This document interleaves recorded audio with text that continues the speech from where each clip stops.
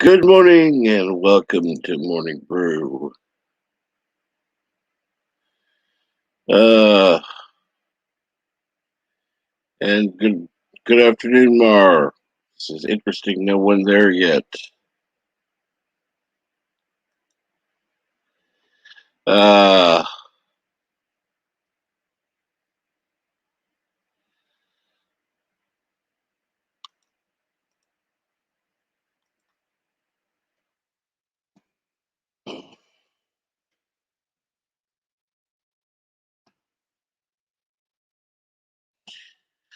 so let's see here. It is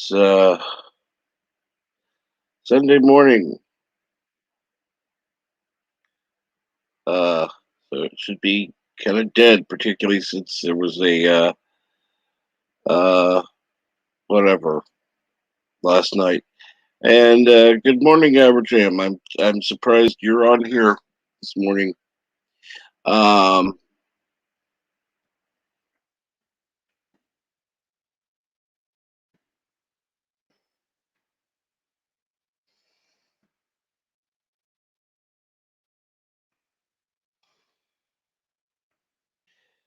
Go ahead and drop the link in the chat.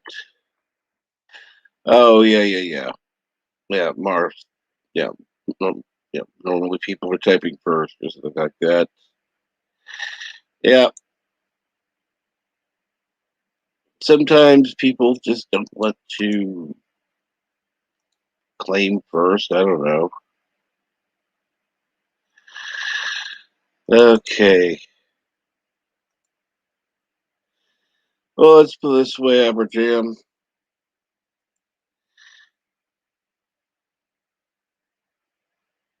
If it were actually talking about church subjects, I might even delay doing this and watch myself. But since it's generally a sci-fi and bitch session, it's not really church, so yeah, screw that.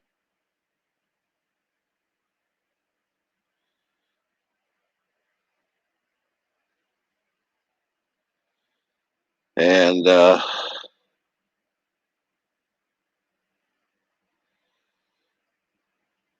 yeah, yeah, I don't know what's it called. Nerdgasm, I think. Nerdgasm. That's what LDG does on Saturday night. I don't even know if um, Rambly Cook does karaoke anymore on Saturday. I'm not even bothered to check. I know I'm not welcome, by the way. So that's one reason I don't even bother to go there anymore. Well, he usually does a starts with a church topic and then lets the convo go where it may. Well, if it's going to be a church stream, that's stupid. If it's like Morning Brews, then it's absolutely a brilliant idea. But um, if he's actually going to have a general topic that's going to be a church discussion,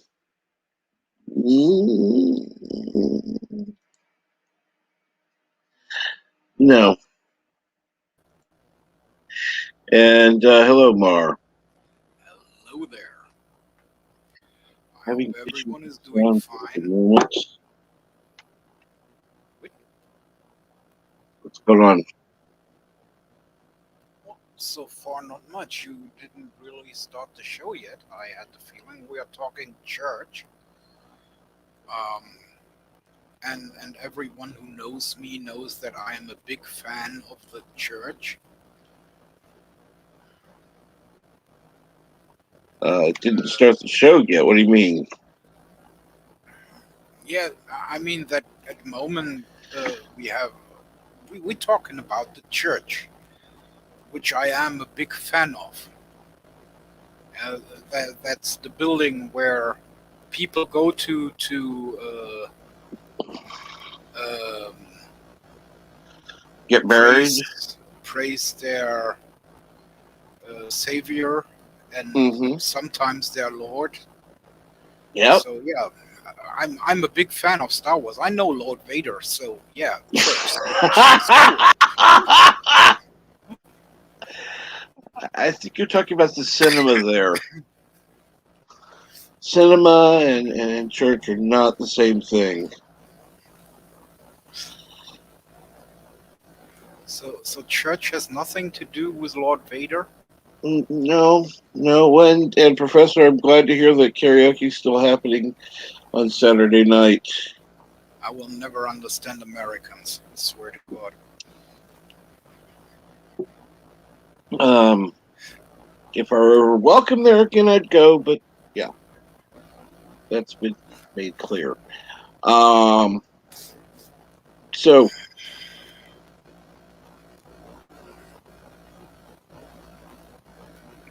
you really need new headphones. You know that? Yep, I ordered a new set this morning, but it won't be here till Wednesday, if I'm lucky.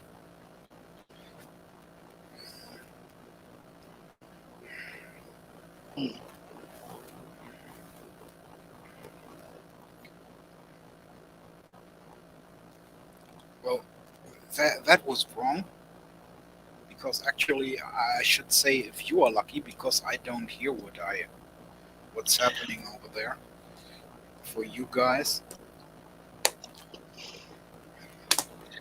Well, the church is not a building. A church facility is a building. You're correct, Professor.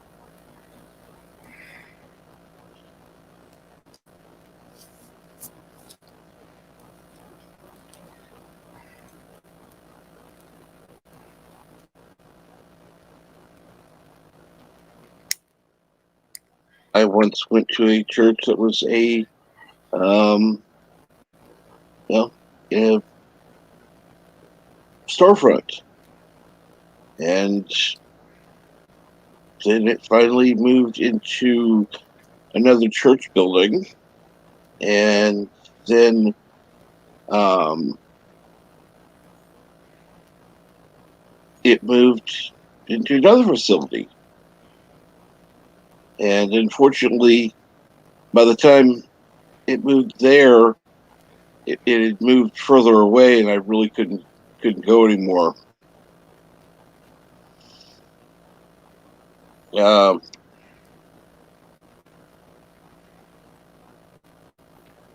so Oh, you ladies and gentlemen, you know I'm from Germany, and here we learn about belief a very different way than you in the USA would.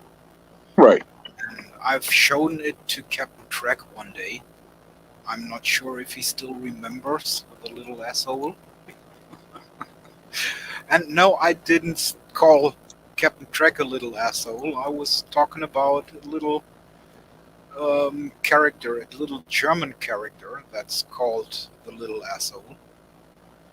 And he explains beliefs like this: the Satanists have sex with chicken,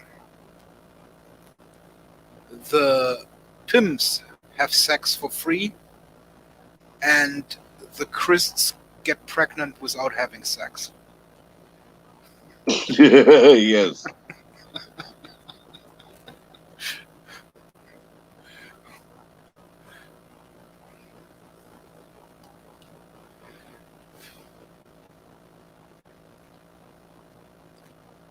And sometimes I'm lucky or I'm happy that he didn't go into the Muslim thing. That would be awful.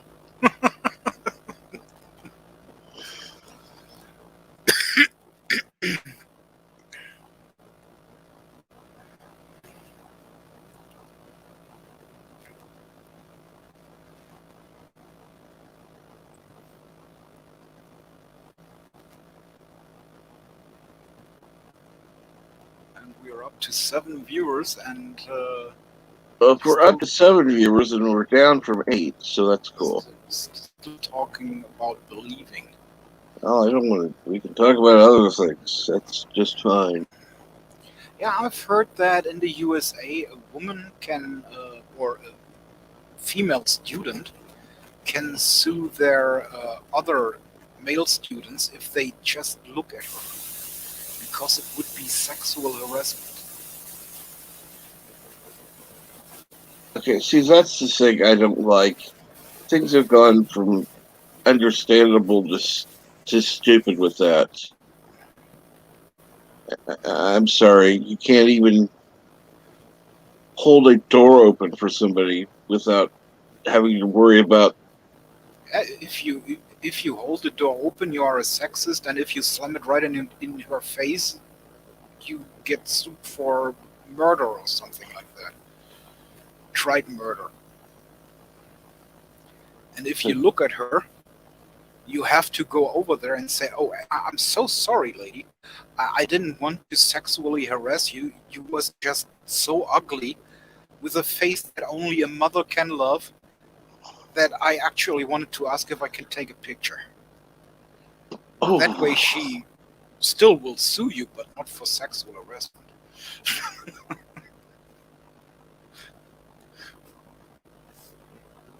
ah, Unless of course she likes that you are looking at her. But let's be honest, I'm not the kind of guy that would go through with that. Um, I she yeah, probably would sue me for both.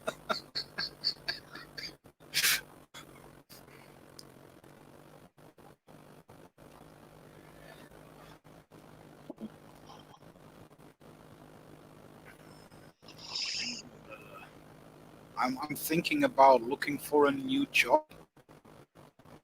yeah, Um, I want to meet Heidi Klum. I want to become Germany's next top model. ah, And yeah, I have to go all the way with that because I'm small, I'm bald, I'm fat, I'm a man. Hmm. And they normally look for women, so I have to go all the way and say harassment for everything. Harassment for absolutely. me being too fat, harassment for me being too small, harassment for me being bald, and harassment for me being a male, just to Um, get in there. don't forget, yeah, got one more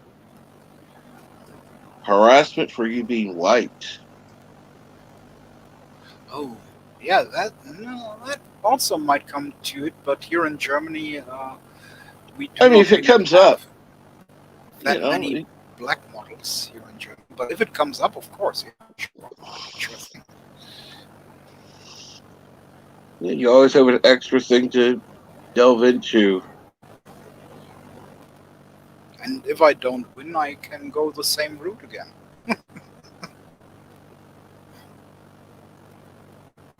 Harassment everywhere.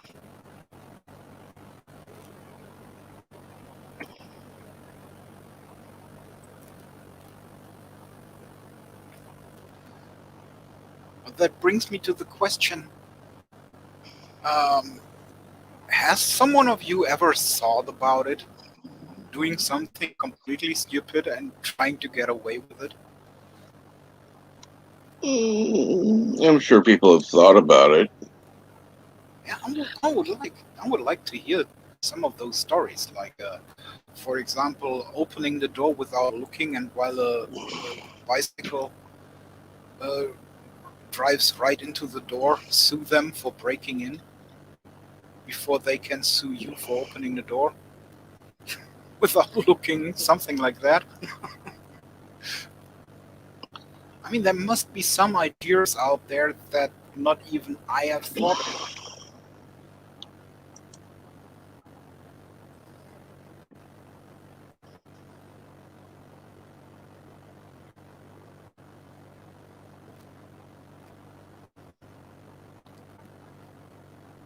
Come on, Brainy. You are a smart person.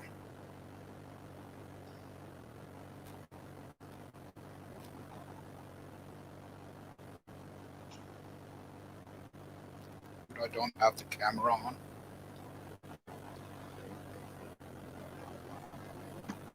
Well, I've been told I need to be on camera more, but ain't gonna I, happen. after I said, Brainy, you are a smart person, I really tried to subdue a laughing there.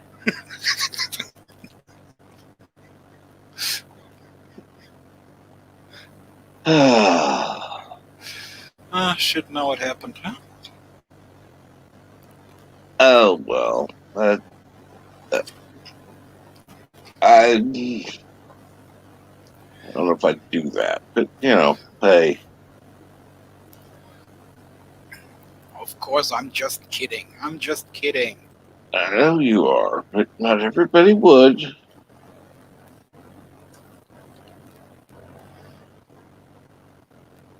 Unfortunately, there are people that take things too seriously in life. I'm I'm on tons of painkillers.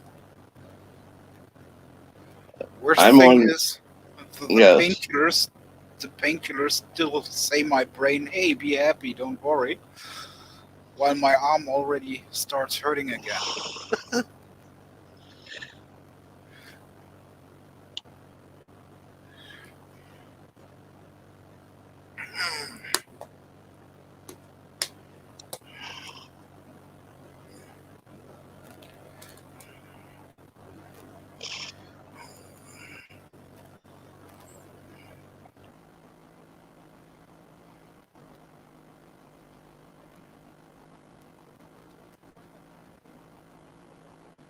So What did yeah, Professor? What did he do? Nothing. Nothing I know of.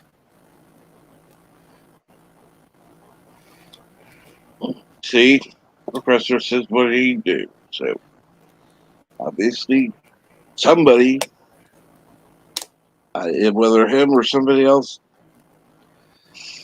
possibly took what you said the wrong way. So that's. So, oh well, hey that happened. bird, nice to see you. Yes, the Claw Bird of Prey 5.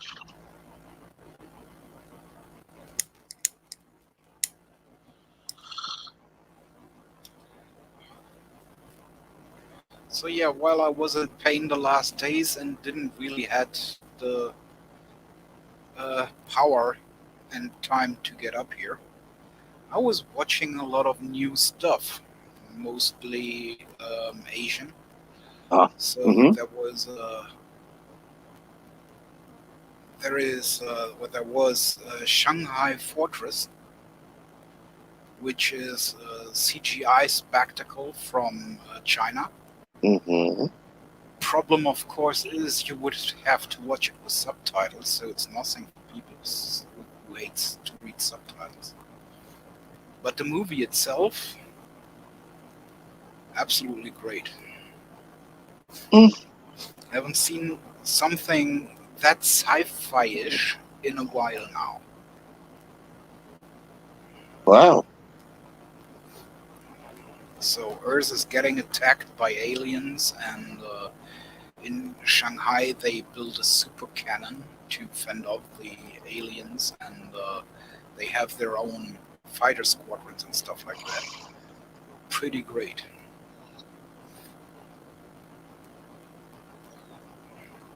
And of course, the complete city gets destroyed and rebuilt. So uh, I have to say, on my to watch scale, I would give it a 9 out of 10. Oh, And I just give it 1 point less because I had to read the fucking subtitles. Because I just can't deal with subtitles for a special amount of time before I kind of get bored of reading all the time. Because you miss so much in the movie.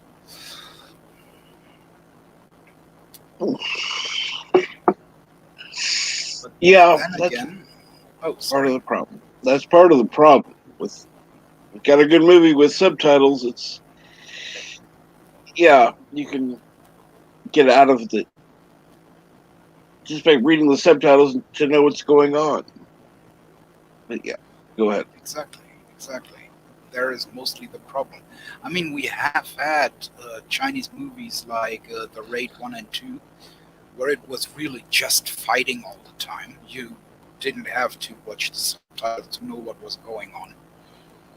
Uh, Someone came into the floor and he directly got beat down or slaughtered to death more than mostly more than once. So that also works. And I also have watched this 2015 movie that I just heard about, and its name is Monster Hunter, not Monster Hunters, Monster Hunter. Right. Um, it's a Chinese story. Some monsters was on Earth, and humans fend them off, and now they have monster hunters to capture the last surviving monsters, and they eat them. Um. And one of those monsters finds a human male and impregnates him, or she exchanges the fetus with him so that he gets pregnant. Uh-huh. It's a pretty funny story. It sounds worse than it actually is. I was laughing most of the time because it really is a, a funny story. You have funny CGI fights there with the monsters, and I would love to show some of those creatures here, but I have to check. Actually, can find some pictures of them. Is Mar doing better there now, Professor? I adjust the mic.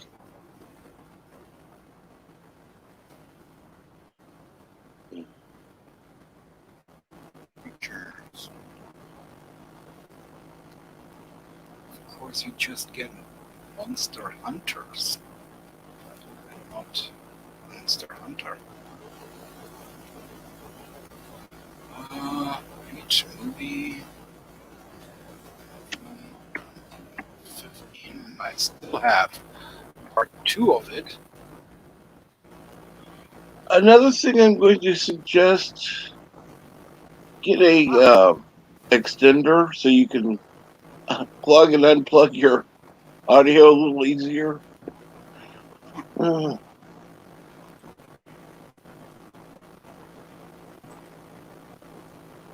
uh, which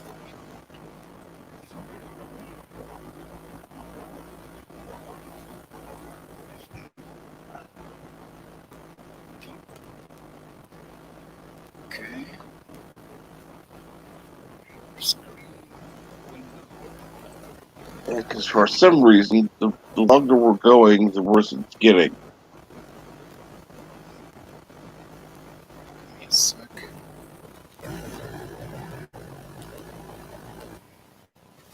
There. There's something there, but it's barely visible, audible. I'm sharing a picture of the monster, of the baby monster. Okay, let me look that up.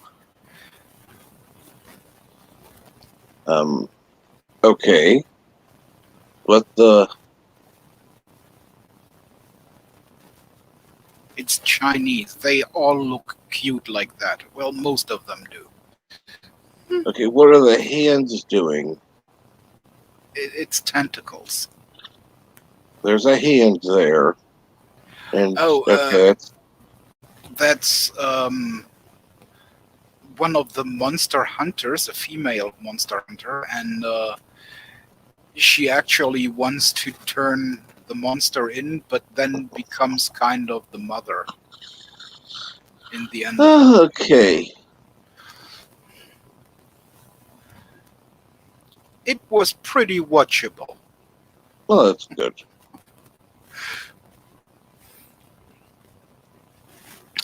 And of course, as you know yourself, we have watched the new James Bond. No, no, I, we I would haven't. ask, I would ask Captain Craig how he liked it, but he fell asleep somewhere while we was watching.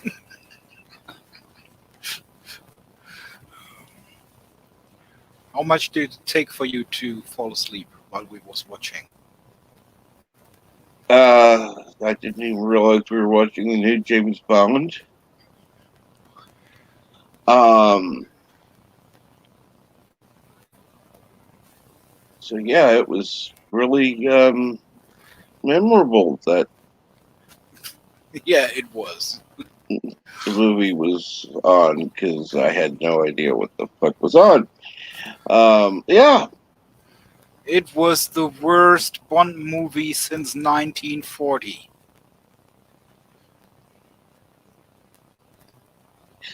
and good morning, brightest day. How are you?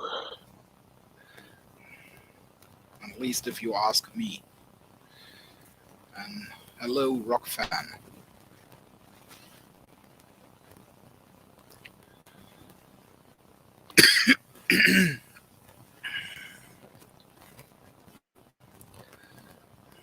So we have in the new Bond movie we have James Bond who's not 007 because he quit and someone else got his number now, and then he says it's just a number, so who cares? And Uh then huh. he has a child with a woman that's 30 years younger than him.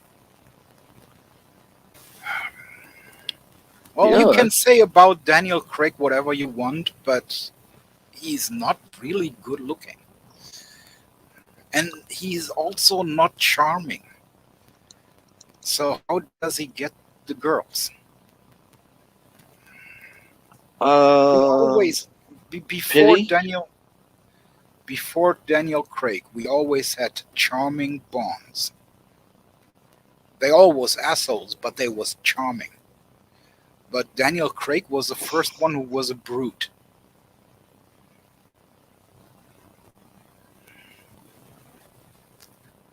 I don't know. Hmm. I don't know. It just doesn't make sense. Oh well.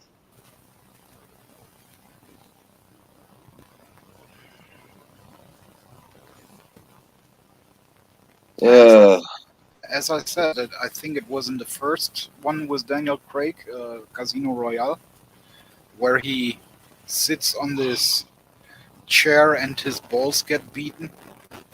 I was the only one in the cinema standing up and screaming, "Hit him harder! Hit him harder!" I just couldn't like that Bond. I never did. I can't blame you actually. But, you know,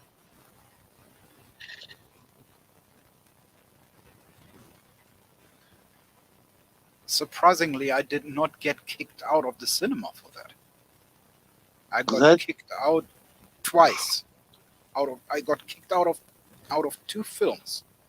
First would be Titanic because I was laughing as the guy stands in the back, jumps off the boat, and lands on the propeller of the ship. I was laughing my ass off and got kicked out. And the second time was Schindler's List, as the German guy had a malfunction in a cold 1911 and said that American weapons are trash.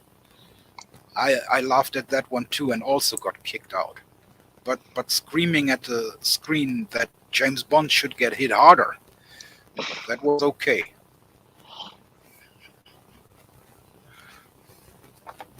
at least that makes sense somehow. I don't know.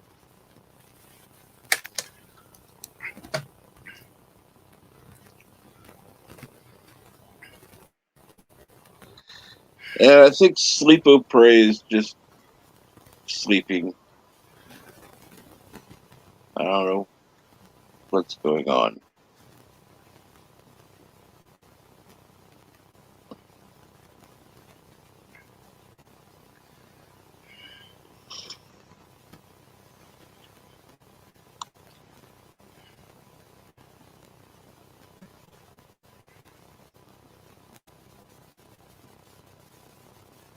Yeah, as I say, we've had Sean Connery. He came out of a fight. First thing he did was he checked his outfit Mm-hmm. because he wanted to look good. We have had Roger Moore. First thing he did when he came out of a fight, he was fixing his outfit. Then we had uh, damn it, what was his face? Hello world, it's Berto Gray 5. Saved by the Blah. Bell. Hey, Bird. So I would expect James Bond to have a kid with a woman 30 years younger. I mean, a woman his age probably can't even have kids. Yeah, when it is That Sean Connery, Roger Moore, or point, one of I the don't have others. the same disdain for I mean, Daniel Craig apparently as you do. Right. Pierce I Brosnan. mean, I don't think he's the greatest Bond, but Pierce I don't think Brosnan, he he's was worse. driving a fucking tank. And what does he do? He fixes his tie while driving a fucking tank. That's James Bond. And then we had Daniel Craig. Aside from what you've told me about what happens in this movie, maybe I won't like him when the movie's over, but I didn't hate him before the movie. Well, I do not like Daniel Craig, but I really hated him as James Bond. He just didn't fit in the role. As I say, he was not charming, he was just a stupid brute. What he can't do with words, he used his fists for. It Or his seems gun. like something James Bond should do. No, he never did. That's the thing. He was charming. He was a talker. He didn't like to use his gun. He just did it when he needed to. When he needed to, because words weren't working.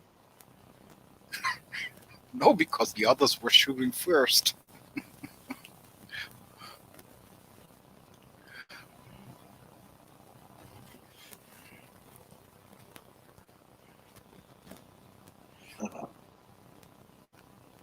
Yeah, I'm not exactly big into Bond films. My dad is, but or was. I don't know. I've had this discussion with Red Shirt in LDG's backstage. Mm-hmm. And Red Shirt also said, "Yeah, big James Bond fan and all that." And then I started telling him that my first Bond movie was Casino Royale 1954, Mm-hmm. and he didn't even know about it. Really? But then again, it's not really a 007 movie, because in that one he's working for the CIA, which he did in the new one as well, just saying. And because of that, he didn't really fit into the 007 series back then, which then led to someone else being the first James Bond.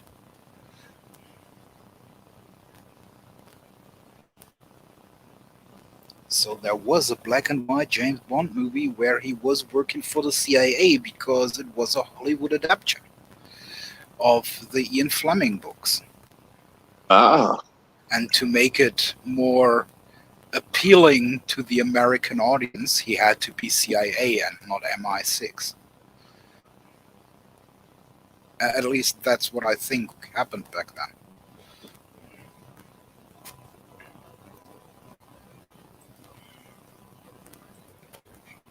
Especially when you think about that Americans mostly use British actors or German actors or Russian actors to be the bad guys in the movies. Right. Then you couldn't have had a British agent as the good guy. Hmm. Well, not in the 1950s. No, not that. Well, I think you could have had a British man, but you'd have to be careful. Yeah, he had a British accent. Oh, he sounds like the villain.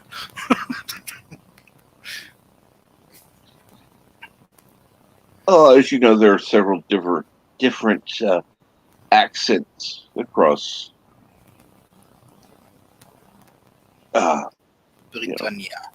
Britain, Great Britain. So it's not identical. Why? Oh Lord. Yes. There's the accents across the whole planet. All imported by the British. Yeah.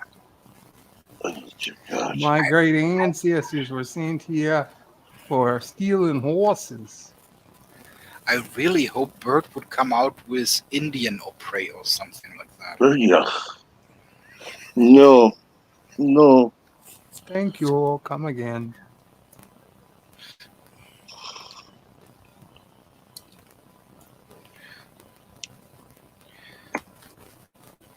Yeah, we don't need an Apuo prey.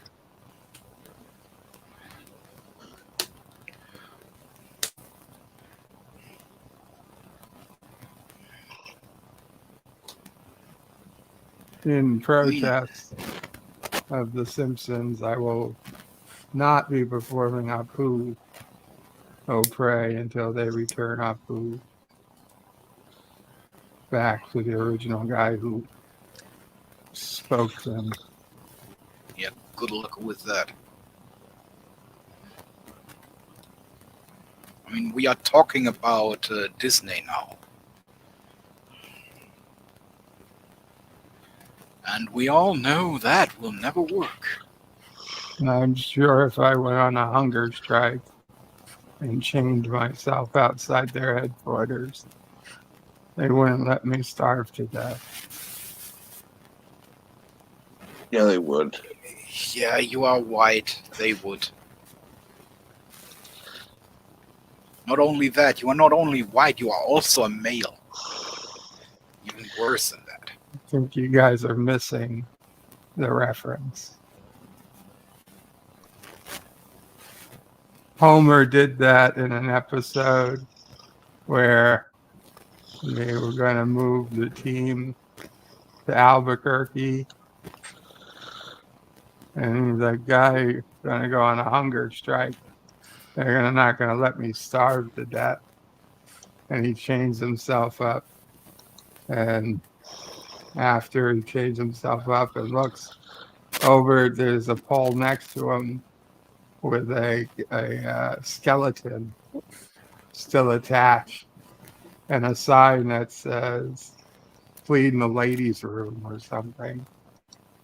Yeah.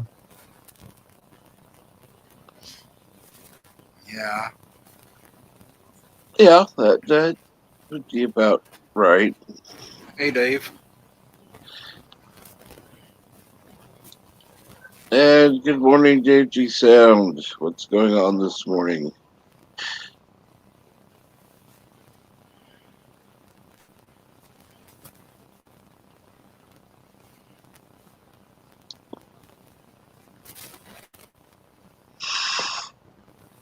So how's Mama Pray this morning? It's a slow, tired morning for both of us. We just took Satsy outside.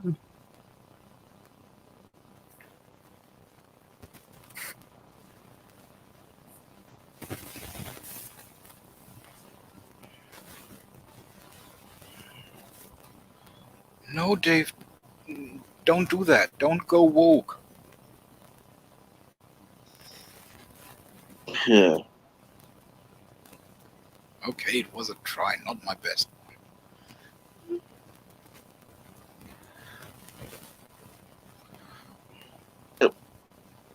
Was an attempt. I'll give you that. Yes.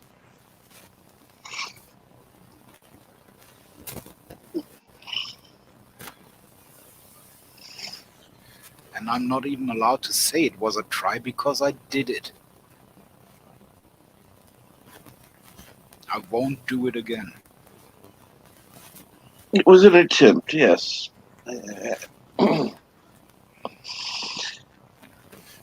No, you're fine. No, actually, I've read a Twitter tweet this morning from a dude saying that he is an expert on Star Wars, but he still doesn't get how forced ghosts work. And then he tries to explain everyone why they can't work. And it's the most stupid thing I've ever seen. Because he says that Qui-Gon Jinn invented forced ghosts. So no one but Qui-Gon Jinn would have one. What? And I answered, well, I could write a lot of insults there that he probably wouldn't get. But instead, I'm just saying, do or do not. There is no try. He did. He fucked up. And he shouldn't do it again.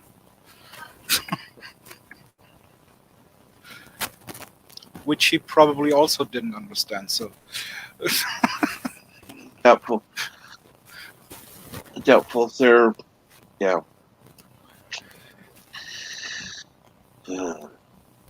I don't know. But,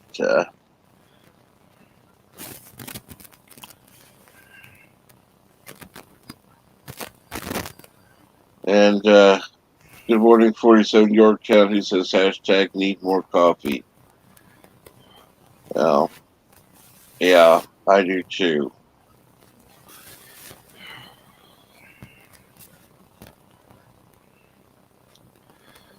But, oh well.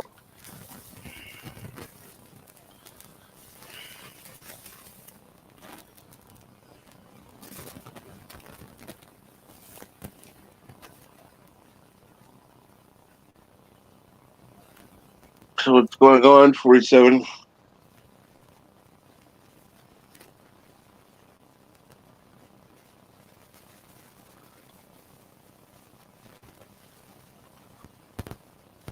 Yeah, I have to wait till tomorrow before I get more coffee. Hmm?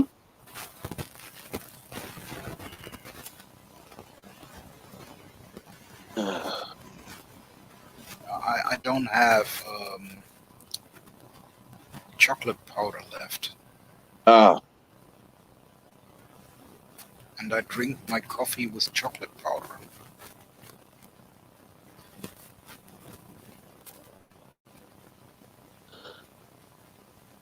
And a lot of milk. well, It's a guilty pleasure of mine. It's how my grandpa used to make me hot chocolate. mm-hmm. It's coffee.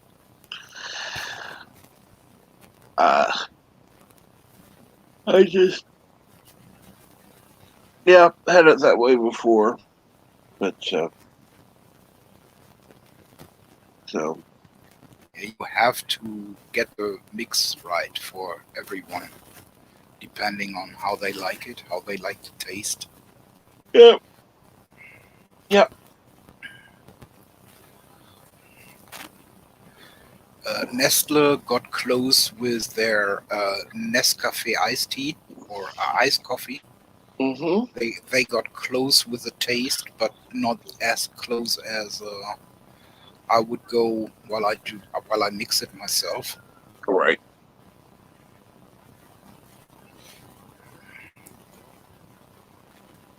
But it's a quick way to take it around with you without having to mix everything directly. So that's good. And I'm not so sure if anyone else ever made it. So I have no idea what Americans do to do that, as I know that there is uh, hot chocolate, which normally does not involve any milk, while here in Germany it would involve milk. We do not use just water to make hot cocoa. And of course, then the Americans also have chocolate milk.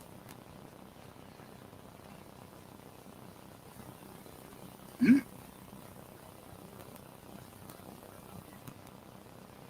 Whoa, really? Lobster fishing?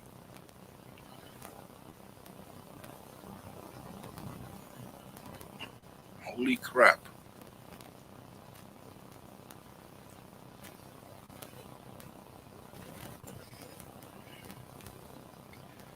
Uh,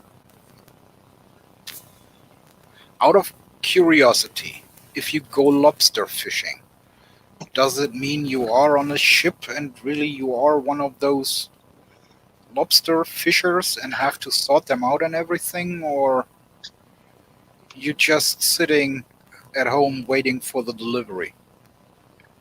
Got one more week of lobster fishing. Just passed 16 tons on Saturday.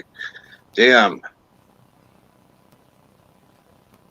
Uh, And JP's asks the same question I do, Yep. just a little bit quicker. oh yeah. I know he is.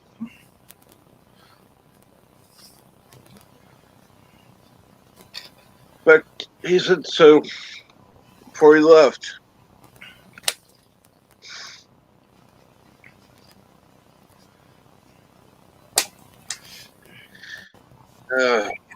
What I would like to know is, if you work on a boat like that, do you eat lobster while you are on the boat, No.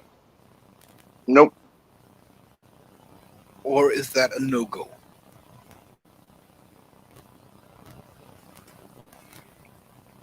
Or can you take one home with you?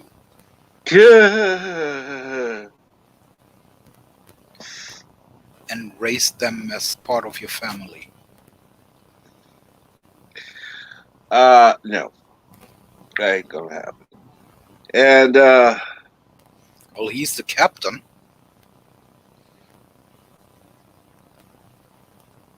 well, yeah, he's the captain, but still.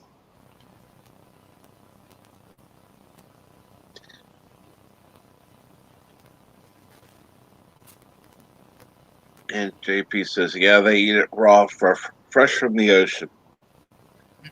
Mar. I don't think so.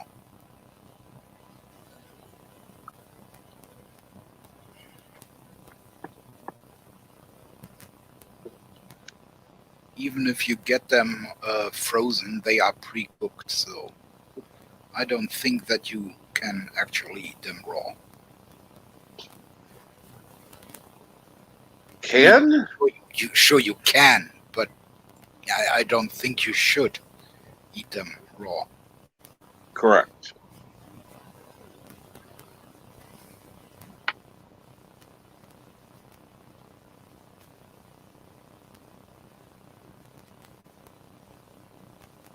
There's nothing wrong with crayfish, JPs. Just because they're bottom feeders doesn't mean they're bad. I have no idea what crayfish is. Bottom cleaners, bottom feeders.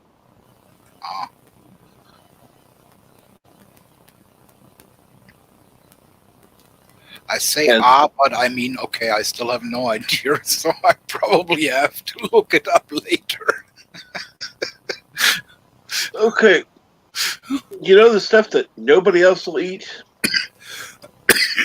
They'll eat. They are my brother. Okay.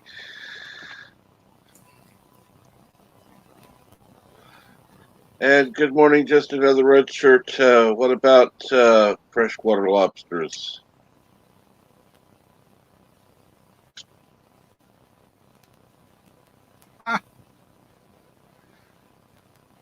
Richard, I was just talking about you. While we And was talking about James Bond.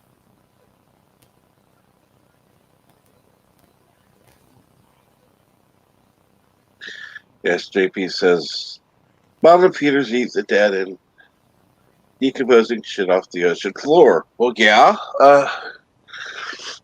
So what? As I say, like my brother. Not ocean floor, but you get the point. Correct.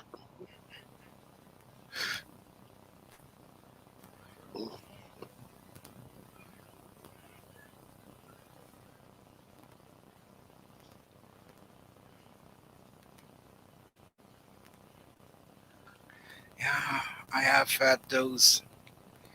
I've had those days, or I have those days where I really like to get some scumpies once in a while. Ah, And even if everyone tells me that lobster tastes the same, I don't really feel that way. So I'm not really for lobsters.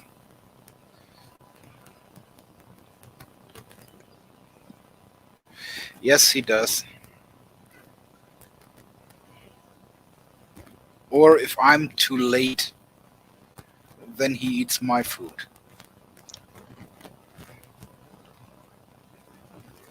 But you have to understand, my brother is living in the same house than I do, but mm-hmm. he's living in the same house in a different, on a different floor. He usually cooks for himself. He has his girlfriend with him and his son. So sometimes he just comes down to get good food.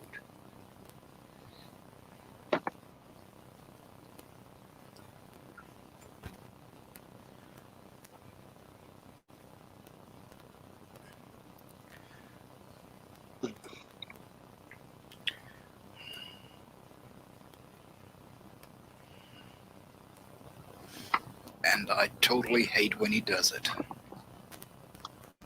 I'm sure you do.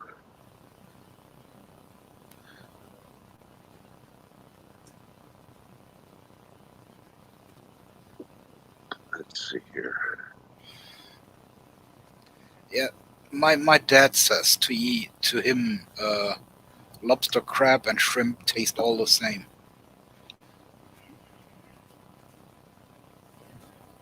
But I think that shrimp has the most taste.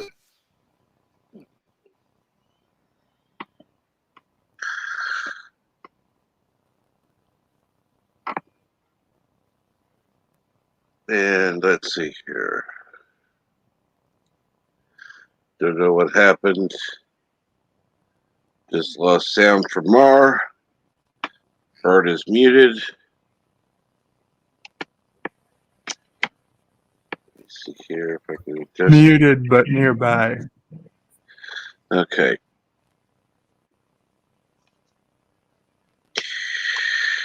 Well, And JP's, what is a good anal orgy? analogy. Oh, yeah, he wrote it wrong. That's why I read it wrong. Sorry. I know what he meant. Pretty bad. Actually, I know one of the few people who would actually make a good co-host on here, but I doubt he'd do it. That would be JP's.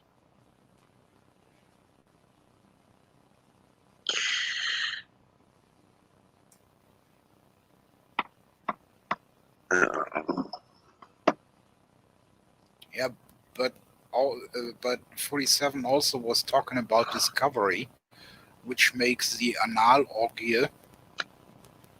uh, more believable. Yeah.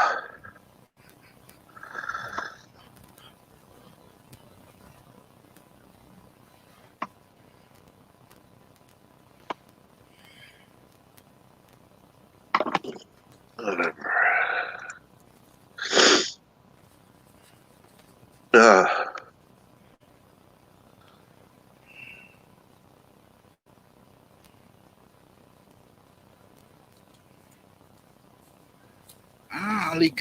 Alligator is still on my list, but you can't get it here in Germany.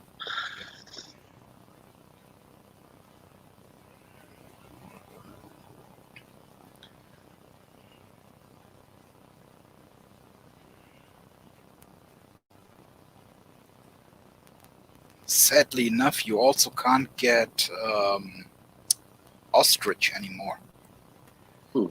what is that? There was this time with all those animal diseases, Mm-hmm.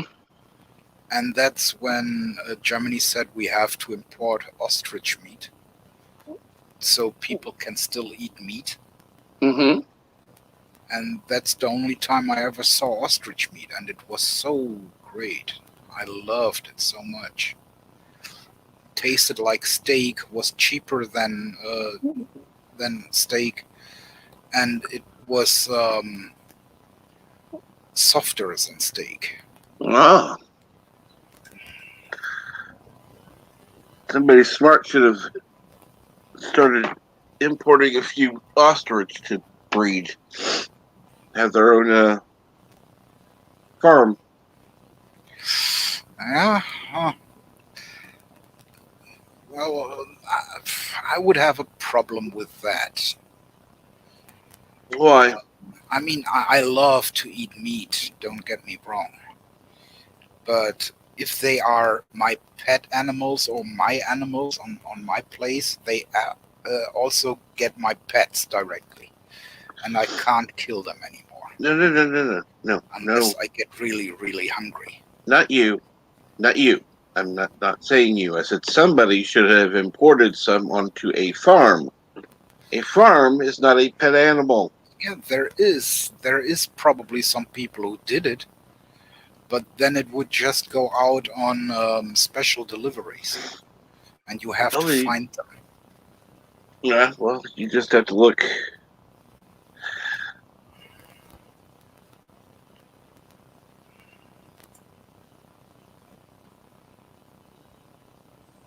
Yeah, something like that. I know a guy who knows a guy.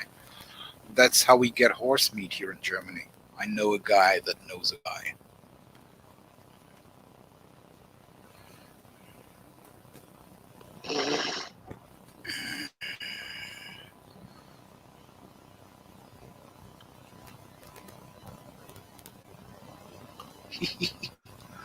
Ostrich burgers. That sounds great.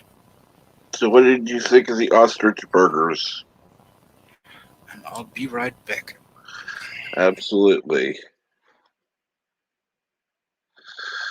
Uh, well, noise is gone, but then again, so is uh, content. Anyone know when Mike's going to be on? Or is going to be on sometime later? I don't know.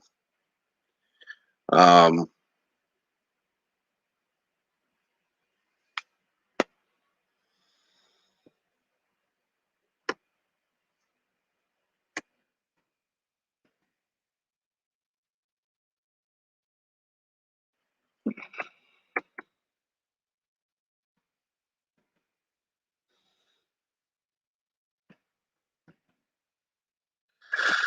anyhow,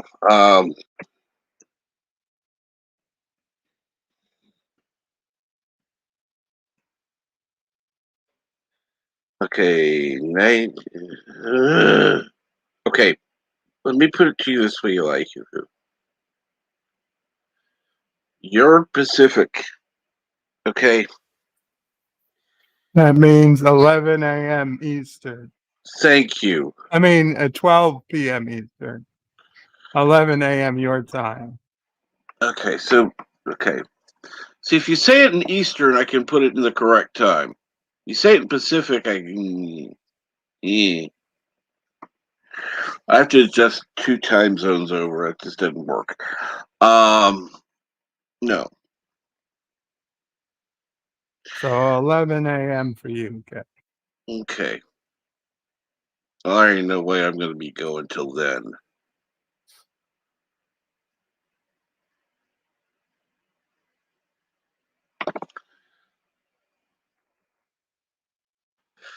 I know some weeks I have been, but not this week.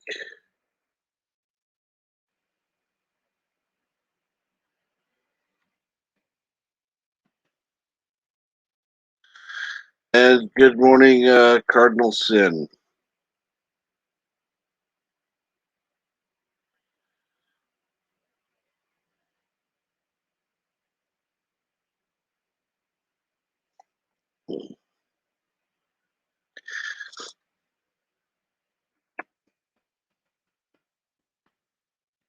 Yeah, it's kind of a quiet morning, and I don't know.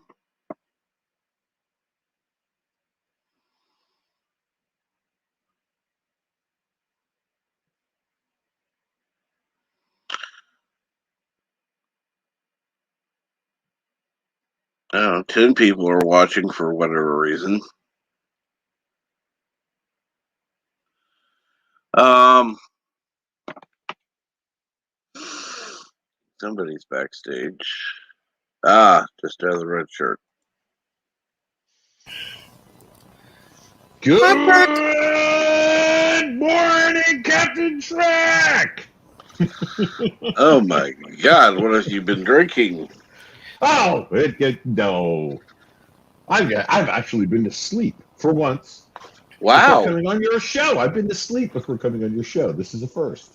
that's amazing. Normally, I'm doing an all-nighter.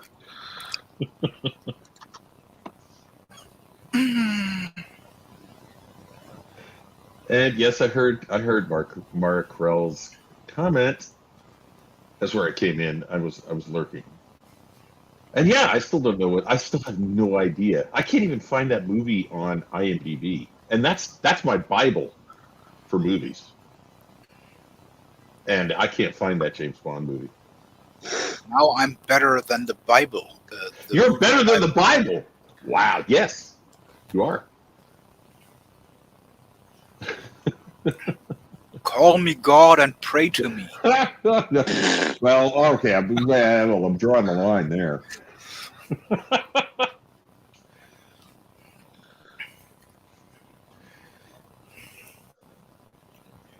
morning, Vertebrae 5. And yeah, Blah. thank you.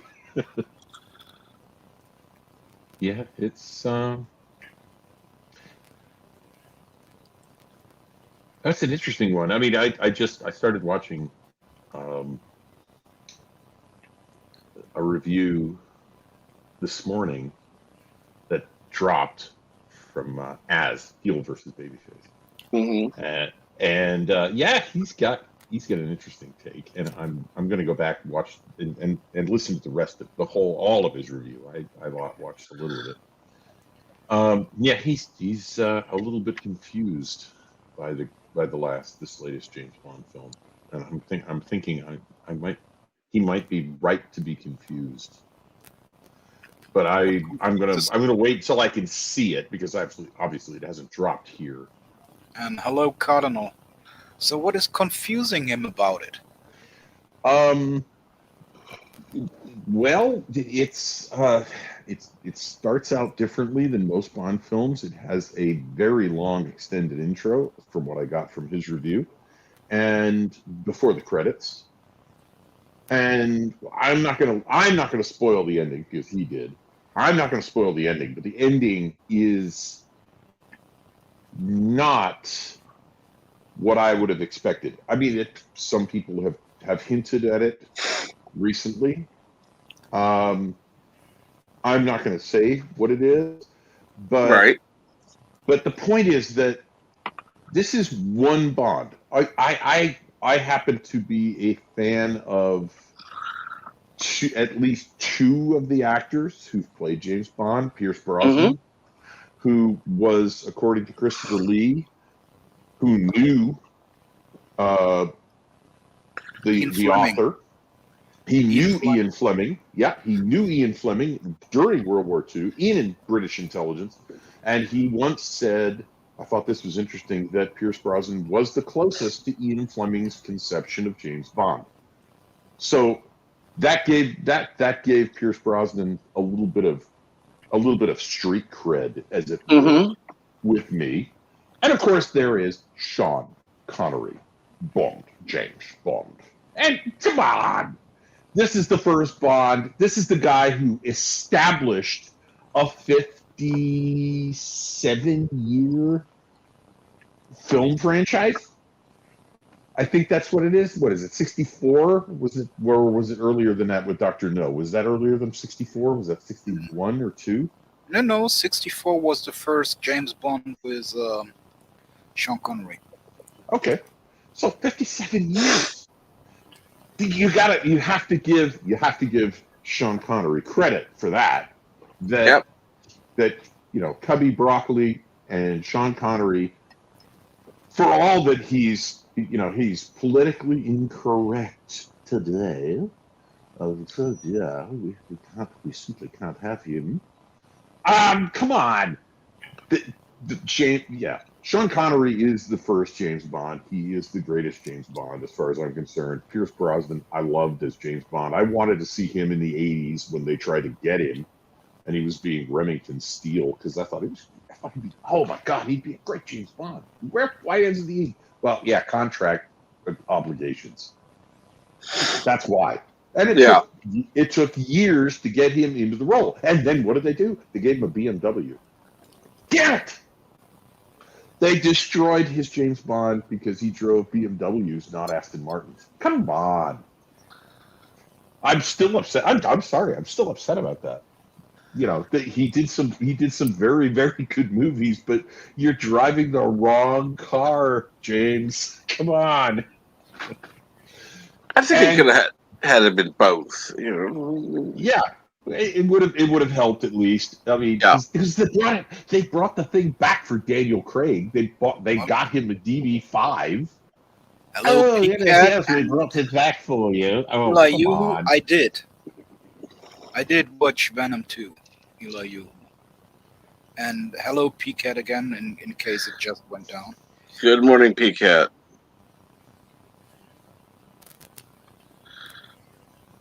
PCAT. That is actually a very good way of putting it. Sean Connery is James Bond. Everybody else played James Bond. I could get behind that. And so I'm not gonna. No, sorry.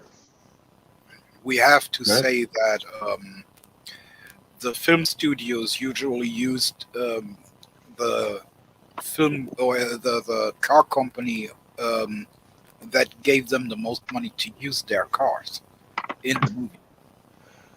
Yes, and it still rubs me the wrong way that Pierce Brosnan, who should have been the best Bond in decades, was given BMWs. I'm like, no.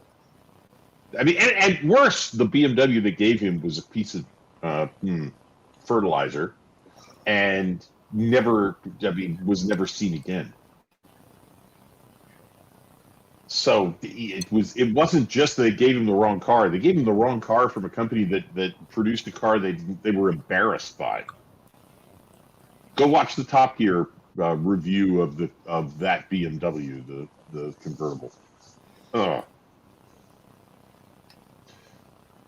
So yeah, that was just frustrating, because James Bond is about gadgets. He's about cars. He's about women. He's about the lifestyle that he lives, because he could be dead today, not tomorrow, today. And he is. And, yeah. Well. Yeah, Sean Connery is dead. Yep. Roger Moore is dead. Pierce Brosnan, no idea.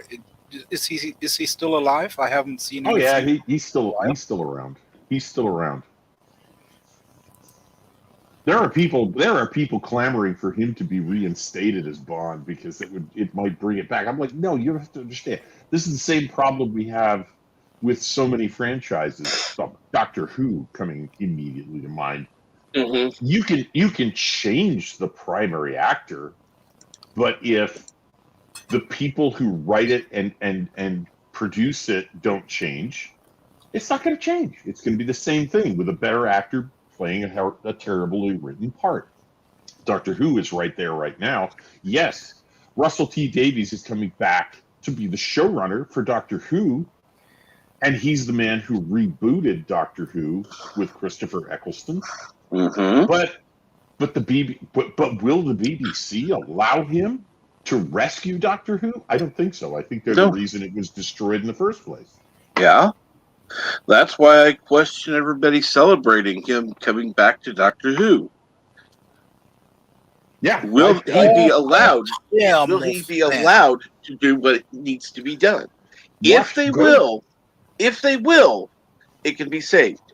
Yes, if they will. But go watch Peter Capaldi's episode series as Doctor Who, and watch what happens to the writing during Capaldi's run, because I believe that's when the BBC sent the memo, "Thou shalt toe the following line."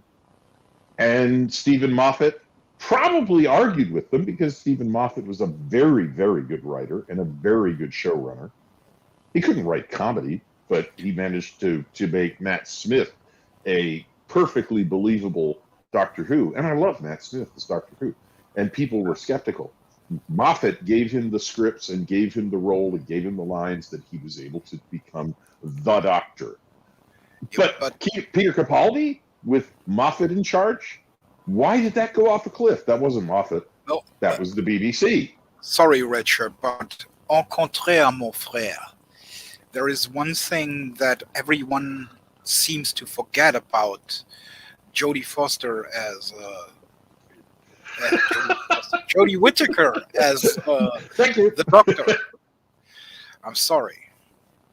No, that was just people perfect. Are Actually, that was perfect. People are forgetting about something that happened while Jodie Whittaker was the Doctor. There was this mega dildo in the middle of the first room inside the TARDIS. You know so what? Sexist. I thought, can they go more sexist than putting a big dildo inside there? What the fuck is that thing for?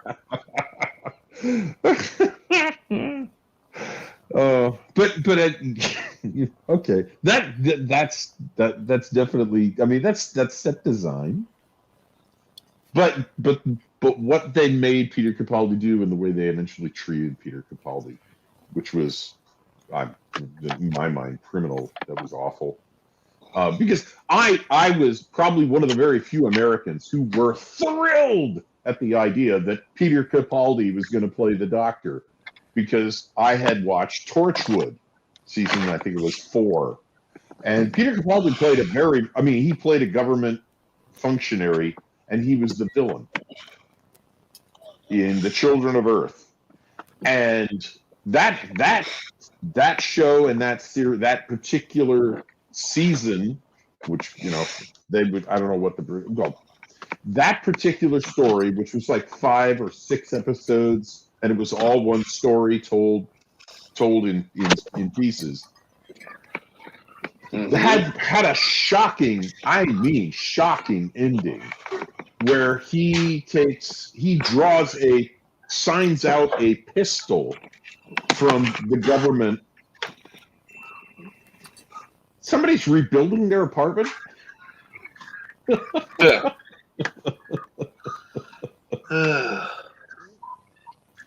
He signs out a pistol, goes home, and he shoots his family behind a closed door. All you hear is the sounds, the people talking, and the gunshots. He basically kills his family and then kills himself because of what he realizes he's done. That was Peter Capaldi. That was my introduction to Peter Capaldi. And I'm like, if a guy can play that role of somebody who is willing to give children to aliens that want to abuse them, and when he realizes what he's done, goes home and kills everybody in the apartment and himself. I'm like, do I need to, can this guy play a scary doctor when the need be? Holy shit, yes. So I was thrilled. And then they ruined it. They brought in Bill, and she needed to remind us of her nature every 5 minutes. And I'm like, oh, that's where they're going now? Okay. And there goes Capaldi's tenure as the Doctor. No, not interested anymore. And Jodie Whittaker was worse. I tried. I watched the whole, for my sins, I watched the whole first season of Doctor Who with Jodie Whittaker. And I love Gary Beekler's line about her, because he won't just say, her. He's just like, the first female doctor played by Jodie Whittaker, who we will lovingly call Dr. Karen. Because, that's what she was billed as, and I think it's she deserves it. And he's been doing it since she started.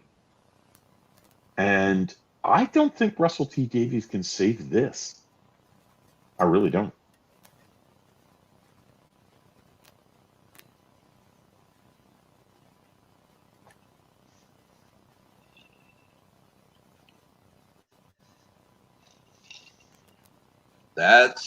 Yeah. I don't think so.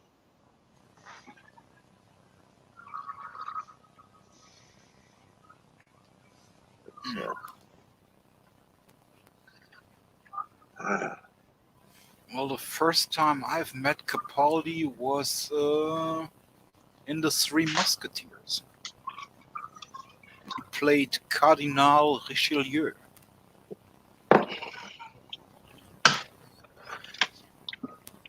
And I will say this. I think that Doctor Who still has the possibility of being saved, even if the probability is nil. Yeah, they have an awful lot to erase. They would need. Yeah, good. Sorry. However, Star Trek is impossible to fix. It's dead. Absolutely dead. Yeah, when the parodies sound more like Star Trek than the actual series out today, yes, should be dead.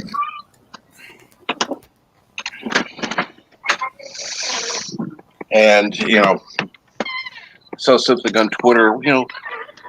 David will lovingly look back at Kurtzman Air Trek and think, blah blah blah. It's never gonna happen. Never gonna happen. Never gonna have people going, how much they miss that Trek, really. At least not to that same degree. I can't see Kurtzman's Trek creating conventions. I really can't. No. That it's a television show. Yeah. It's like it would be like Bones, the television show, having conventions. What? The people are gonna come together, they're gonna travel halfway across the country to go to a convention to talk about Bones? I mean, really? Yeah, no, that's not gonna happen. I can see them having a Bones convention before New Trek conventions. Yeah. Actually, you're probably right there. But we're still both really safe in betting against it.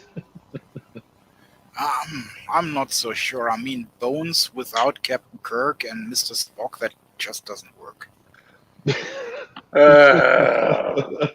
Oh, I knew you'd go there.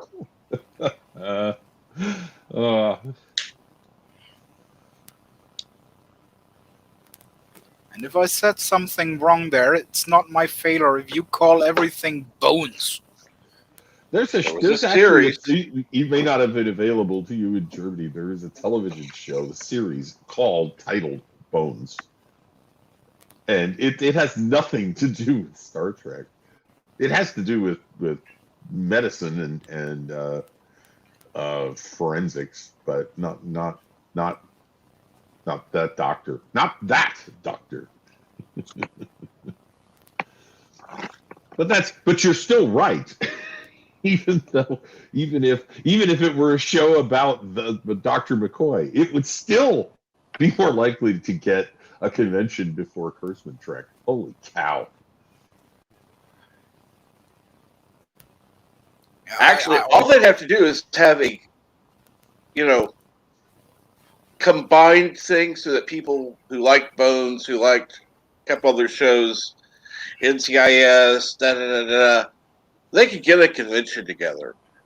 They easily. could do it. Here's one. I mean, yeah, NCIS has been on for what, 15, 16, 18 years? I mean, Yep.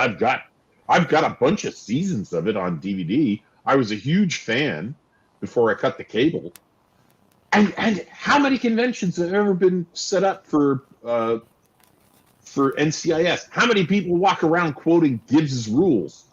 Oh yeah. I obviously I quote Gibbs's rule number 9: always have a knife. But most of that, I mean, that has the lore, it has the cachet, it has the characters, it has the longevity. Hell, Star Trek was only on for 3 years and it generated conventions. NCIS has never had a convention. Why not? Because it's not that kind of show. It didn't inspire that kind of thing in people. It didn't create a fandom the way Star Trek did. And it hasn't been killed by somebody like JJ. And it's not coming, Star Trek's not coming back from that. By the way, neither is Doctor Who. So they're both dead. Still think there's a chance. Not a high chance. Not a reasonable chance. Well, the problem, statistically possible. Yeah, there is. Well, they have the right guy to do it. Okay, Russell T Davies is the guy who rebooted it in the first place, and if there is a chance, they have the right person in charge to do it. But if the BBC were willing to allow Russell T Davies to reboot Doctor Who and make it good again, then I would still be watching Top Gear and not the Grand Tour.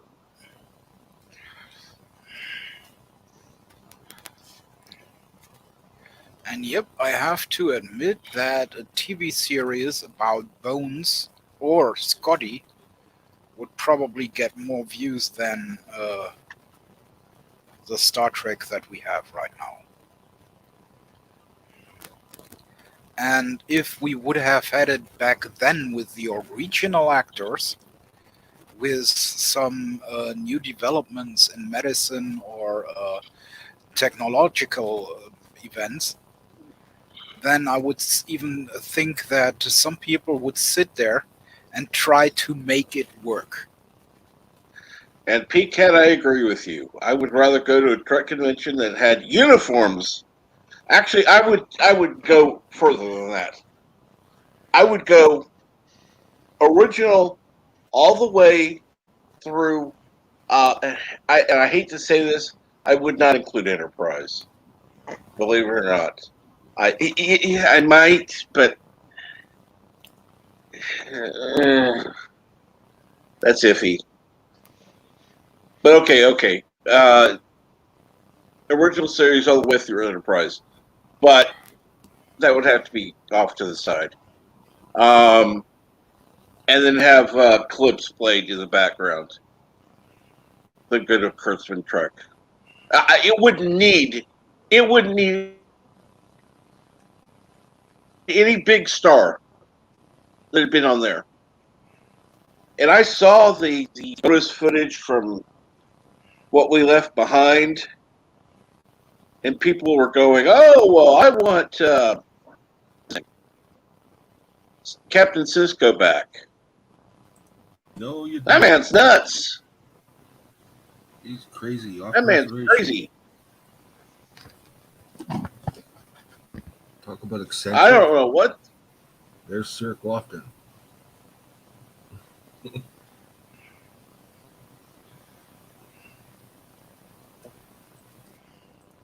At least I haven't seen him since the end of DS9. Nor do I want to.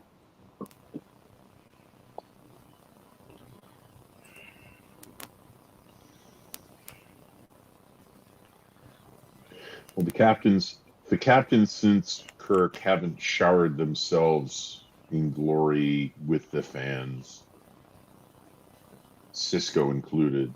And I have a lot of respect for him as an actor, but William Shatner, I read his book Get a Life, and it was interesting for him to explain how he went from viewing Captain Kirk, James Tiberius Kirk, as simply a character that he played. They pay him, he shows up, he delivers his lines, and then he goes home. To going to conventions, which he did, and understanding what that character meant to people who had become immense fans of the show. And I don't think any of the other actors have ever gone through an equivalent journey to understand I'm part of something far bigger than a television show, television series, or a movie. That he did, and I'm willing to admit, or at least understand that. Yeah, he probably is an egotistical person that you probably wouldn't want to have a beer with for most of the time. That may be true, but he made an effort to reach out, and I've always been impressed by that. Now, that may all have been about, hey, I've got a book to sell. Who knows? But it rang true with me. The others have never done anything like it. And Patrick Stewart took that idea and dug a hole in the ground, buried it, and danced on top of it with Picard.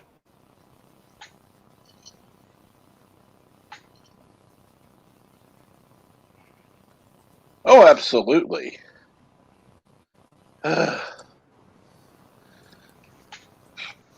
Good morning, Darren. Good morning. Hey, Darren. So you wouldn't include Enterprise, huh? It's kind of iffy.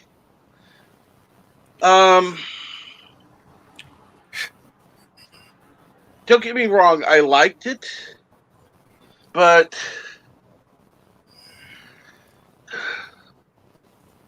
well, yeah, I guess I would. I would include it. It just, like I said, it's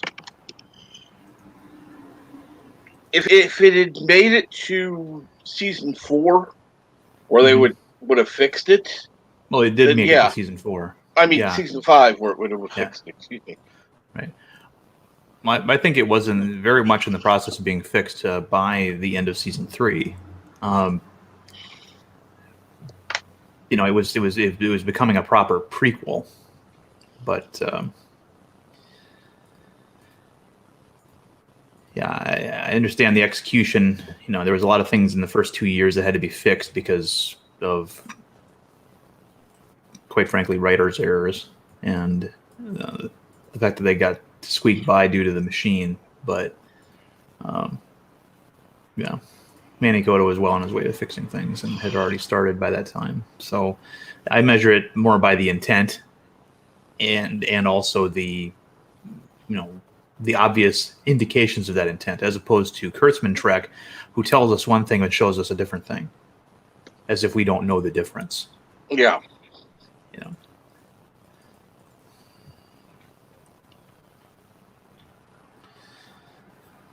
Doctor Who, I think, very much can be fixed if they get somebody who wants to. The problem is that somebody higher up is going to have to admit that what they tried was wrong, and that's a very hard thing to do.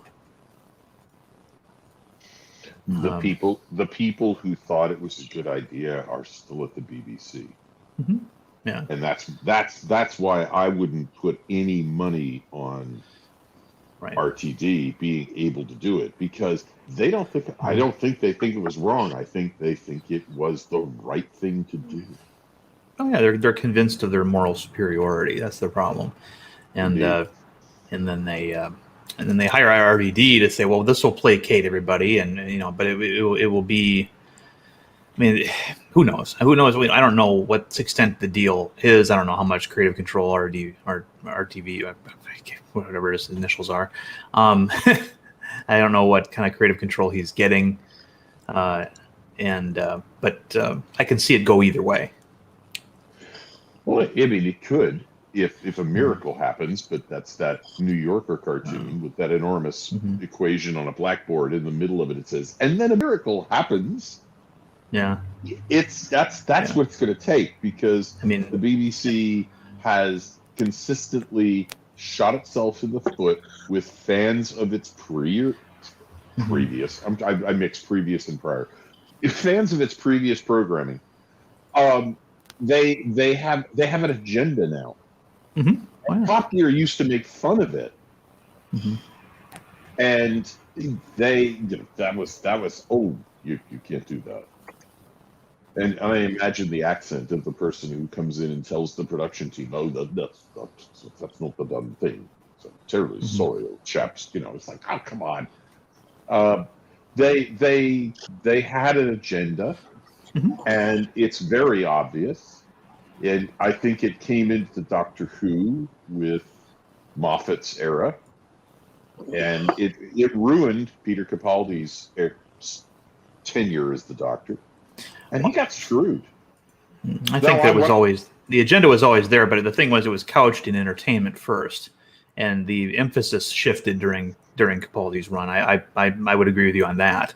Yes. But I mean, if you look at they've always been inserting things in like that in Doctor Who, but they're usually winks and nods and on with the story that everybody else can enjoy.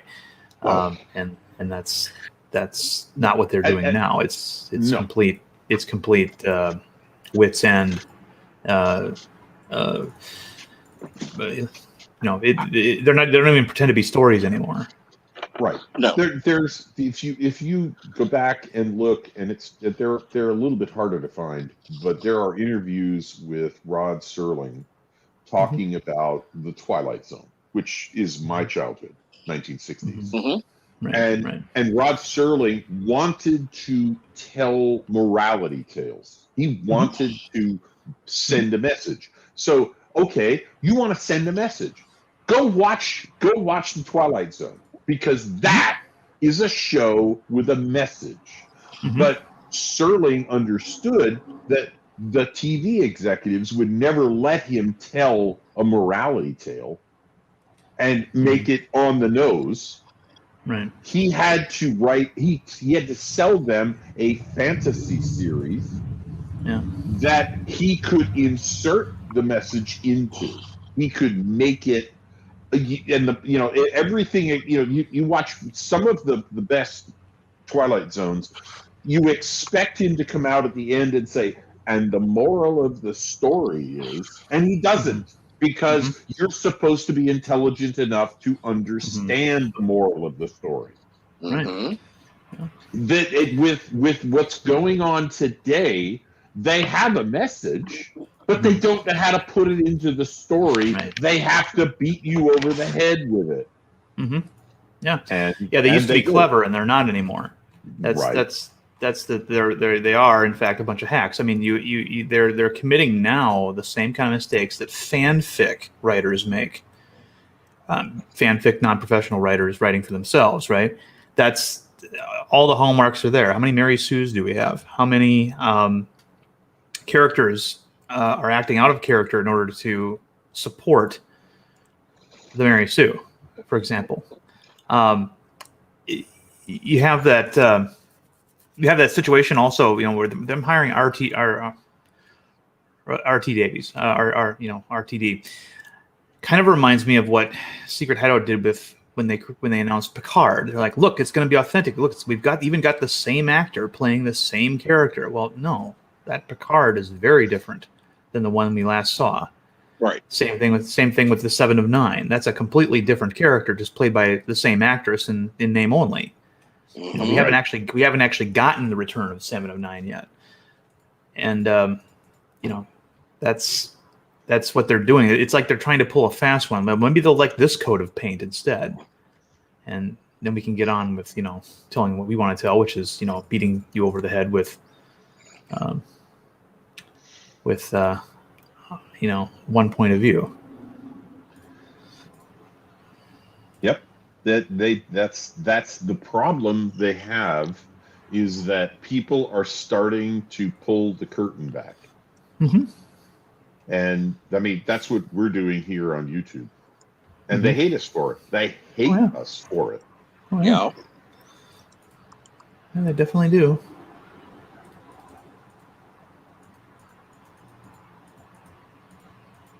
Doesn't bother me. Trick. It shouldn't bother you. You should. You deserve a medal along with everybody else who points this stuff out, because this wasn't available. I mean, I know. Look, I'm older. I'm about 15 minutes older than dirt, so I actually remember a time before YouTube, and I actually remember a time before the internet. Yep. Most of us here do. That's my point. Is this sort of go hang out with some people your acquaintances that and they're talking about stuff, and you're like, really, that happened, and they're like, yeah, that happened, and you're like, oh my god. And that kind of it used to be called the water cooler conversation. Mm-hmm. Right. You had that around distance. right at work with colleagues and with people you work with, but this online, because it's available anywhere. Anybody can type in the URL, go to your site and watch this. This is new.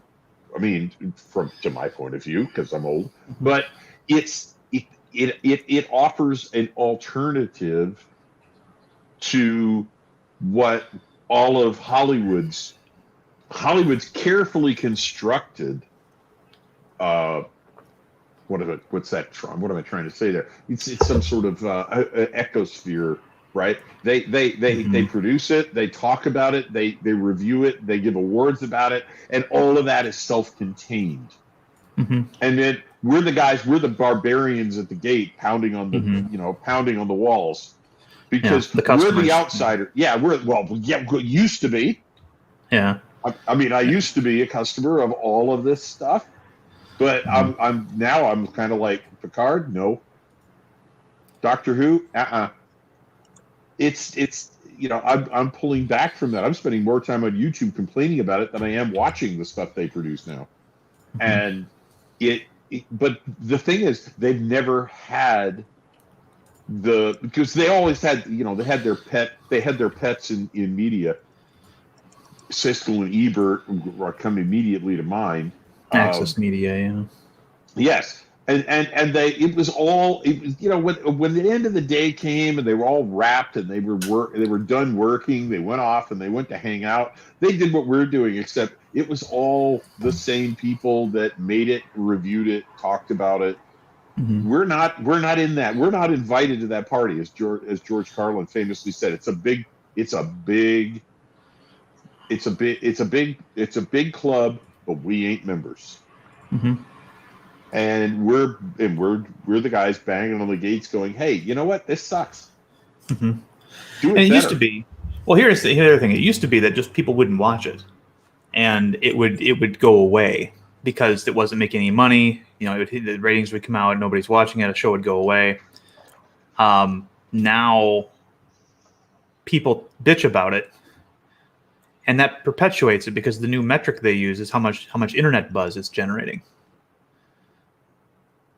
And there's the sort of the double-edged sword of having the relentless criticism of a show. I often think that criticism is actually keeping the show alive or on on life support.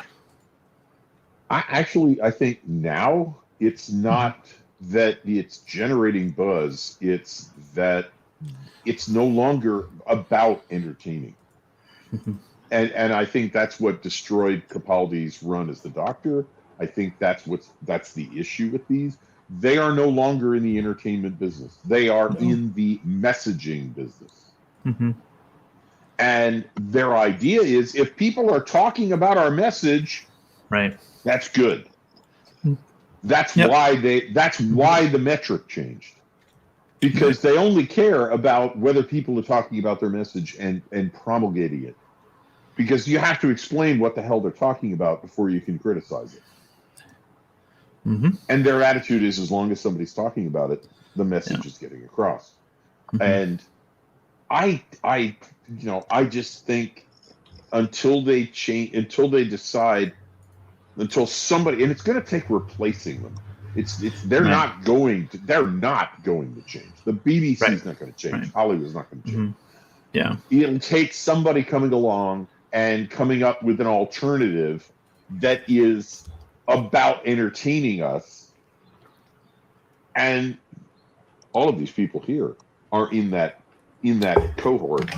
We are a new form of entertainment. Whether we like it or not, we're all stuck here. We're stuck here. This is a new form of entertainment. It's interactive. Captain Track, you've been talking to people in the chat, highlighting their comments, and that's one of the key things about YouTube as a form of entertainment, is that I can go to a stream. Well, with your stream, I can come on, but I can go to a stream and I can start commenting, and the person running the stream can start highlighting my comments and having a conversation with me. It's interactive. That's enormously important. And if you don't understand, if you're running a channel and you don't understand that, you need to understand that.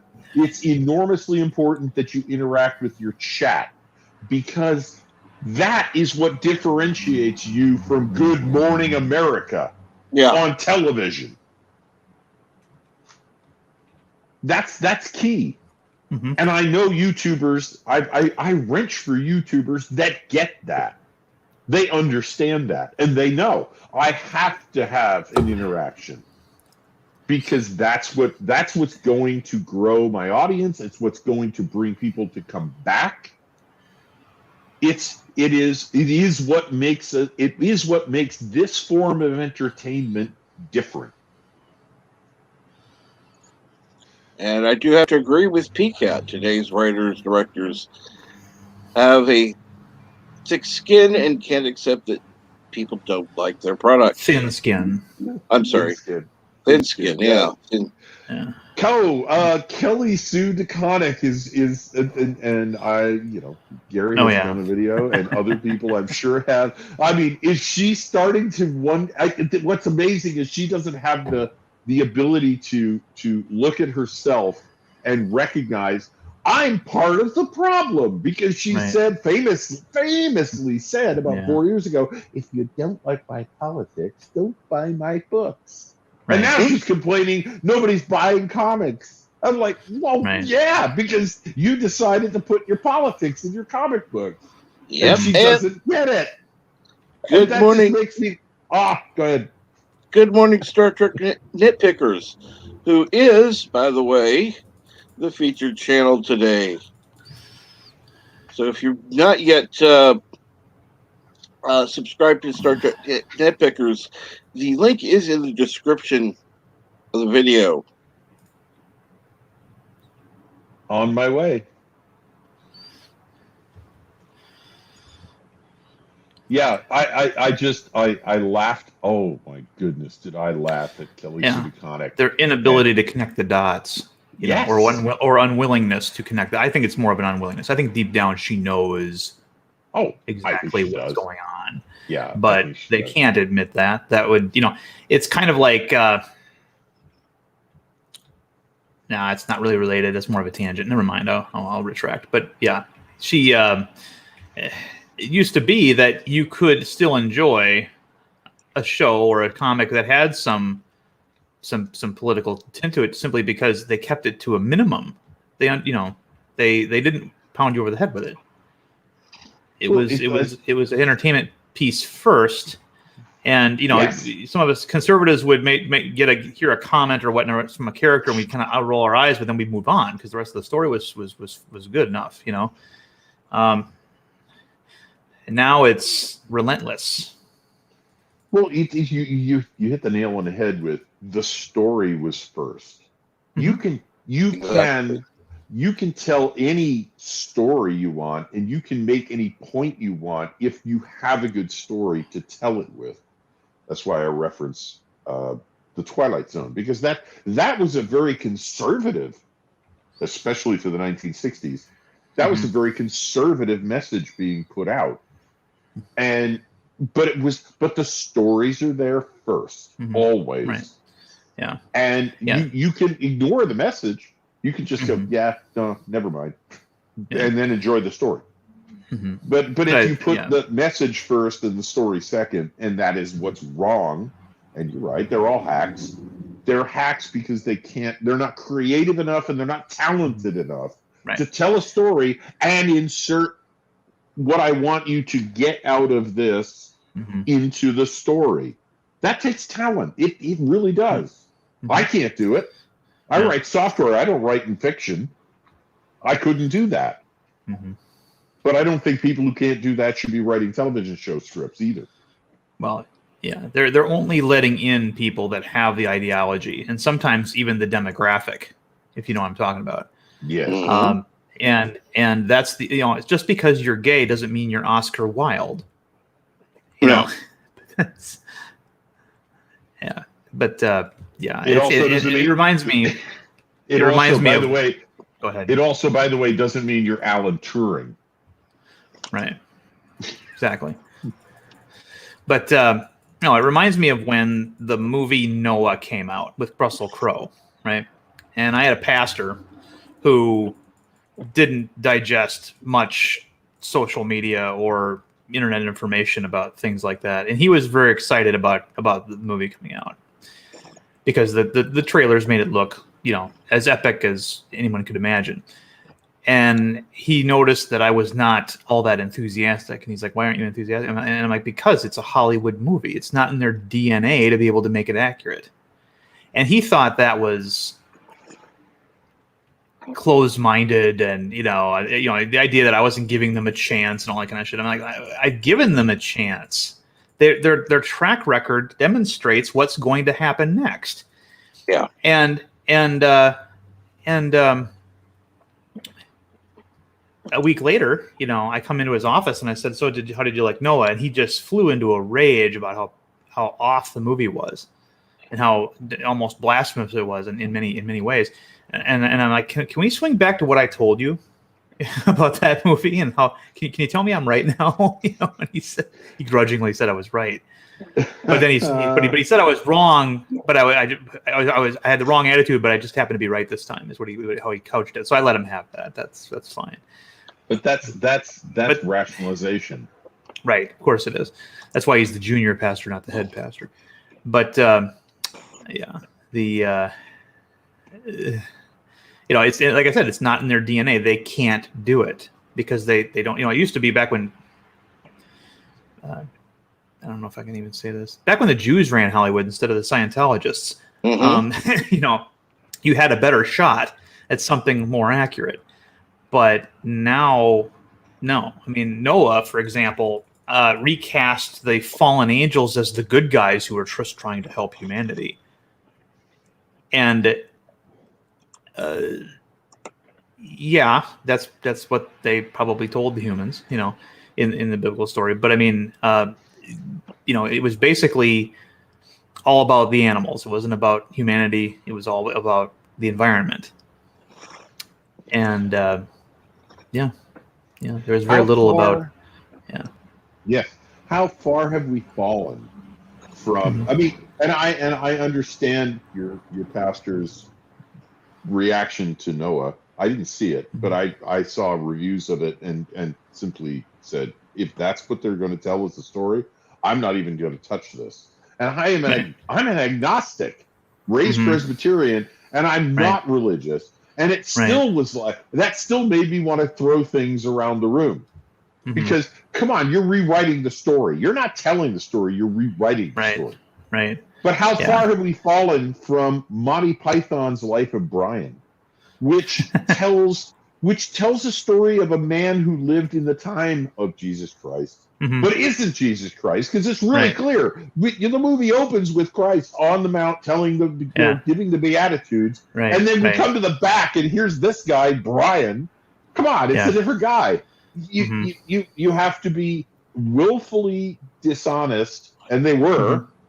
And I saw the video debate of the debate between John Cleese, Michael Palin, and a couple of religious leaders in Great Britain back in the day, and they were just that they had their idea of what the film was about, and Cleese and Palin were just absolutely going, it didn't say that, it didn't do that, that didn't happen, and Cleese was dismissive and contemptuous, and Michael Palin, God bless him, was just, I really want you to understand that's not what we were trying to do. And they weren't having any of it.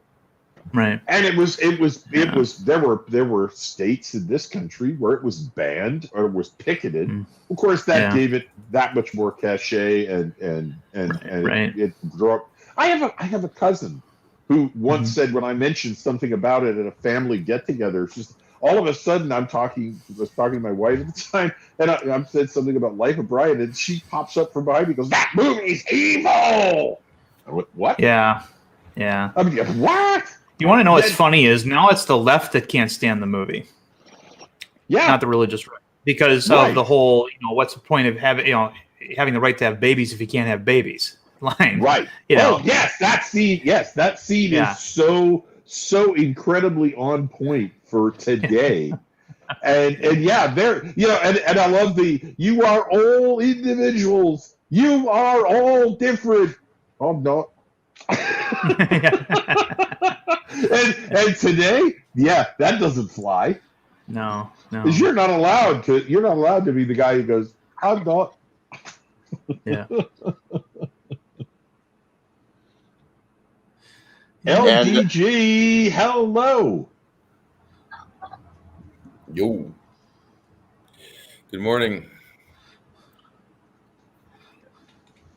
Good morning, LDG. And as far as the PayPal link, I'll put it in. PayPal, what, it costs money to be on the panel now? No, it does. It costs money. You see that gorilla in the tuxedo at the door? You're supposed to pay him. Oh, shit. So somebody in the chat actually asked me for it. I figure I should, oblige. Yeah, LDG, that's all your fault. I mean, you make so much money with the Nerdgasm, you could spend a little bit to cap track there. Actually, he ought to charge for that.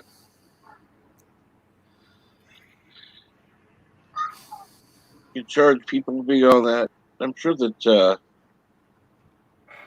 maybe I have my PayPal.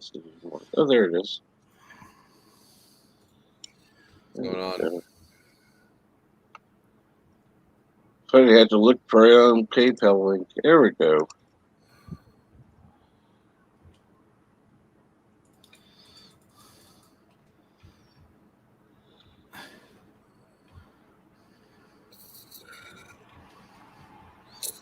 Time is it 9? It is almost I have the clock 8 right here, so yeah, it's 9 there. 3 p.m. Oh, I got some good sleep in. That's cool. Went to sleep on the bed. Woke up on the couch. How'd that happen? I have no clue. You're abducted. Something. As long as they didn't probe Uranus, I'm fine.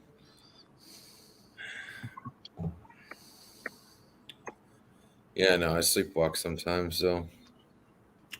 Oh, dear. Didn't go too late last night. I think we went for like 2 hours.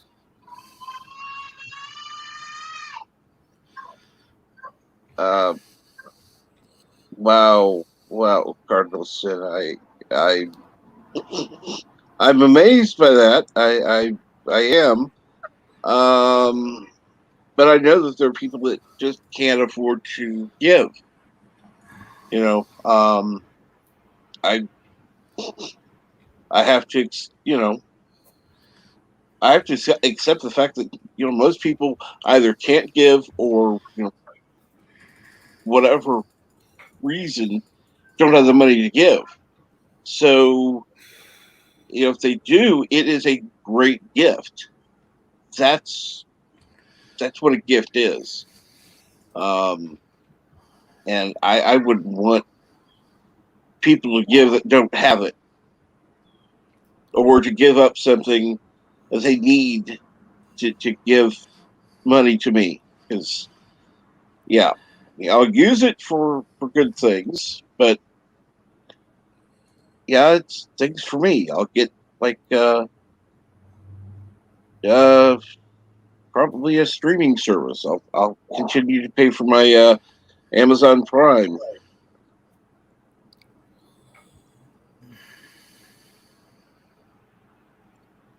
At least you said Amazon. It'd be kind of funny if you said CBS.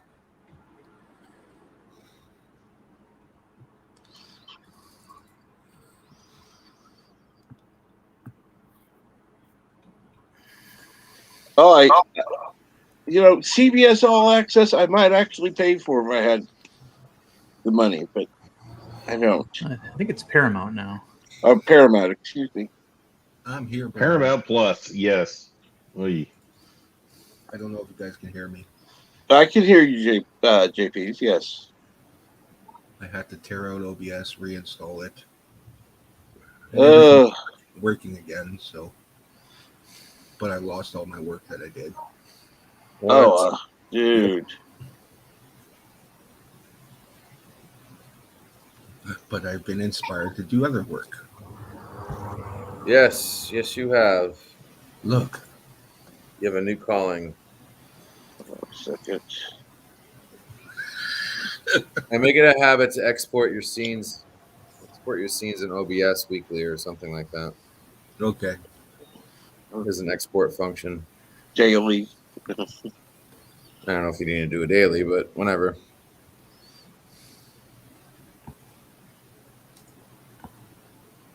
Matter of fact, there's a temporary folder for OBS, so if you've lost your scenes, I might be able to get them back for you.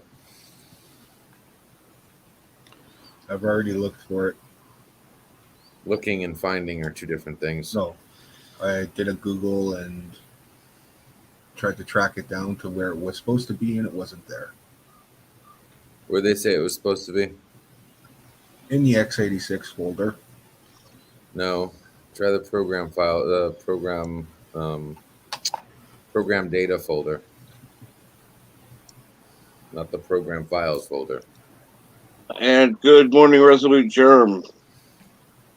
Good morning. How's everyone doing? Hey, Rezo. Hello.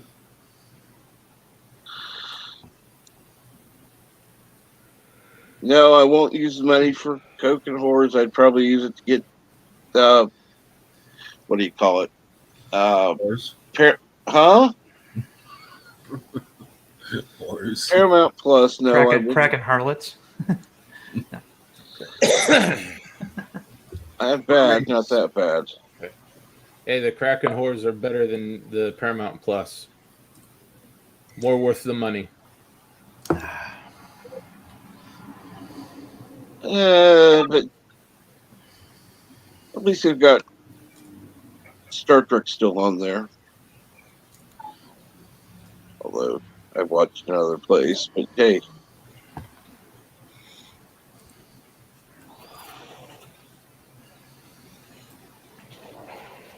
And of course, I guess this means I'm going to have to keep my eye on my PayPal.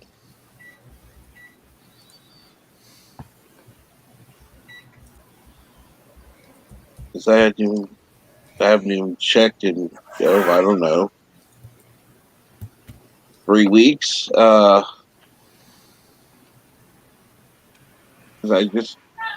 don't push it.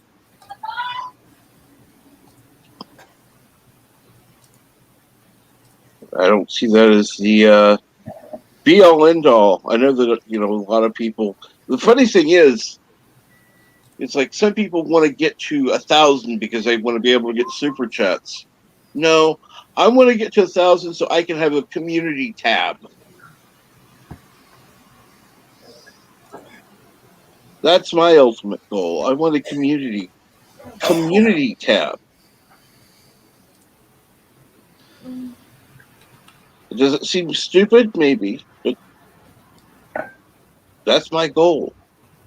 Super chats, who cares?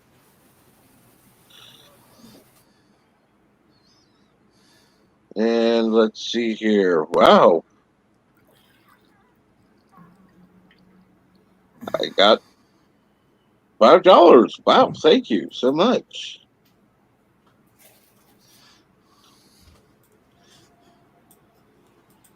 There was a message for that.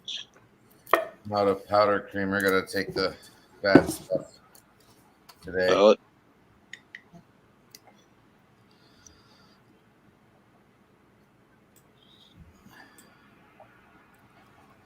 I don't like to.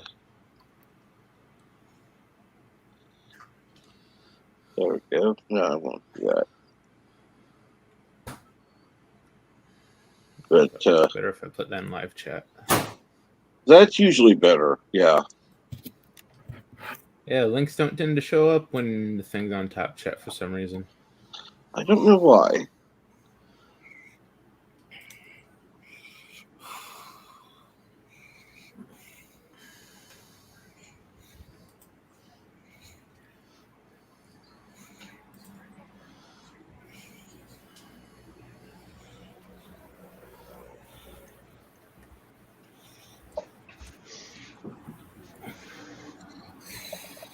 Well, as speaking as a wrench, I can't watch Top Chat. I need to see all of them.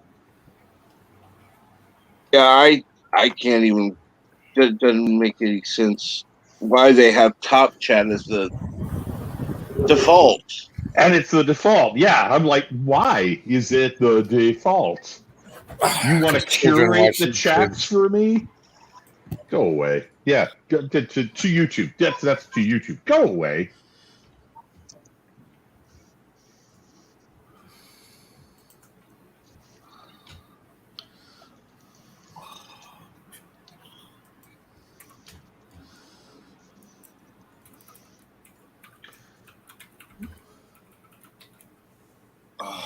See you on the flip side.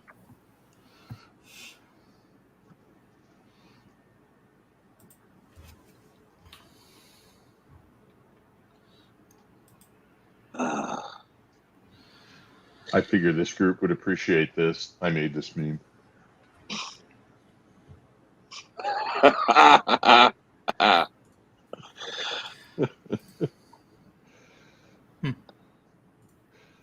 That's about how I feel right now, and I'm like, I just thought of a way to make a meme out of the woman shouting at a cat. This is great. Oh. It's funny because you're looking at the first two Twilight Zone series. They had a persistent adversary that was often revisited, called simply the State, right? But then in the later Twilight Zones, it was always the enemy shifted from the state to the corporation. Mm-hmm. This idea that corporations had more, more power than the state did, which was the big fear of the left, especially during the 80s. Well, in some ways they should. Yeah, they still should, but they think they have the horse under control. Yeah, well, no, the company should have more power than the government. And Right. the people should have more more power than the companies. That's the problem. That doesn't get exercised. But getting back to Twilight Zone, it's interesting because it usually reflects, the sentiment of the time. There were lots of concerns about, nuclear war and things like that. So that we got a lot of episodes that talked about that, but we also had episodes that dealt with states that were out of control. The Eye of the Beholder was one. Number 12 Looks Just Like You was another one. The obsolete man is Mm-hmm. one of the ones that speaks to me now so eloquently. Mm-hmm. And that was made that was made very much with the thought of what had happened in the war, Mm-hmm. that ended a decade and a half prior, or 2 Right. decades prior. Yeah, that was huge. And Mm-hmm. I've told people, no, find this episode. It's available. You can find it on Mm-hmm. Netflix. You can find it on Amazon. Come on, go Mm-hmm. find The Obsolete Man. It's Burgess Right. Meredith, for crying out loud. Mm-hmm. Yeah. When is it One in of- the series, by the way? What's that? I said, when is it in the series? Because Bird of Prey 5 is showing Twilight Zone episodes on Sundays. I believe it's the end of the finale of the second season, I'm thinking.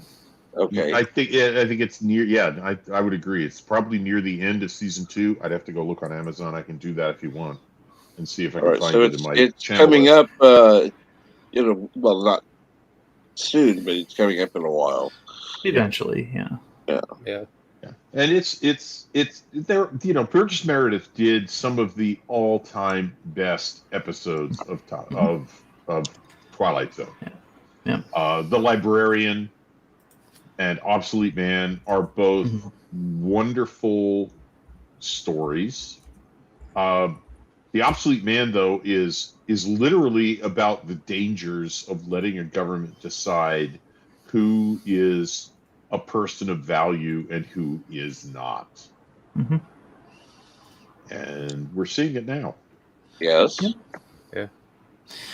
I'll be doing Looks a like it's review season 2, for my episode channel. 29.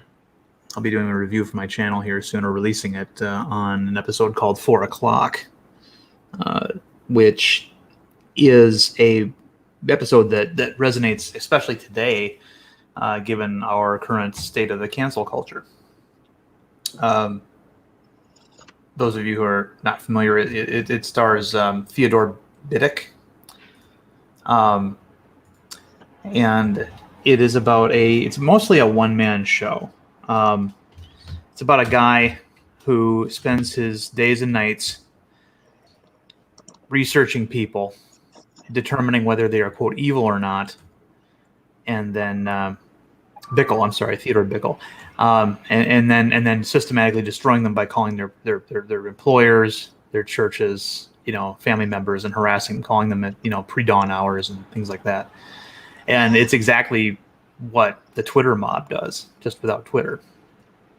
And it doesn't have a particularly clever plot at the end. I mean, you can see what's going to happen a mile away, but it's more of a character analysis of the kind of person that does this. And what's interesting to me is that, of course, he's after communists, subversives, perverts, and all these other things. And that's, of course, a reflection of the Red Scare. But it's flip-flopped now. You've got it used to be that the normal people were the ones that resisted that kind of thing, and now it's quite the opposite. They're looking for alt-right Nazis and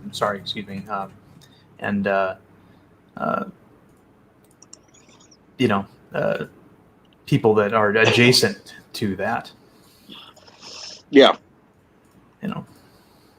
Sorry for using the N-word on your stream. I understand. Yeah. And the people who are adjacent to that are everybody who doesn't agree with them.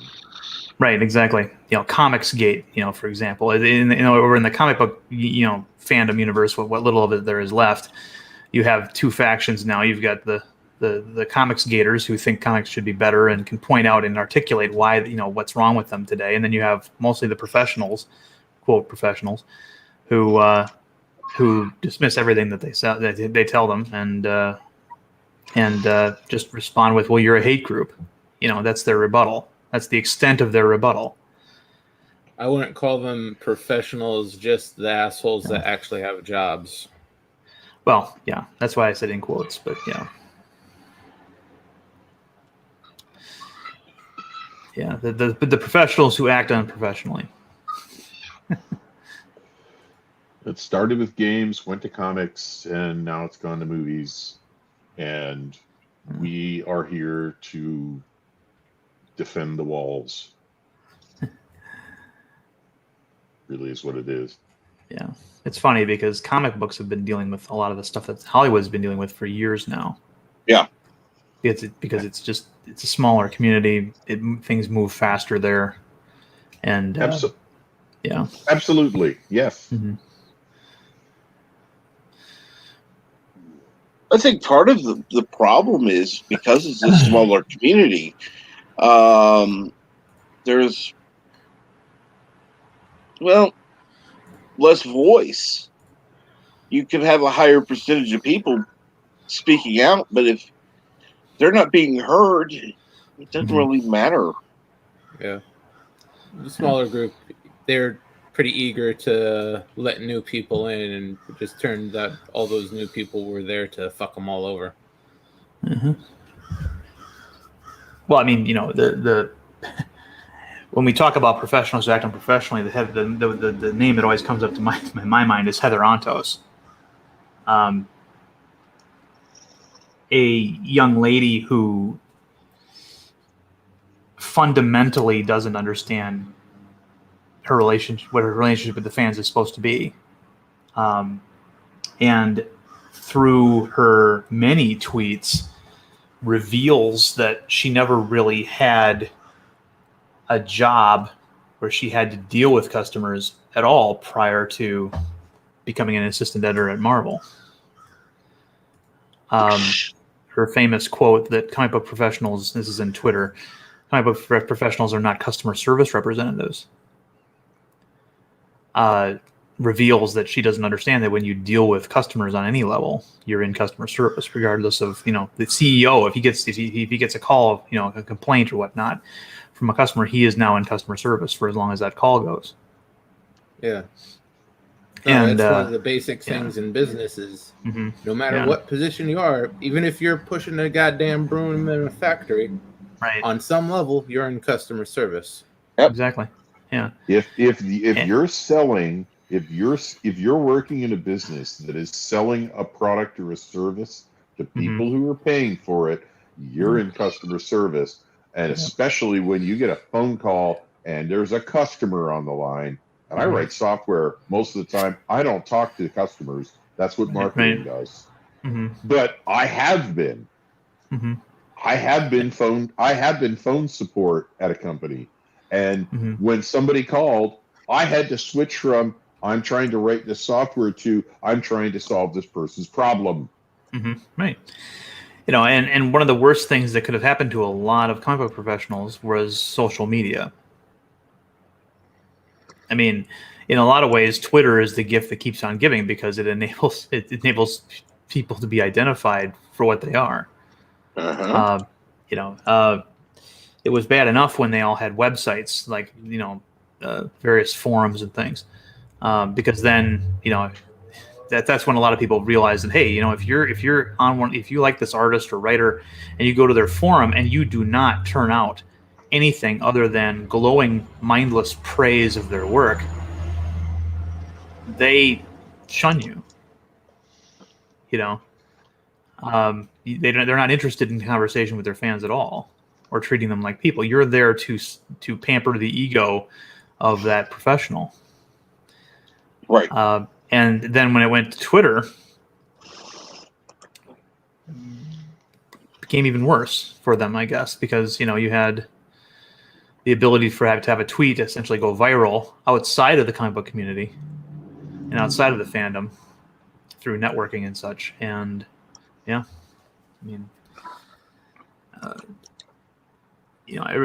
milkshake incident was another great example of somebody who didn't understand how something would play to their audience. And I know that Red Shirt probably knows what that is, but a lot of other people probably don't. And not everybody listening will. So, would you Right. explain it, please? Okay, well, there was a woman who worked at Marvel Comics for many years named Flo Steinberg. She was Stan Lee's secretary, but she also was in publishing herself. She, did a bunch of indie publishing. She also, it's been surmised, did a lot of work that Stan took credit for. But anyway, she died, and Heather Antos had either been told to or came up with the idea on her own to just do a tweet recognizing Flo Steinberg as one of the first women in comics, right?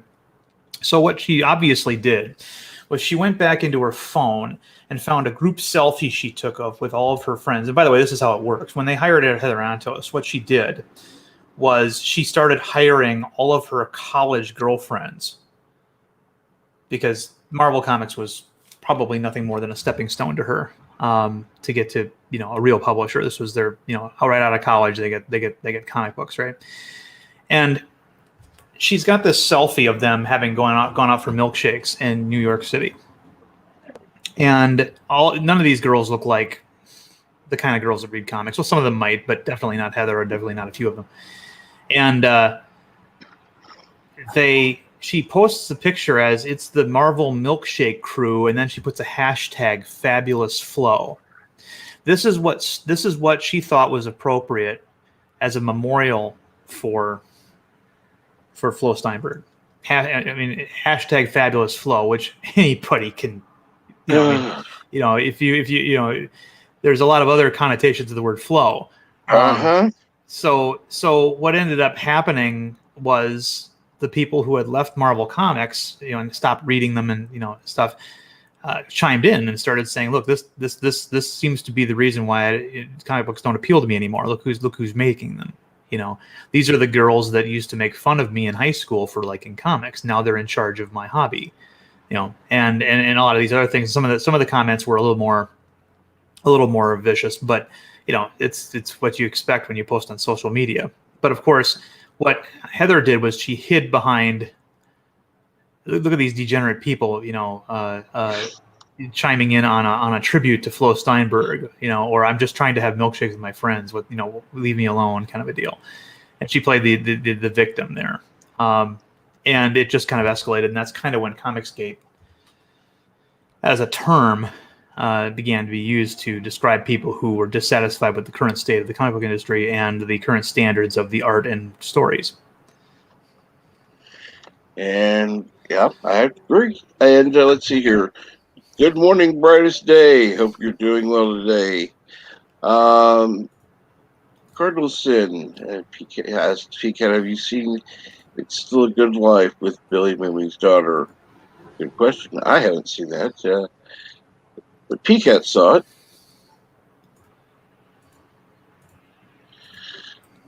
I think that was one of the new Twilight Zone episodes where his daughter basically undoes what he did.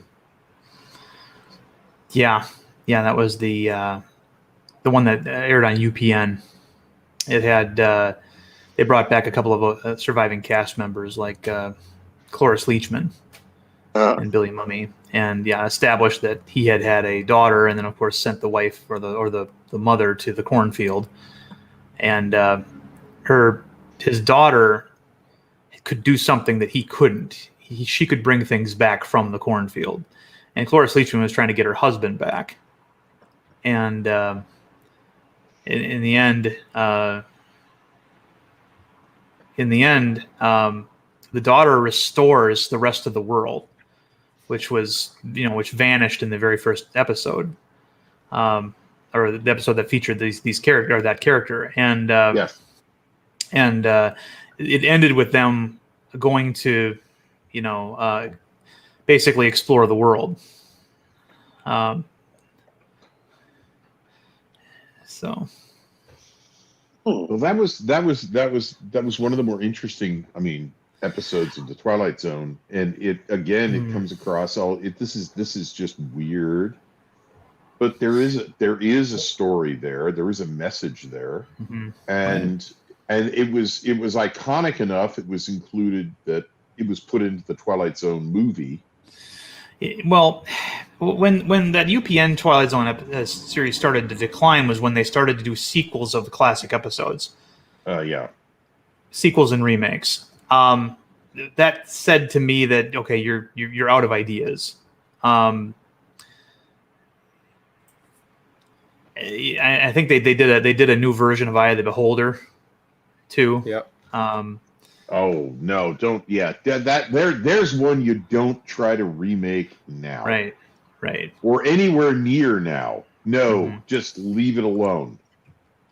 And don't They remake. were out of ideas for that show in about half a season. Yeah. Well, that's the thing is that the Twilight Zone lasted 3 seasons, and that was and then Rod Serling stopped because okay, we're done. We don't have anything else. We can't do this more. And the hubris of just imagine Picard and the blonde admiral, and you know what I'm talking about, the sheer the hubris that I can extend the Twilight Zone. I'm sorry. You people can't extend a wet dream these days. And it's no, leave it alone. It's a cultural I wish icon. I could extend a wet dream. Yeah, I wish I could too, but I always wake up. Damn it! God damn it! I always wake up. But the bottom line is, you don't touch stuff like that unless you really believe you have the greatest idea since bread was invented. I mean, come on, sliced bread. You've got to beat sliced bread to have a prayer of extending something like the Twilight Zone. It's like when Disney took over Star Wars. Oh God. Yeah. No, you people could. You screwed up everything that Walt did. What makes you think you could do Star Wars now? Blah. Right. Yeah. You know what? I want to go on record with this one. If we could hook up a generator to Walt Disney in his grave, we could power Cleveland.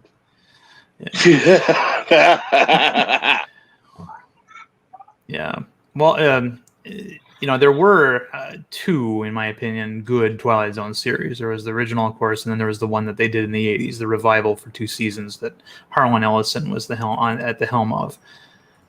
But then the other 2, the UPN series, and then this other one that was on CBS All Access, they just paled, Yeah.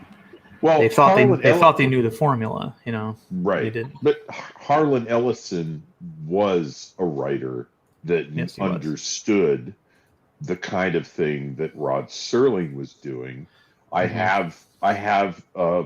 mean, it's a paperback, so it's going to fall apart one day. But I have The Essential Ellison, which is about a 3-inch thick paperback of pretty much everything he wrote. And he wrote an episode for Our Man Flint, which was a parody of James Bond starring James Coburn in the 1960s. Right. And if you haven't seen those, go find them. They're absolutely hysterical because that is the best. Everybody talks about Austin Powers because they don't remember and they've never heard of Our Man Flint. Right. Flint is the original parody of James Bond. It was made while Sean Connery was still James Bond. It's absolutely hysterical stuff. Yeah. They're worth looking up. And Harlan Ellison wrote a screenplay for a movie that didn't get made. And it's in his book. And I wish it had been made. I had both the privilege and the curse of speaking with Harlan Ellison on the phone twice before he died. This was around 2000, and he is everything that people say he is. Yeah, he the first time he called me, he chewed me out for about 45 minutes, and then nonstop. And then the second time it was the opposite. He was congratulating me and praising me for something rather minor, I thought, for another 40 minutes or so. So he was never mild. He was never lukewarm. He was always fully invested one way or the other. Well, that's good to know. Yeah. He scared a lot of science fiction writers to conventions. I can tell you that. Oh yeah, definitely did. Yeah. They were all like, "Watch out for Harlan." Yeah. The story that I like was when there was a writer at Marvel in the early '80s named Bill Mantlo. He was the creator of Rocket Raccoon, who later became just Rocket on the Guardians of the Galaxy. Mm-hmm. And he had a tragedy that happened to him a few years after this story, but we can get into that later. But he basically totally ripped off a Harlan Ellison story called Soldier or Soldier of the Future, depending on when it was published. Mm-hmm.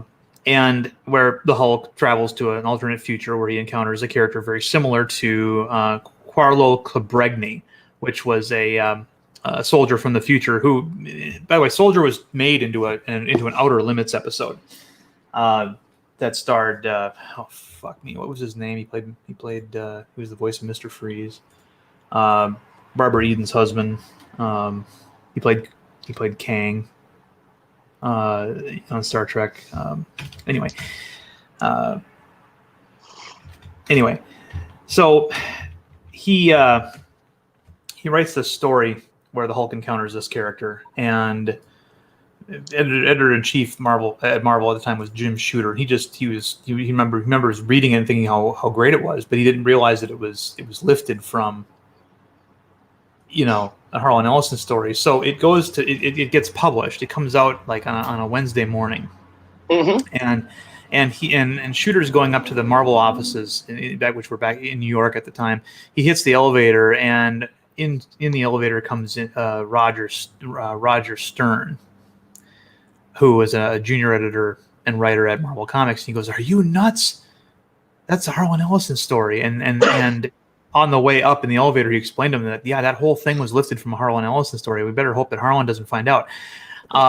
As soon as the elevator gets to where they're going, the first thing that happens is Shooter's secretary says Harlan Ellison is on line one.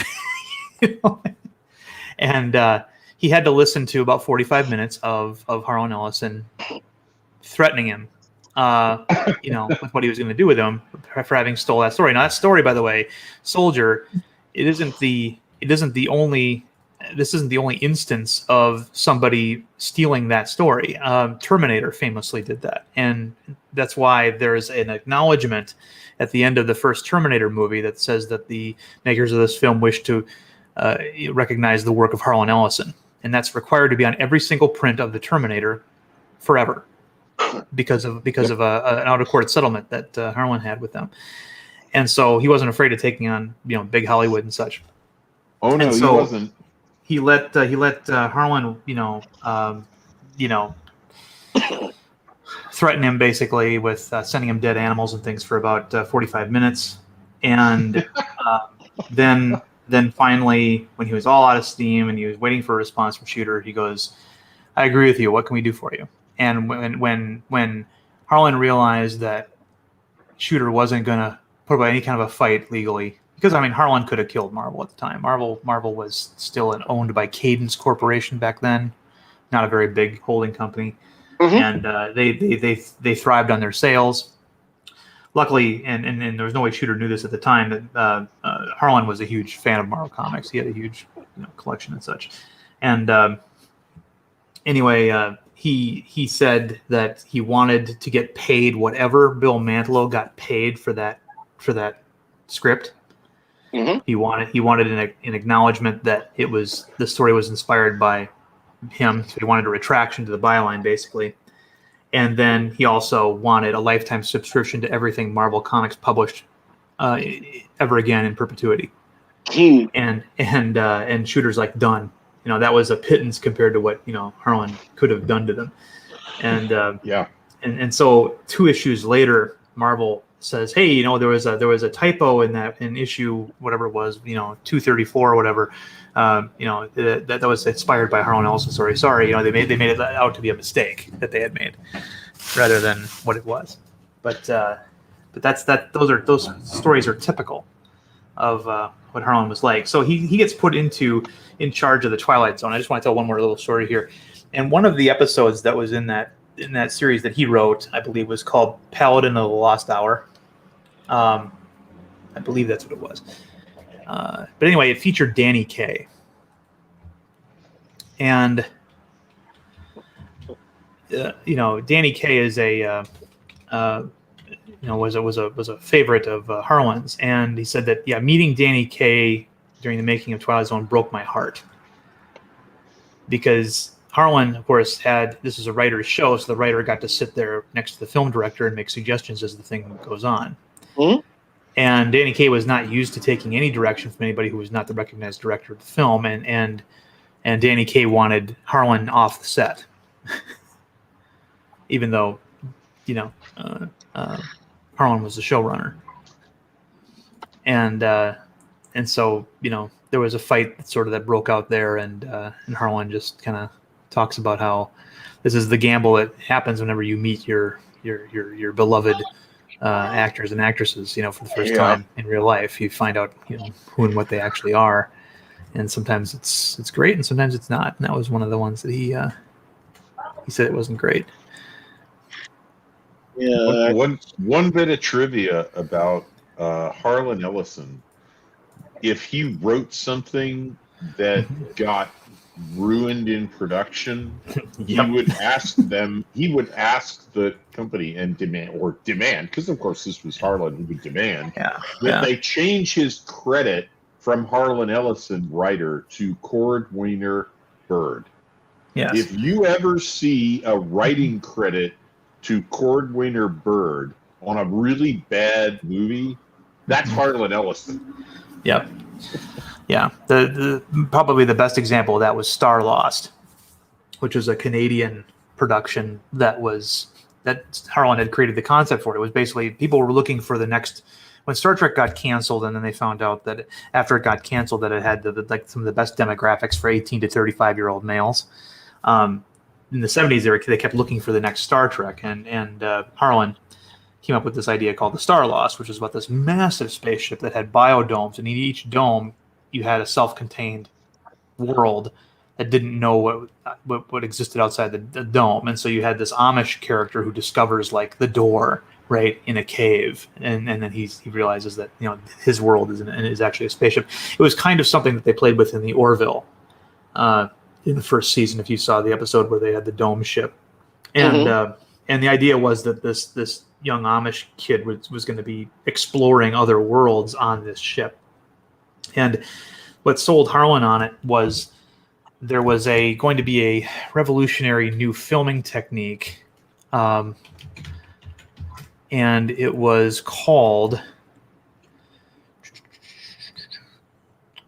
oh man, I had it right on the tip of my tongue and then I forgot it. Magicam. And it was beyond normal blue screen technology. And the idea was you could insert an actor into, and you have 2 cameras that were working in conjunction. One was filming an interior of a set that was like 1/5 the size, and then you had the actor. And you could put the 2 of them together optically instead of using a chroma key. And it was supposed to, this was supposed to revolutionize the thing, because now Harlan could write lavish things with huge sets that you could never achieve on a TV production schedule or budget. And Magicam failed. It was a dismal failure. They had to rely on ordinary, blue screen, green screen techniques for the show, and the budget was less than half of what he was told it would be. And so series creator Cordwainer Bird, which was Harlan's way of giving the bird to the producers of the show. It was written into almost every contract he did after Star Trek. Yeah, when they changed City on the Edge of Forever so much from what he had originally written, after that moment, that's when the Cordwainer bird thing came out. So that would never happen to him. No one would be able to profit from his name anymore if they modified the story too much.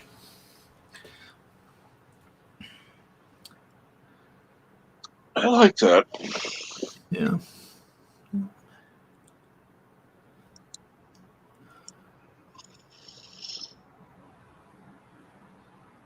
Oh, so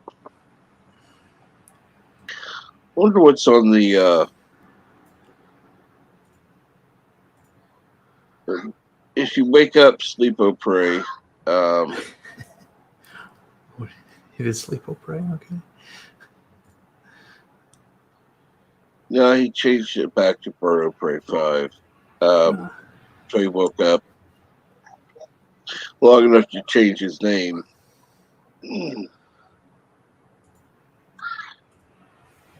I'm not sure what time he's going live with Twilight Zone today, but Usually it's 2. 2 Eastern. Okay. Yeah. Well, 2 Central.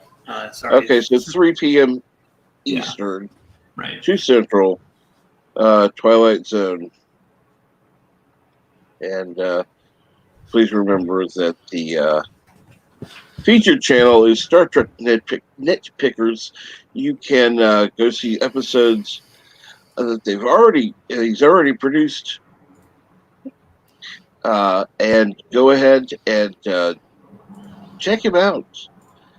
I think you're gonna like what you see, and feel free to like, and of course, watch the videos, like and share them out.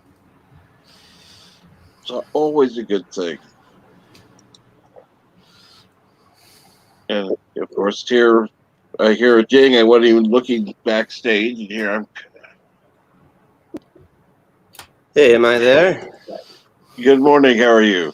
Cupla, how is everybody? Doing well. Cool. Yeah, I've been enjoying I got a this. new acronym, STN. STN, yeah. The oldest nerd used to call me that. I used to call him TON. Yeah. I've been enjoying this Harlan Ellison conversation, though. He's always a fun guy to talk about. And it's I gotta not say, though, I saw the... Go ahead. What's that? No, go ahead, please. I saw the Outer Limits episode, The Soldier, and I've got to say, I don't really see too much resemblance to Terminator. Sure, there are some things like, he's a fighter from the future who comes to the past. But the Harlan Ellison Outer Limits episode is sort of ridiculous in a lot of ways. It's sort of like, I don't know, you've got this guy from the future who doesn't speak English next to this little 5-year-old girl washing dishes, and he's dropping them on the floor, and she's like yelling at him that he's a bad boy or whatever, and he's like, oh no. It's not at all like the Terminator in a way. Sure, I can see the resemblance, but the full story is this: that while being interviewed on the making of the Terminator, Starlog magazine was interviewing it's James Cameron, and he said, where did you get the idea for this? And he literally says, I ripped off 2 Harlan Ellison short stories from The Outer Limits. Now, the other one was Demon with a Glass Hand, which was about a robot that looked human that was sent back in time or whatnot to preserve the human race. So now this happened before Harlan got wind, because he had friends in Hollywood all over the place. They said that there's this script that's being passed around to all the studios that reads an awful lot like a couple of your Outer Limits stories. And anyway, he as a member of the Screenwriters Guild, he had the ability to review any script that was being considered, and he kept requesting Hemdale for the script, and they wouldn't provide it. They kept ignoring his requests, and finally, when the opening of the movie came out, the premiere, he didn't get an invitation like he was supposed to, so he showed up as Leonard Maltin's assistant. He came with Leonard Maltin, and within the first 60 seconds of the episode of the movie, you can tell what they borrowed. I mean, the opening of Soldier is a pitch perfect, or the opening of Terminator is pitch perfect comparison to the opening of Soldier. They show the battlefield, they show the soldiers, the music is very similar, and it just goes on from there. Well, I don't know. I saw now- both of those, and I didn't really Yeah. think it was that similar. I mean, Mhm. it's kind of like if you have a blues song, and then somebody else years later makes a rock and roll song that's similar but still has new elements and a whole new style of production and a whole new set of lyrics. Is it really the same song anymore? Hemdale contacted Starlog before that interview went to print and had them modified to cut that line out about copying two of Harlan Ellison's short stories after he sent requests to review the script.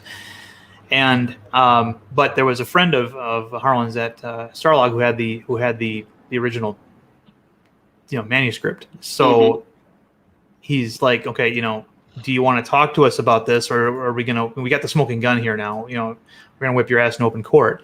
And finally they acquiesced, and he asked for I think it was $1,000, but the stipulation that wherever that movie goes, that the before the credits roll, that message comes on, that they wish to acknowledge the works of Harlan Ellison. That was the extent, and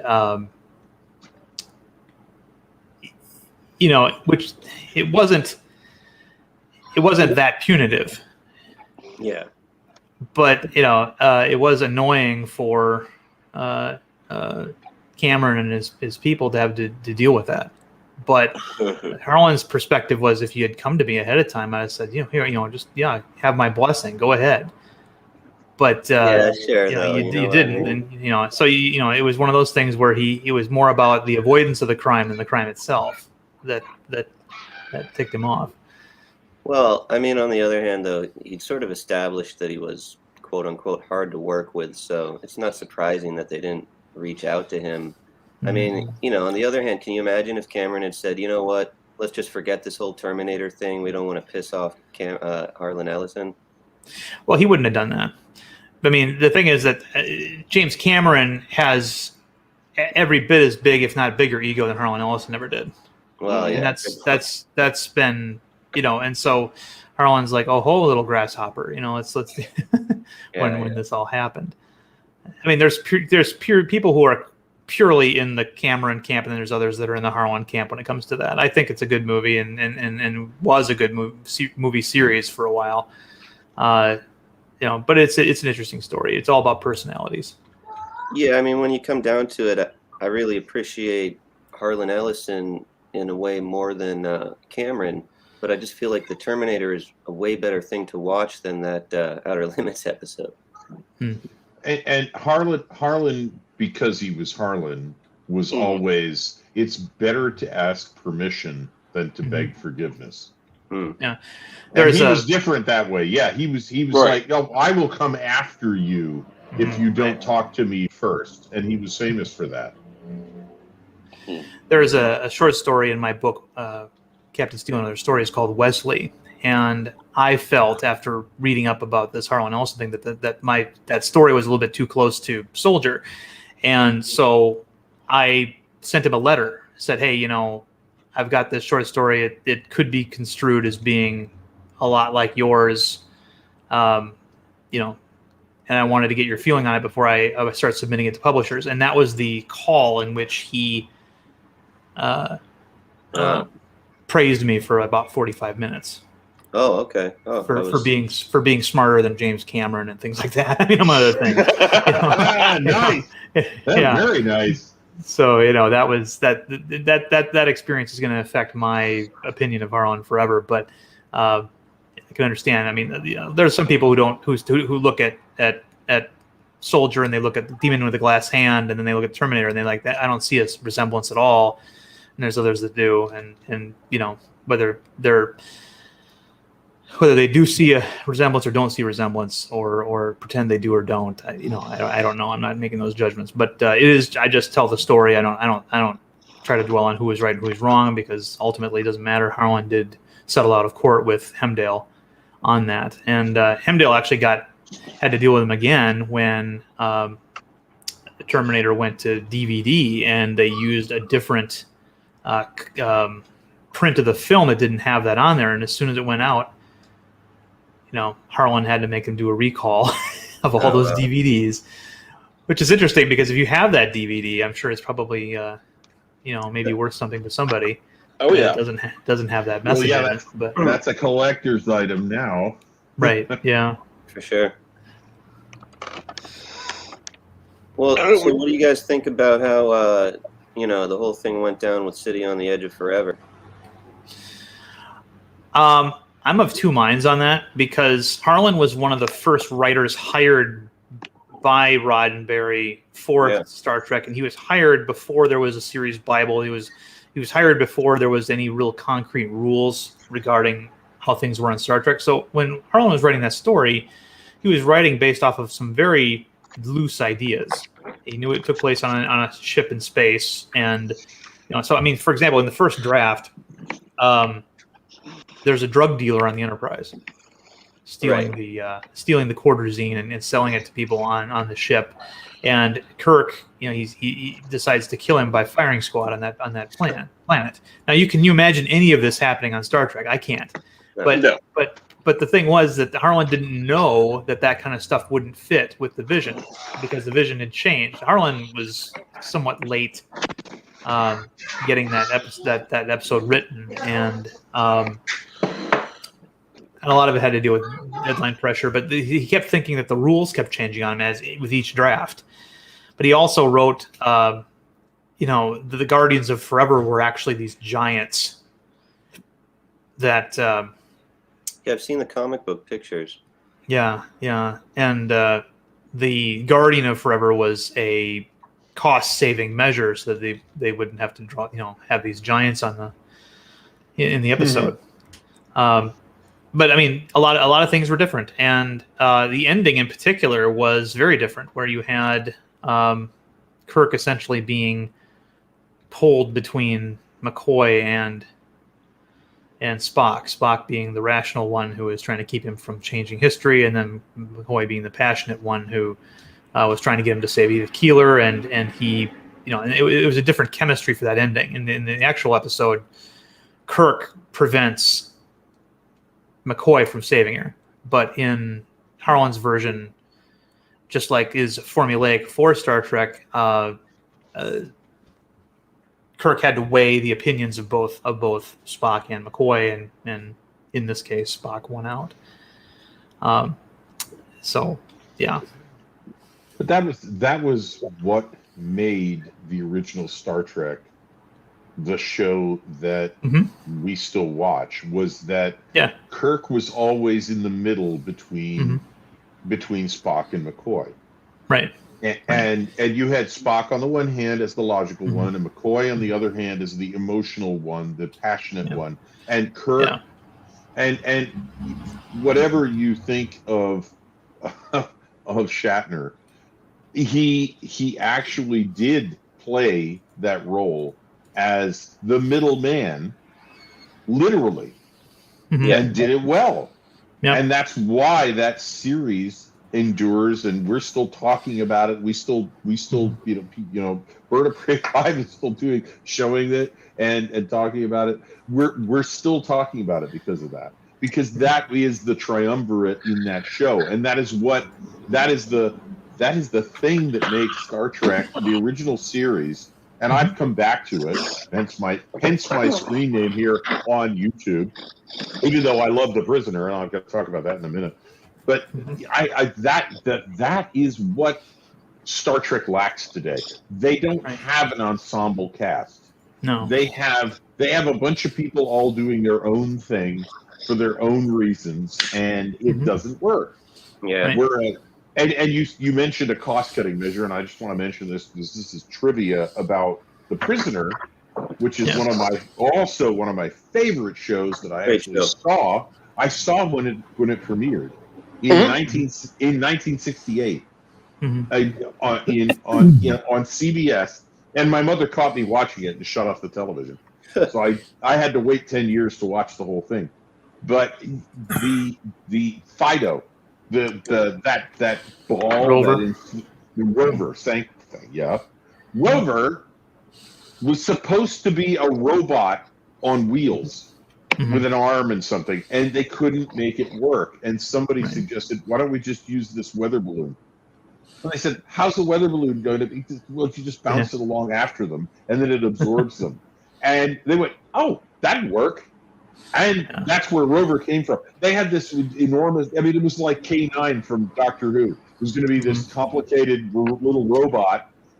That didn't work. They couldn't make it move. So they wound up with the weather balloon, and that became Rover. Yeah, some of the best ideas have come from cost-cutting measures. I mean, Roddenberry originally wanted the saucer of the Enterprise to routinely detach and land on planets so that they could, have a way, explore planets. Well, the cost of filming that saucer separation and landing for every episode, even if they used stock footage, was going to put them way over budget. And so somebody just said, well, let's just use a chroma key and teleport them down. And that became a signature element of the show. Yeah. Also, that created a whole new technology. The idea of teleportation, beaming them down. And the episode that we ended up with for City on the Edge of Forever was largely cut down for cost from what Harlan Ellison wanted.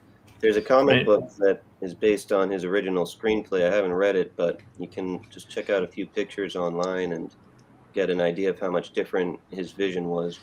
Yeah, and again, he was basing it off of what he thought Star Trek was supposed to be, not what it actually had become while he was writing. I mean, there's stories about Roddenberry and his staff, like literally holding Harlan Ellison prisoner in a desk to get him to finish with a typewriter to get him to finish the script because they had deadline pressure, and him escaping out the window of a 2-story window with like napkins made into a rope ladder.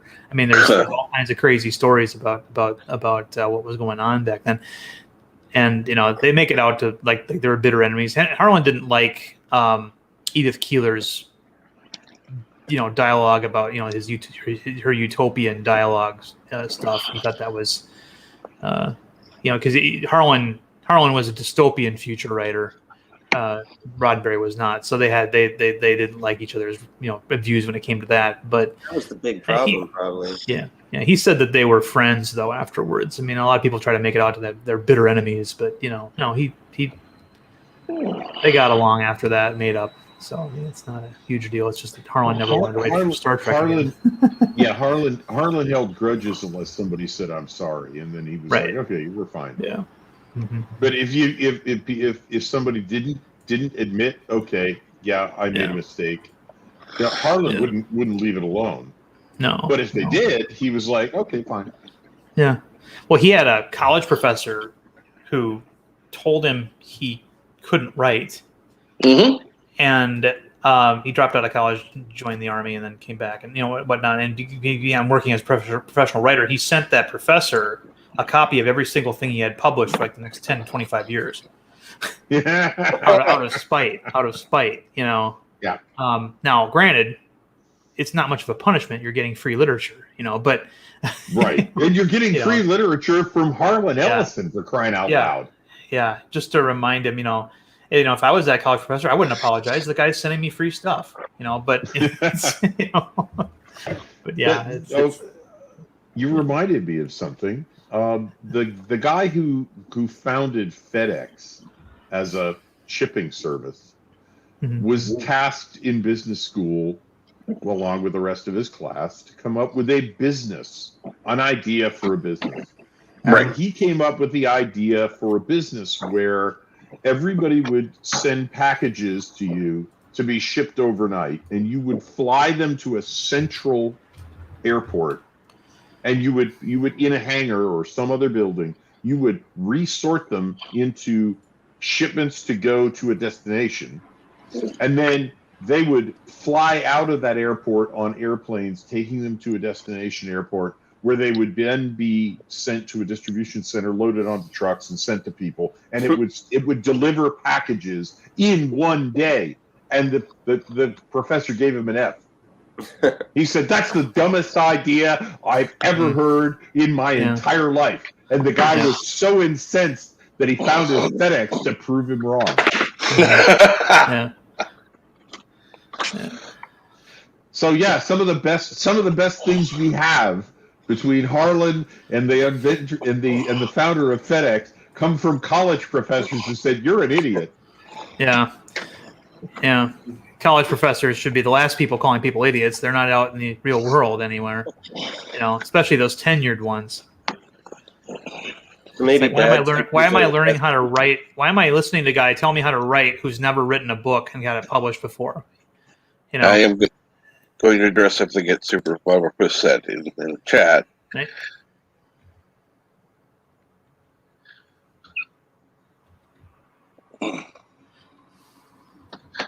I don't know. So I'm not the one to address that. Well, it's another one of those things where, I mean, can we ever really be sure that the people making Star Trek had seen the time travelers and actually stole it from there? Is there a chance that they came up with their idea independently? I mean, that's the thing about artists and art and, even inventions and technology. It's like people are all over the world trying to figure out solutions to the same problems. It's not that surprising if a couple of people come up with the same solution around the same time, Oh, yeah. Happens all the time. Well, I mean, it's not always creative espionage. Yeah. Right. Yeah. But sometimes. Yeah, sometimes it is. I mean, a great example is the creation of both Swamp Thing and Man Thing over at Marvel and DC Comics. They were both trying to make their own version of a character called the Heap, which was a independent comic book character of a monster made out of plant and swamp materials, and they both independently came up with very similar characters to do that. And yeah, they both accused the other of stealing their ideas. Yeah, there's another one. That MGM and Warner Brothers both came up with the idea that their main characters should play Franz Liszt's Hungarian Rhapsody #2. Mm-hmm. And you have Bugs Bunny versus a mouse who's living in the piano on the concert piano versus Tom and Jerry. Mm-hmm. And they both involve a concert where main character is trying to play Liszt's Hungarian Rhapsody #2, and the mouse is messing with the performer.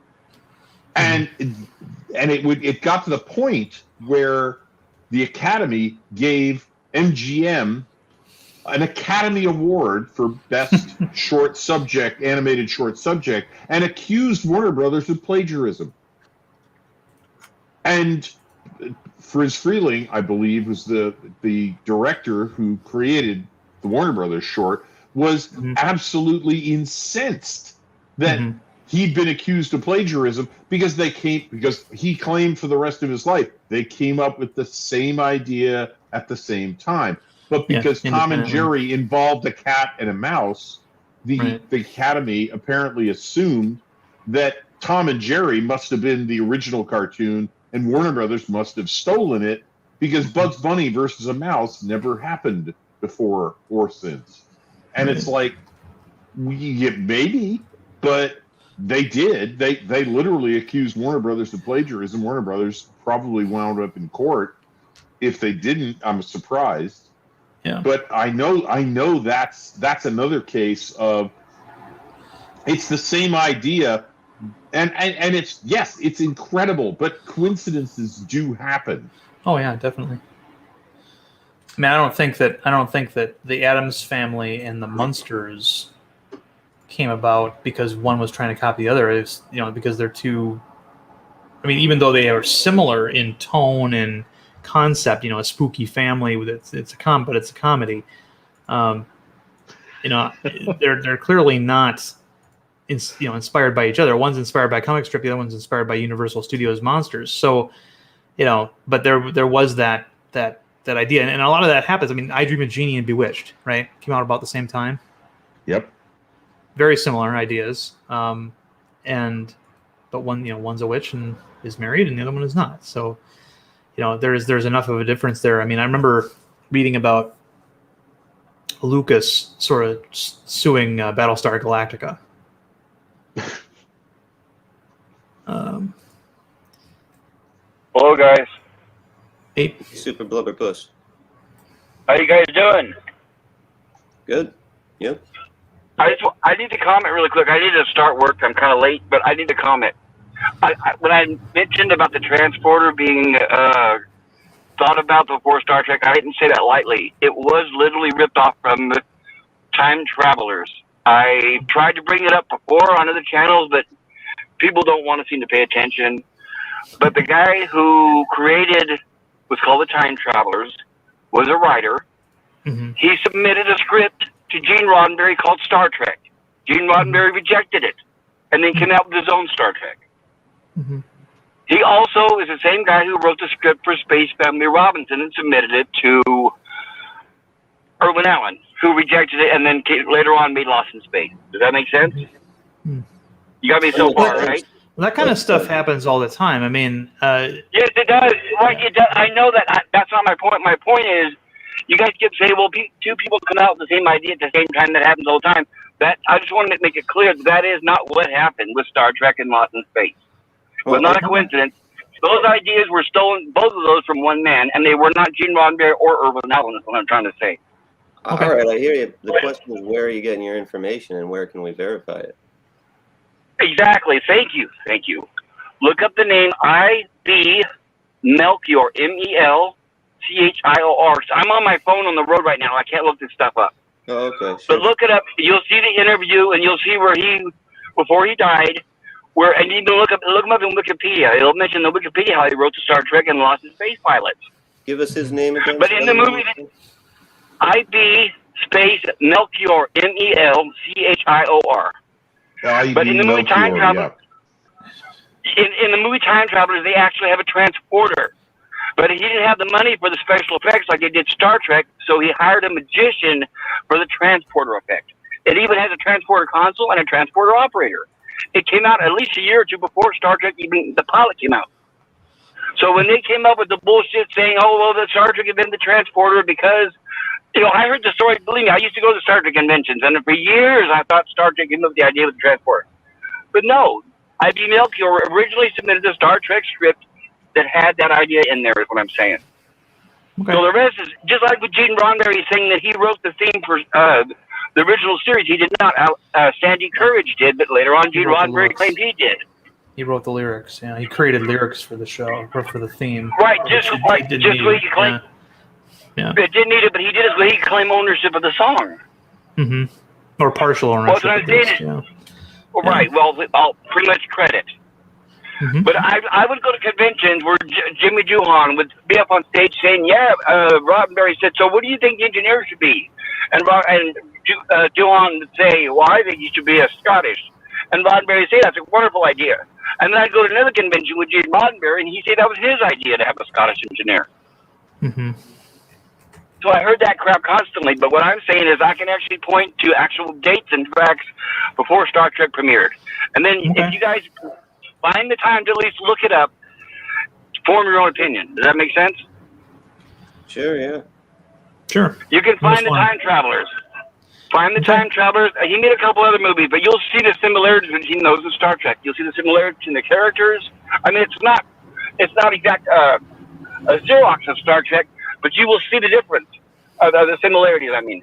And like I said, look up I.B. Melchior himself. He made interviews where he submitted the scripts, and he talked about that and how they were stolen from him. I'm just saying, at least look it up. Because every time I hear people giving Roddenberry credit for everything, it just burns my blood because they don't want to go back and look at the original story is all. No. I know it's easier to just go by a legend and but, I don't know. I think the man deserves a little more credit. Yeah, sure.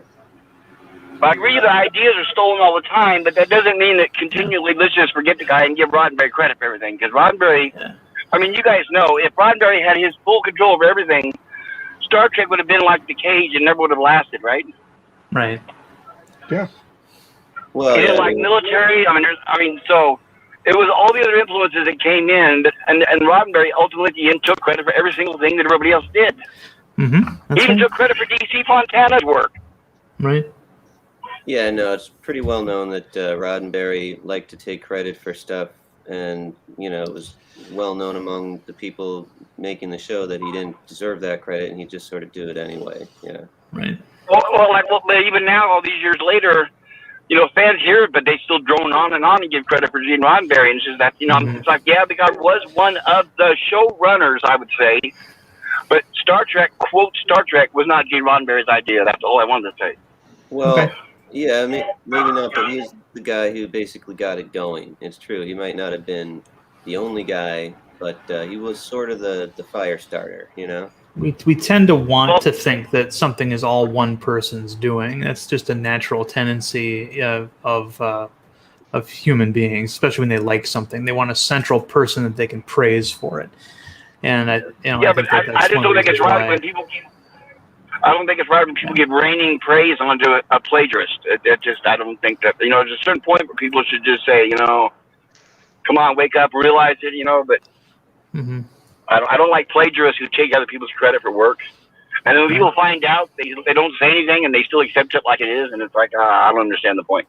But basically, I got to go to work. You guys, at least look it up. IB Melchior. At least look it up, right? Yeah, looking at it now. Thanks a lot, Super Blubberpuss. Look it up. You'll see he did a live interview on videotape because it's all blurry and it's VHS or whatever. But he talked about how he submitted the scripts for Star Trek and Space Family Robinson and how they were stolen. And he submitted those like in early 60s. Mm-hmm. But anyway, I got to go to work. I'll see you guys later. You all take care, all right? Have a good day at work. Take it easy.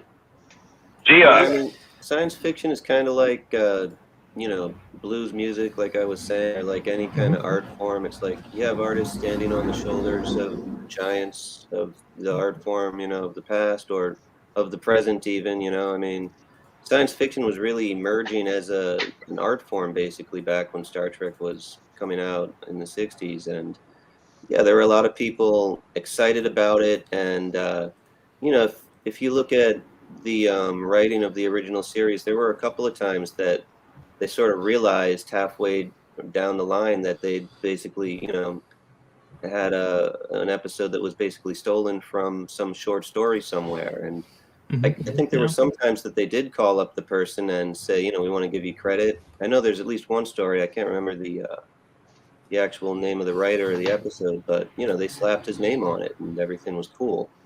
Yeah. Right. Well, science fiction in the 60s was really just emerging as a respectable brand of fiction, because not long before the 60s, it was pulp fiction. It was, all the what you think of pulp with nearly naked women on the cover and all that. That was where science fiction was until the 50s and 60s. And it was people like Robert Heinlein and the others of that era, the Grand Masters, and Harlan Ellison, who wrote everything, not just science fiction, who made it respectable. And that's why in the 60s you have Stanley Kubrick making 2001, you have Gene Roddenberry pushing Star Trek, because all of a sudden science fiction isn't, bodice ripping romance type stories. It's not aliens and women thing. But it's a lot of people who were involved in making it happen. Roddenberry, he was pushed out of Star Trek by the time they made, what is it, Wrath of Khan. They wanted him out. Right. And they hired a guy who had no idea what Star Trek was. And to his credit, the producer went back, watched all of the episodes, and then produced Wrath of Khan, which I think everybody would probably agree is one of the single best, if not the best, movies they ever made with Star Trek, about Star Trek in the world, the universe, and the characters. Right. And Roddenberry hated it. Yeah, I know, he hated it, and I'm like, oh well, then you know what, Gene? It was time to leave. Gene was very good at putting together a skeletal framework for a show concept, but with the meat on the bones, the grizzle, all the connective tissues, those were all the other people involved. That's how I look at it. he was the guy who came up with the idea of how the nacelles work, for example. They're Right. always in pairs, line of sight with each other, the Roddenberry rules for starship design. That's the kind of stuff he was good at. He didn't human well at all. And that he left that to other people and then took credit for it. Yes, I understand. But then that's one of the reasons why. I mean, you look at the documentary about him when he was working on Next Generation and how he did that first season, and Paramount basically took control of that show away from him again and relegated him to a consultant who could be ignored. Ira Stephen Bear talks about having, he was obligated to go to Gene's office to get chewed out by Gene for a script, and then he comes out and goes to Berman, and Berman's like, "I don't worry about it. We're not, he's just a consultant now. We're not gonna implement his suggested changes." Ronald D. Moore, young guy, he wrote that episode Family, which was the immediate follow-up to The Best of Both Worlds, right? Yeah. Where Right. Picard goes home to his vineyard, and you also have Worf dealing with his dad, and his parents on the Enterprise, and Roddenberry calls Ronald D. Moore into his office and chews him up one side and down the other. "I don't understand what the point of this episode is." Who doesn't understand what the point of that episode is? Somebody who doesn't human well, and that was Roddenberry, and he had been relegated to a guy with an office that had the ability to call people in his office, but they were not obligated to make any changes that he suggested, because he was a cuckoo bird, the great cuckoo bird of the galaxy. That's what one guy called him. Well, it's interesting. He left. Hail, the Mountains of series. Elysium, and everybody. Yeah, I was asleep for a while. Sorry. I said bird, and he woke up. Great bird of the galaxy. Yeah. Michael Anzera, that was the guy I was trying to mention earlier. He was the guy who played Quarlo Cabregni in the Outer Limits episode, The Soldier. And one of the fun things about that episode, I just want to mention this because I remember most of the episode was the cigarettes. In the future, the cigarette is the match. You strike the cigarette on the end of the cigarette box to light the cigarette, and then you smoke it. Whereas in our time, obviously, you strike the match and then light the cigarette with the match. It was an all-in-one. It was an all-in-one product, and I thought, wow, I bet you if the stigmatism of smoking hadn't set in yet, we probably would have those kind of cigarettes now, where you just strike. You don't need matches. You just strike the cigarette on the box. Anyway. Yeah. Yeah. That would make sense. That would really look cool. I'd be the coolest kid in the schoolyard. Well, yeah, Roddenberry, as great as he was at, being the guy at the center of the whole thing, if you look at the episodes he wrote of the original series, it's true. They're definitely not the best episodes usually. Nope. Some of them just really don't make Yeah, sense. it's just a shame that he lost control of his own creation. No, Well, no, it's not. Yeah, It's losing not. control It's I'm not going to not. sit here and say, try to protect people to say, your work is your work, and then you have it taken away from you. And whether or not Star Trek could have been whatever the hell it could have been, where you basically sit here every day and praise that he lost control of his own creation. Absolutely, we're going to praise that he lost control of his own Right. creation. Because other than that, other than what he actually first created, it sucked. It was boring.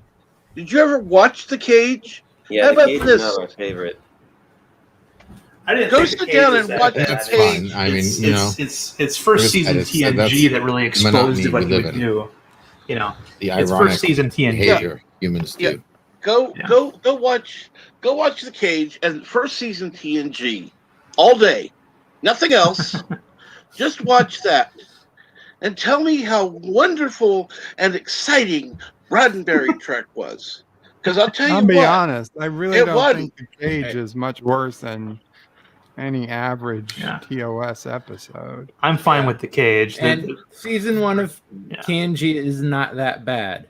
There's some pretty good episodes. There are good episodes. Ooh. There are Just when good it gets episodes. to like that Skin of Evil stuff. Oh, Yeah. oh. Well, That there were a that lot of was a concepts. rush job.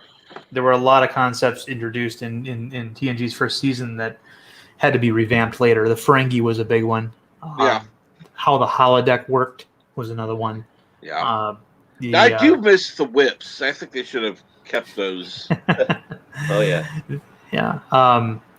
The idea that Starfleet was not a military organization clearly was an inconsistency of Roddenberry's. And the Because biggest was whether Klingons were part of the Federation. Yeah, that was another one. Mountain to Elysium.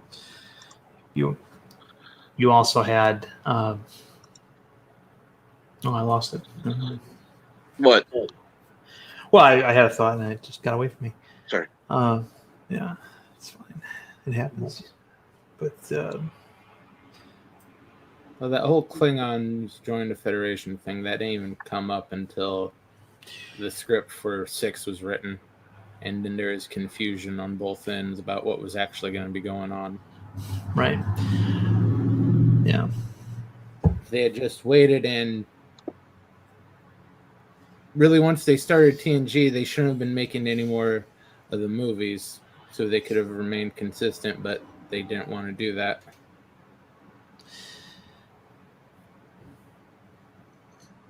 Yeah, I wish they kept making TNG movies, but I wish they didn't make bad ones in the middle there too. Yeah, I remember going to Insurrection and going, I feel like I just watched a 2-part episode on the original on the TNG series rather than a movie. Because it killed Star Trek for me. Yeah. For a while. Insurrection was, but the biggest sin of Insurrection to me was the fact that we'd seen most of those concepts already. We'd already seen the duck blind failing on a, we had already seen, a hollow ship meant to smuggle people off of a planet without them being aware of it. We'd already seen a lot of these things, and so it was almost like, it reminded me of how in Star Trek: The Motion Picture we had basically a rehash of Nomad. Yes. What do you mean, Right. basically? Yeah. Basically, yeah. There was no Ilea, there was no, other right. things, but yeah, it was essentially the same concept. I It's mean, also like that episode where Scotty falls in love, and then his lover, the girl he's in love with, is like taken over by the alien. Yeah.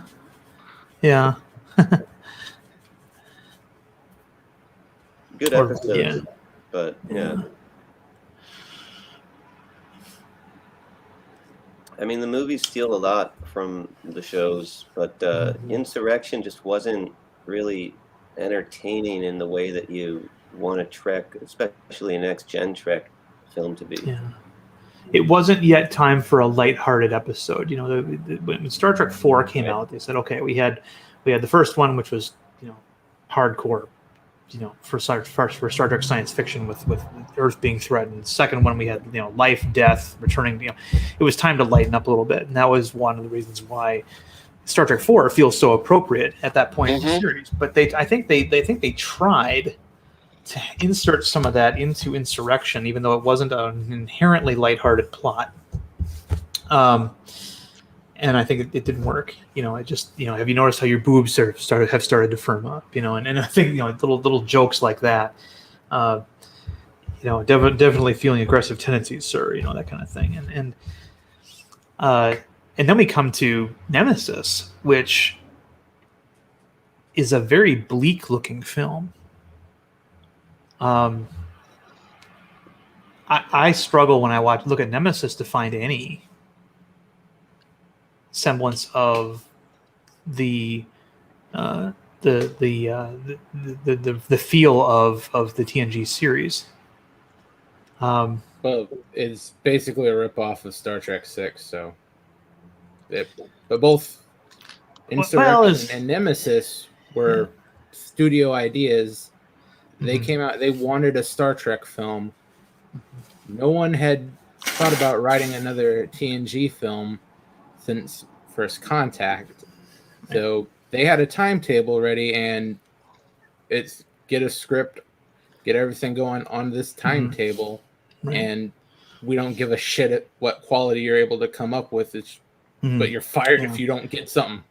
the machine was working. You know, you got to remember, Nemesis came out in conjunction with Enterprise being out as well, and they were trying to do some tie-ins. You know, fourth season of Enterprise dealt with an undercurrent of Romulan. You know, the Romulans are starting to make their presence felt, and Insurrection was hastily done. I mean, I remember hearing stories where they hired a director who had never directed Star Trek before, who would not listen to the actors. You know, we got to see Troy mind raped again for like the fourth time. You know, something about that actress and that character. They just like doing that to her all the time. The director even thought that Worf's, like Michael Dorn's voice as Worf, didn't sound alien enough, so they added a modulation to his voice. No way. Yeah, if you if you listen to that his dialogue, there's a slight echo to his voice, and I'm like, you don't come in after a character's already been on 2 shows, TNG and Deep Space Nine, and several movies, and decide that he's going to have a new voice. Well, That's no, not wait a minute. Yeah, like... first of all, Michael Dorn's voice as Worf is almost as iconic as James Earl Jones's voice as Vader. Right. I mean, come on. I don't know if I can do it with these headphones, but Klingons never bluff. I mean, come on. Yeah. That was good. Yeah, it's good. That's like I want to mess with Darth Vader's voice. Who the hell do you think you are? Right, exactly. You know, the other thing about that movie, it was pretty much written, I think, by Michael Piller, right? The guy who basically saved the Next Gen when they kind of kicked Roddenberry out of the captain's seat in the early. Michael Piller died in. Hold on, Michael Piller died of cancer. But I'm pretty sure he wrote that film. Let me see here. He died in 2005. To make it lighthearted, that was sort of the problem. Yeah, let's see here. He collaborated with Rick Berman on Star Trek Insurrection, but on his it says that was his last film that he worked on. Oh yeah, I always sort of mix up Nemesis and Insurrection when I'm talking about them, but yeah. Oh, Piller was an interesting guy too. He was more or less the guy who made Deep Space Nine, right? You know, along with Ira Behr, you know, the success that it became. And one of the things that Ira Behr talks about is how Michael Piller's a huge baseball fan, but when he decided to insert baseball into Star Trek as a thing that had died. so essentially he killed the thing that he loved for Star Trek. You know, and then after he died, writers started saying, "Oh yeah, they're starting to play baseball on certain planets, the Pike City Pioneers and all this kind of stuff." And it was almost like a tribute in a way. That's cool. But, but Ira Behr says that, you know, it would have been the easiest thing in the world for him to like establish that there were teams, you know, of baseball teams that Cisco was following, but instead he decided to create it for Star Trek as something that was no longer being done, and he thought that was a real big thing for him to do. Well, you hear that he's credited with saving Next Generation. Basically, he was the guy who was put in charge after they realized Roddenberry wasn't really working out. And the main thing he did was to say, look, from now on, each episode is going to focus on the character development of one of the main characters. Yeah. Well, the thing that he would always ask a writer about when they talked about his scripts is, what's the story about? He would ask him that question. Yeah. And if they couldn't answer that question, you know, sorry, you know, they weren't going to consider the script. But it had to be each episode, each script had to be about something, about at least one concept. It had to have a real good theme, basically. Right. Yeah. I'm trying to have a good theme for every episode of the USS New York now, this fan fiction Star Trek cartoon thing I'm doing. And that was one of the main things that changed for the formula for our second season here. I realized, you know, the first season, every episode is just kind of about the plot and the action and the jokes. And I realized if I was going to keep doing this, I had to make it a little bit more meaningful. And so, the whole thing is like, what is the story actually about in one word, you know, not like in 3 sentences. That's the plot, but what's the heart and soul theme of it, like, you know? So we've got themes like guilt, you know, jealousy, all sorts of simple one-word things like that, you know.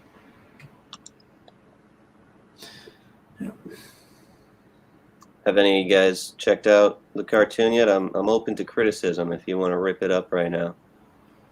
I have not. Well, I highly suggest I everyone think- do. Yeah, I think I saw that last episode. the one that came out yesterday. Yeah, does the captain is Spock now? Yeah, yeah. Yeah, he's had his brain put into Spock's body, and we're going to wrap that up in the next episode. But yeah, they're kind of too long for me to get them out in one episode, so now I'm basically doing a lot of two-parters, but we'll have some one-parters as well.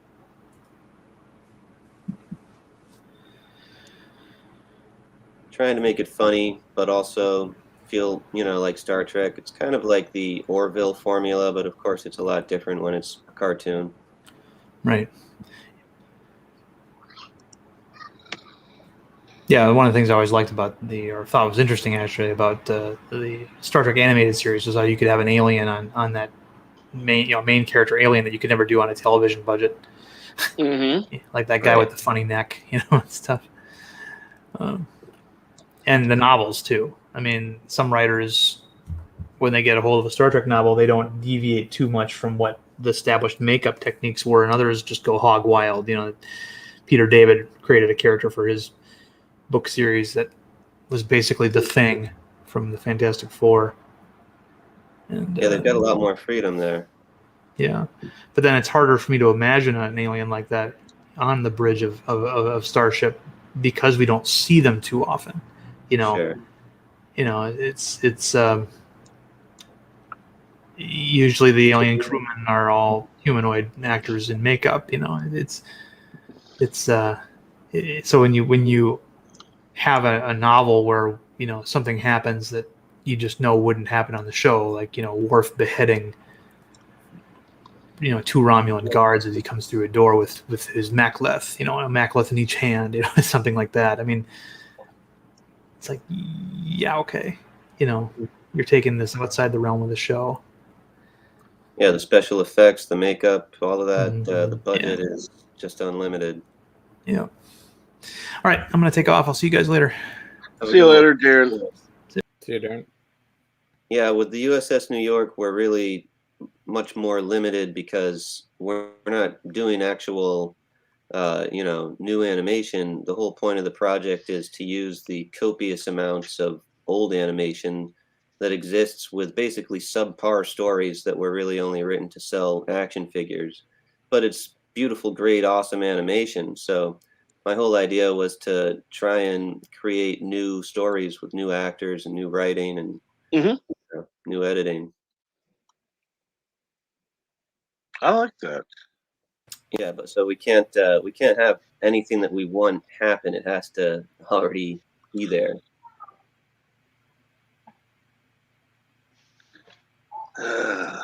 Yeah, unfortunately, there are going to be limitations, but I still recommend people check out your channel.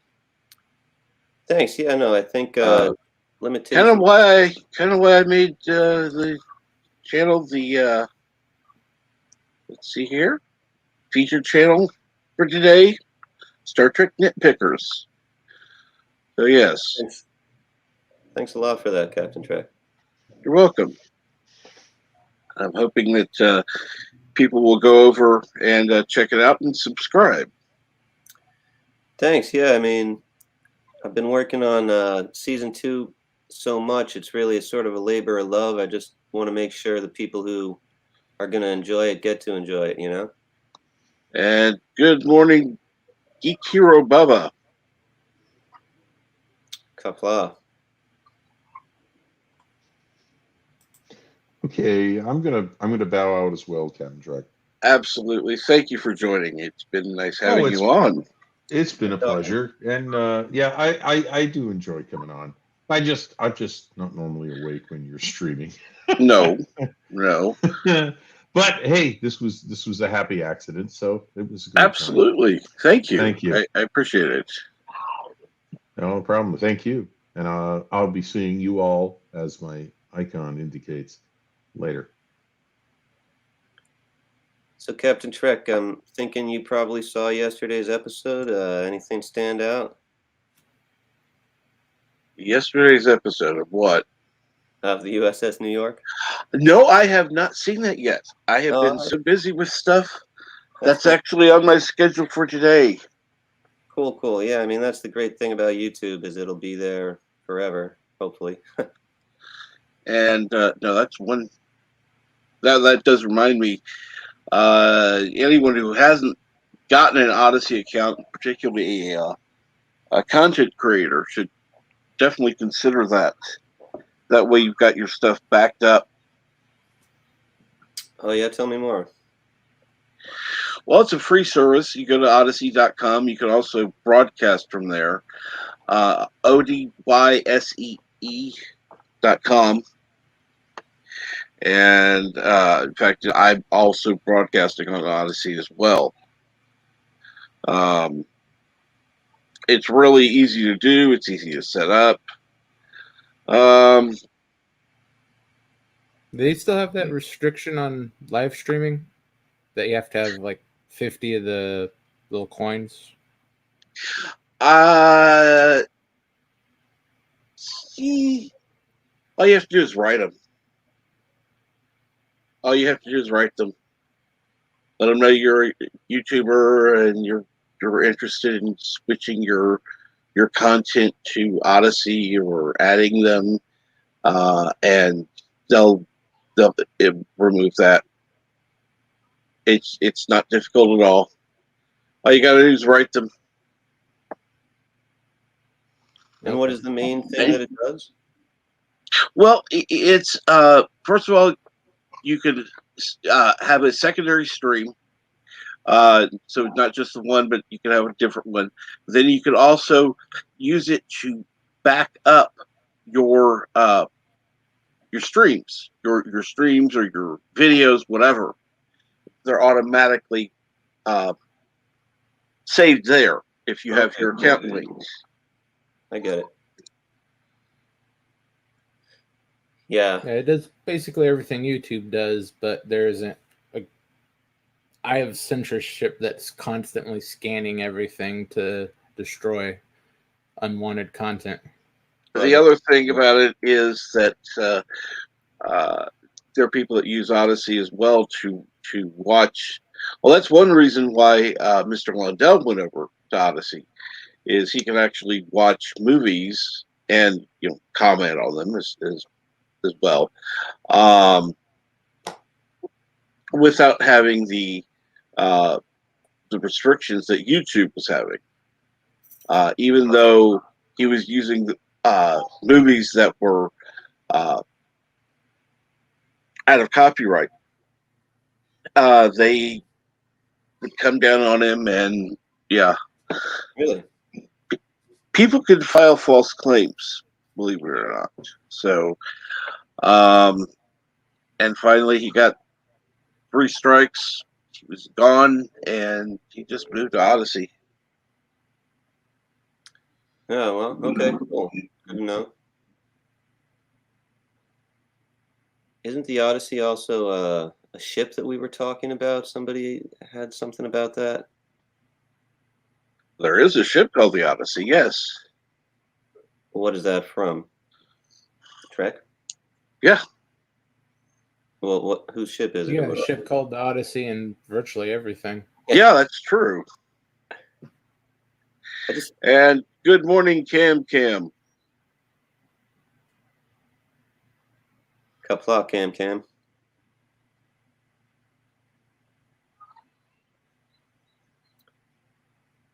Yeah, it rings some bell. People talking on the stream about ships named Odyssey, probably inspired by the same thing.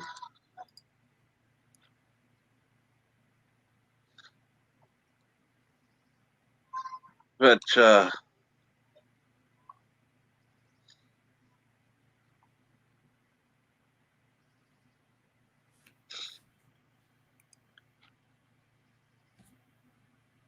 You guys watch Sliders much? Any Sliders fans? I Oh, yeah. watched the first. Yeah, I watched the first few seasons. It was Yeah, a real great show until they brought in those Cro-Mags. Yeah, Yeah. it fell apart. Well, because the studio wanted a villain. I hear they also told them after it kind of was a success that it should focus on whatever the big blockbuster movie was. That's why we got like the dinosaur episode when Jurassic Park came out.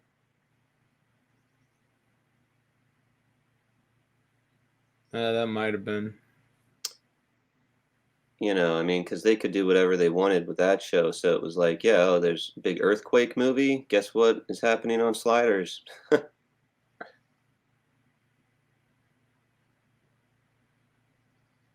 lot of those, I think, were just common tropes that they threw in to fill out the seasons, though.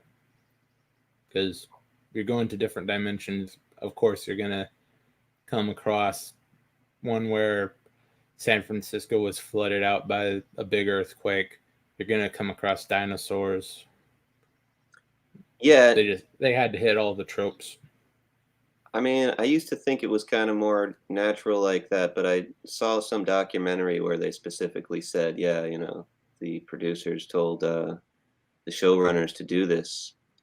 You know, I don't know. I wasn't there, but I know that, what was his name? Professor Arturo, the guy that played him, he basically asked to leave the show after the first few seasons because he felt like the writing had spiraled downward. Yeah, that's after they had gotten rid of what's her name? The original girl brought in the military Wade? chick. Huh? Yeah, Wade. They dropped her from the show and then brought in, I forget what her name was, and Yeah. they're wanting to focus more on her and Quinn in every episode and pulling the BS with the Cro-Mags. So both him and Rembrandt were basically relegated to side characters. Yeah, the original formula was that was the magic. Yeah. You needed the four. Yeah, when it was the original four there was just something about that chemistry.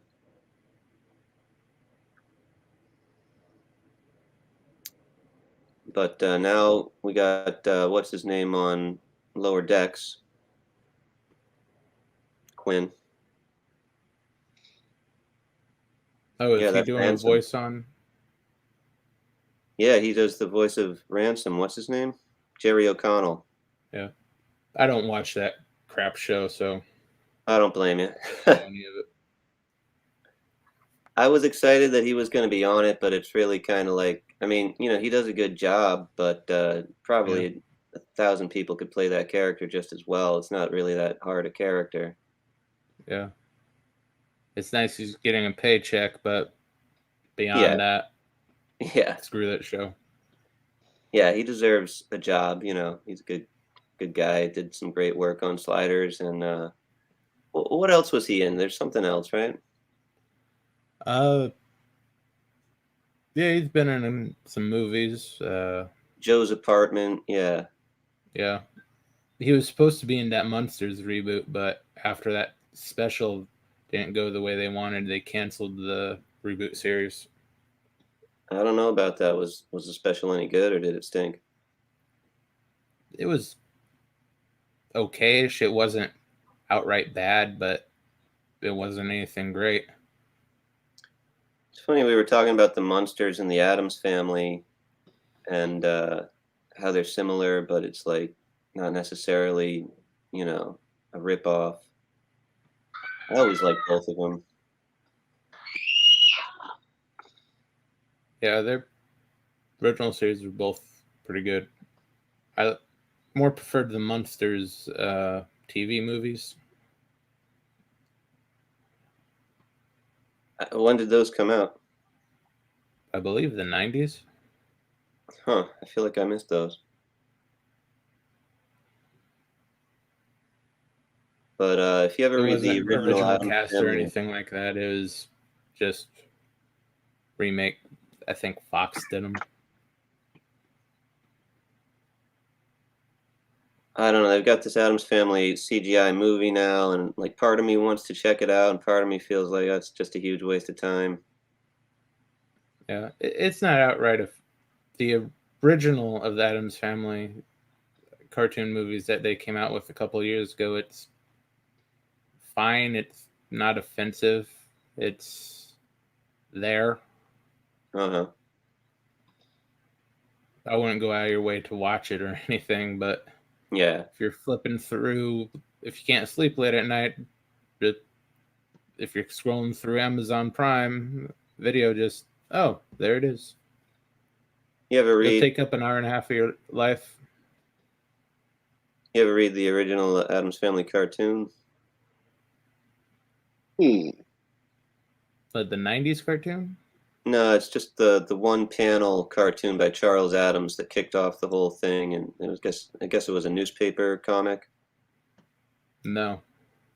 That's that's like the original impetus of the whole Addams Family thing, and it's great. It's just one panel cartoons that are like creepy and generally involve this weird family that is what they created the show from, but he doesn't ever really explore their like family dynamics so much. It's just one panel cartoons, so yeah, creepy, weird, funny little things, Halloweeny.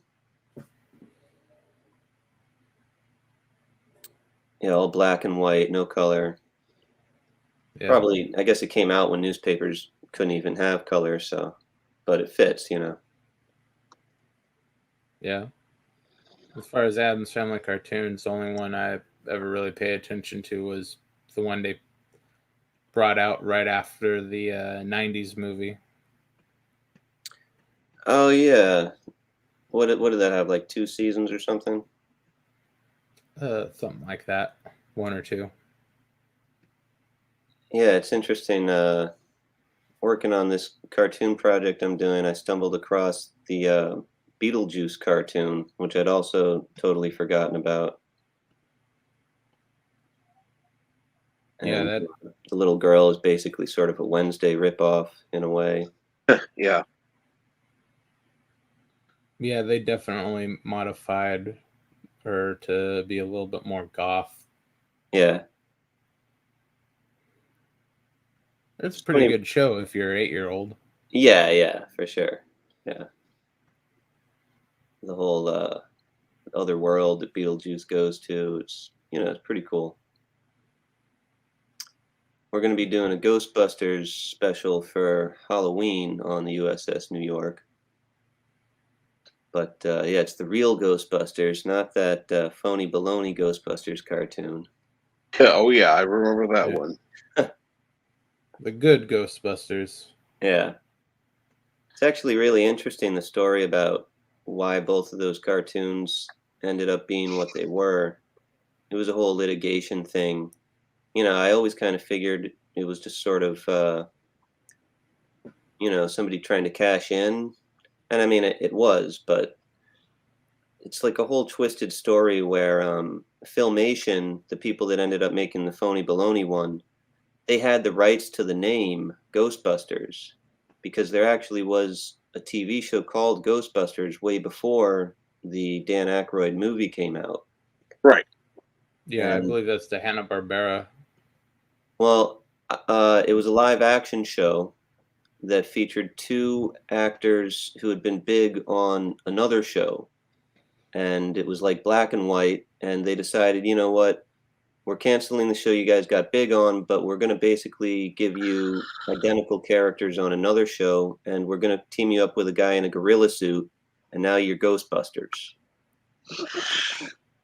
And, it didn't last all that long, maybe like 2 years or something, but probably Dan Aykroyd saw it and sort of internalized it and then forgot about it because he claimed that he didn't know anything about it when they basically sued when the movie was going to come out. And they had to actually pay the cartoon company. It was now basically a cartoon company that owned the rights to the other show, Ghostbusters. They had to license the name from them. So then after the movie was a hit, the cartoon company said, let us make a cartoon out of this. And they actually pitched a pilot that had all of these designs.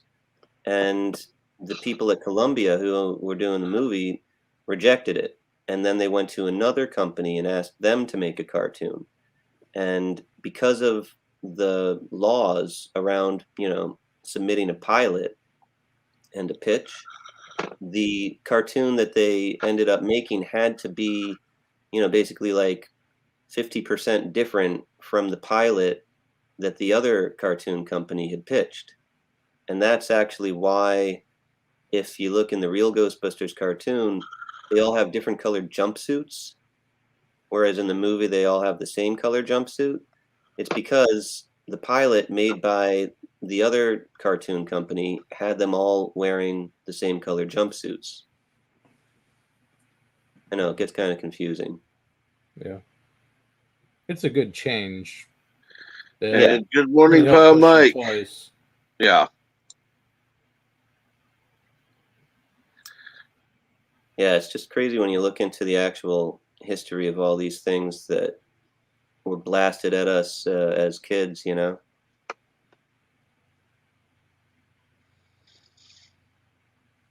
I know the link is in the description below, but Star Trek Nitpickers, could you please put the link to your channel in the chat, please? Yeah, sure, I'd love to.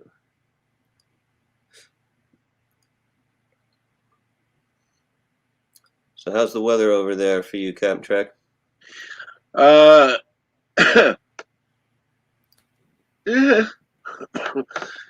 horrible, cloudy. I'm more bothered by the conditions inside than outside.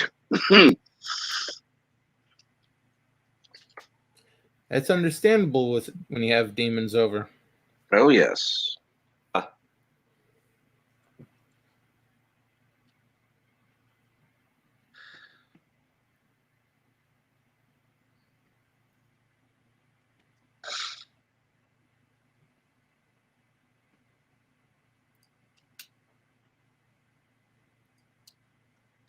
So what's going on, Cam? What time are you going live, Cardinal Sin? And do you have the stream set up yet? I would check Twitter. Usually I get a message with a link to send out, but I haven't even had a chance to check Twitter. And thank you, Star Trek Nitpickers, for putting the link in the chat. Again, the link is in the description below for anyone who wants to join. Please check the channel out. It is the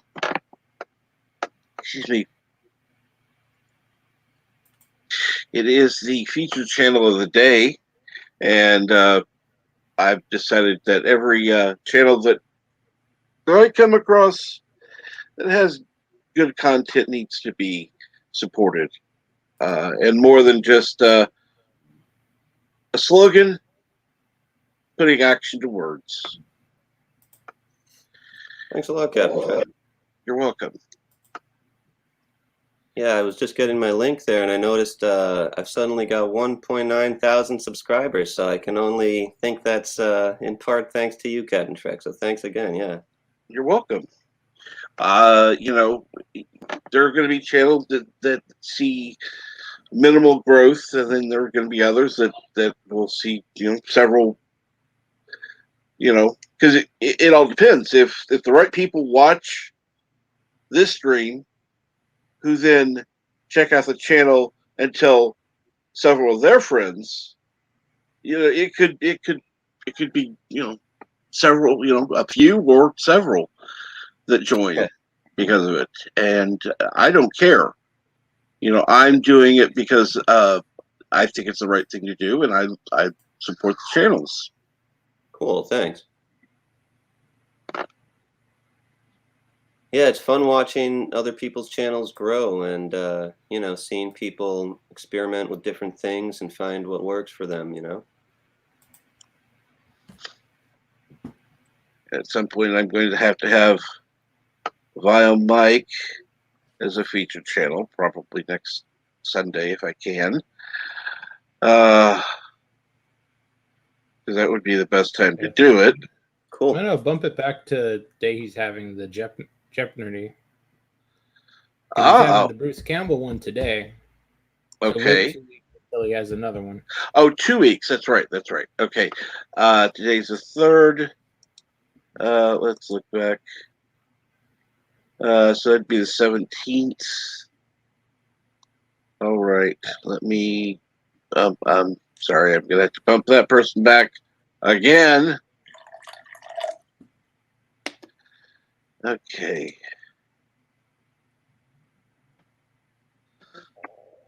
And put that in. Well, Mike, I'll have to look up the channel in just a minute. But I at least want it penciled in. There we go. I'm already up to the, let's see here, 19th, 20th. Let's see here, we'll look at the 20th.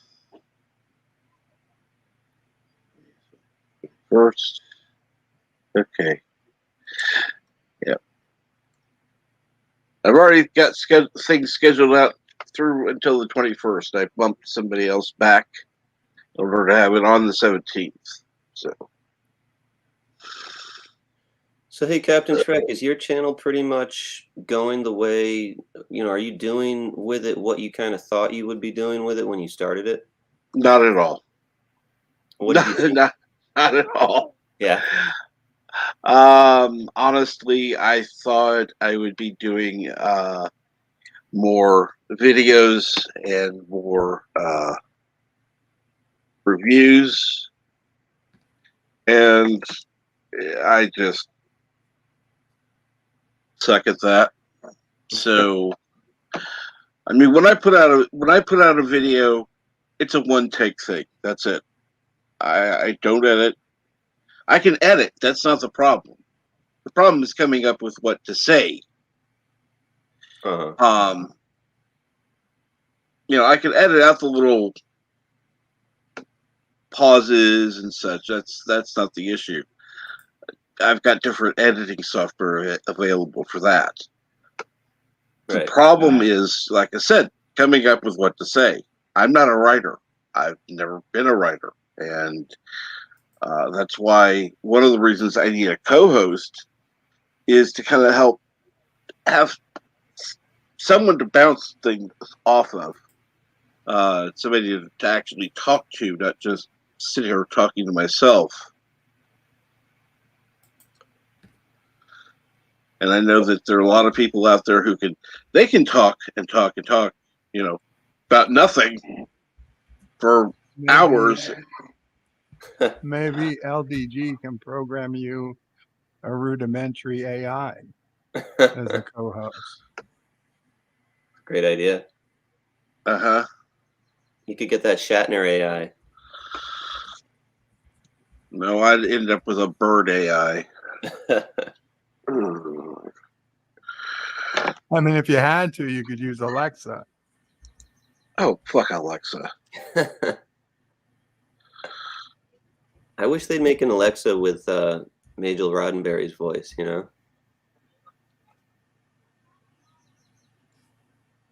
What I find funny, though, is, with the featured channels, the one thing I didn't do for this entire thing was playing stuff out too much. I mean, there were always exceptions, but I just like the organic flow of how the show goes. And so this one, now that I'm doing featured channels, I've already got things planned out through the 22nd of this month. Cool. And probably by the end of tomorrow, we'll have into next month. So it's I'm adding channels every day, literally. Yeah, cool. Yeah, it definitely seems like you've gotten into a groove. And the other thing is that, and I've not let everybody onto the stream when they've gone backstage. That's one thing I used to do. That seemed to be helping. Well, part of the thing A is little less craziness. I don't want the same people on every day. Don't get me wrong. I mean, I have Bert on every day, and I used to have Yvette on every day. But besides that, I wanted different people on. Makes sense. That way we're not having the same conversations over and over. And if you have the same people on, you tend to focus on the same things.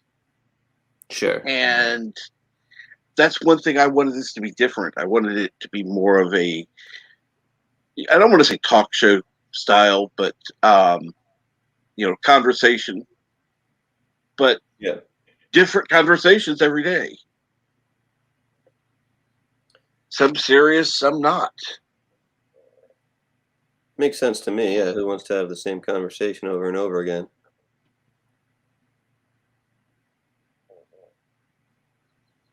Did you know that? It's funny, we were talking about Groundhog Day a while back during Groundhog Day, I guess. But the episode from TNG, Cause and Effect, right? Isn't that the time loop one? Yeah. The guy that wrote that, I'm pretty sure it's Brandon Braga. He claims that was the first ever story like that because it predates Groundhog Day, and now there are, of course, like 5 or 6 things like that.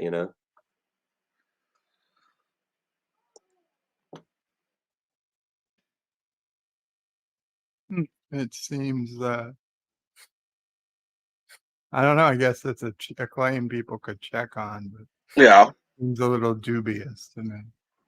It does, but yeah, nobody thought of it in the Twilight Zone. I gotta check through all Twilight Zone now.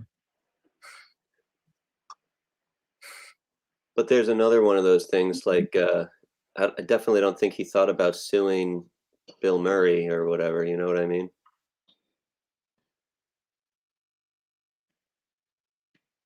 Well, I mean, I don't think you could sue. I guess. But yeah, now there's like a couple of movies. There's wasn't there a Tom Cruise movie a few years ago? Now there's like a video game that's got that as the thing or something. Yeah, Boss Level on Amazon. It just resets every day. I mean, quite a few video game movies have the reset feature but Boss Level and came out on Amazon, I think last year or earlier this year, and every day it resets. He said it's like Groundhog Day. Okay. If it hadn't had it's like Groundhog Day, you could just use like a video game being reset every day. But I think with that line, it's obviously use that concept as well.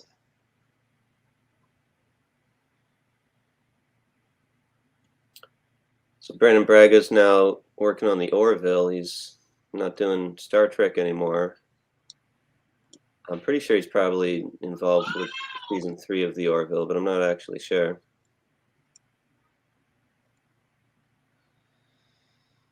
I'm hoping that season 3 is going to be good. Me too. How could it not be? They've been working on it so long. Well, that may be part of the problem. Yeah. it's gonna have honestly, it's gonna have to be spectacular. You're gonna have the diehard fans that are there, no matter what.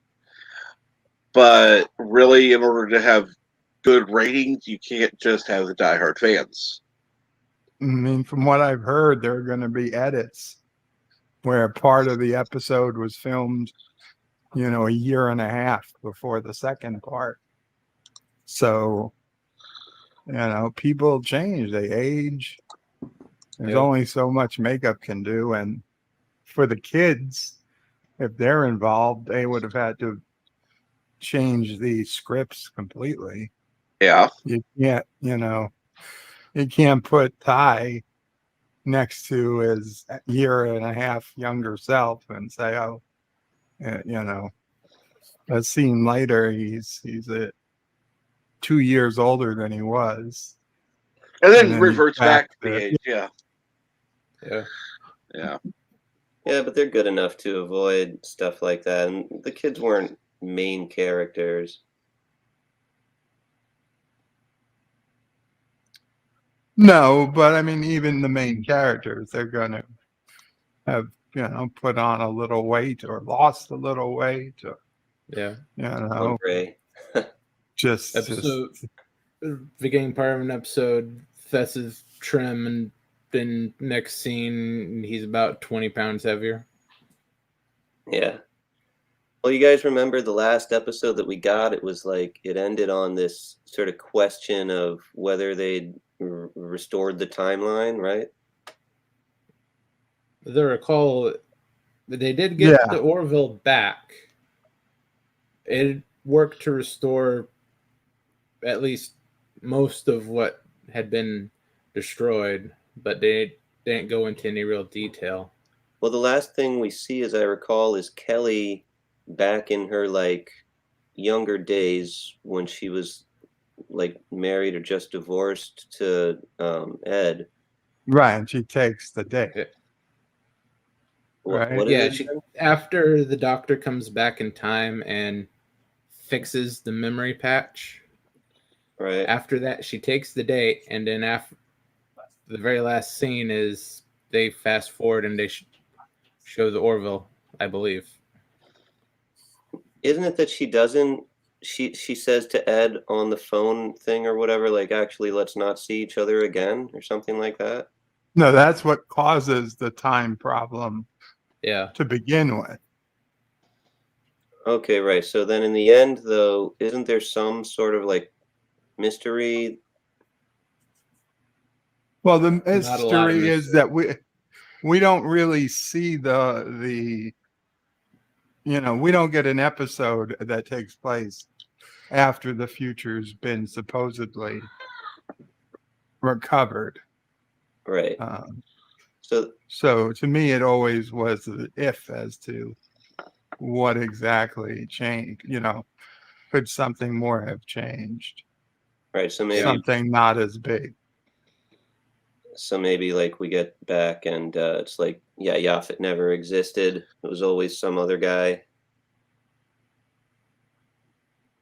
I mean, I guess something it's like possible.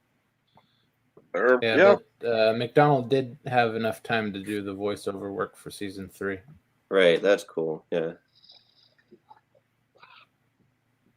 Yeah, man, gonna miss Norm. I mean, he was one of the highlights of that show. What do you think if they do a season 4, replace the actor or just kill the character off? They'll probably kill the character off. Yeah. Tasha. I think they would kill him off by having him reproduce and each one being a new person. With a new voice. Yeah.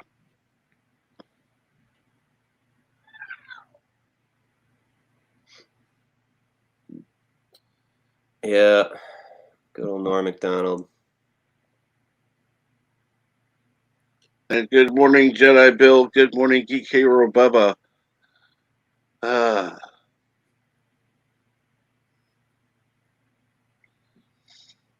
Kapla.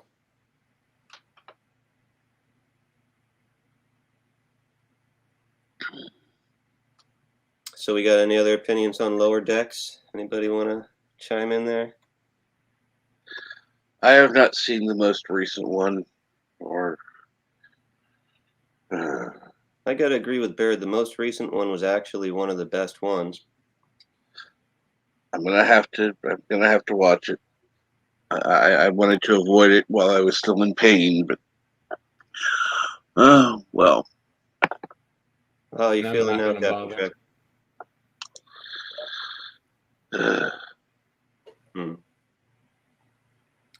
Did you ever see much of the original animated series, Star Trek: The Animated Series? From the 70s? Absolutely. Seen every single episode multiple times. Well, there's a pretty standout thing in this one, in this Lower Decks, that's from the animated series. I guess you might have already encountered what it is, but Oh yes, and I don't care for how it looks. I don't know. I'm gonna need a better thing. I've only seen one screenshot side by side. I didn't care for the difference, but I can put that aside. I had high hopes for Lower Decks, but it's not what I was hoping it would be, and I've come to accept that it is what it is now. And once you do that, you can kind of lighten up about it, I guess. But basically, I found that this last episode made me chuckle a few times, whereas often I have to say every joke falls flat for me except maybe like one.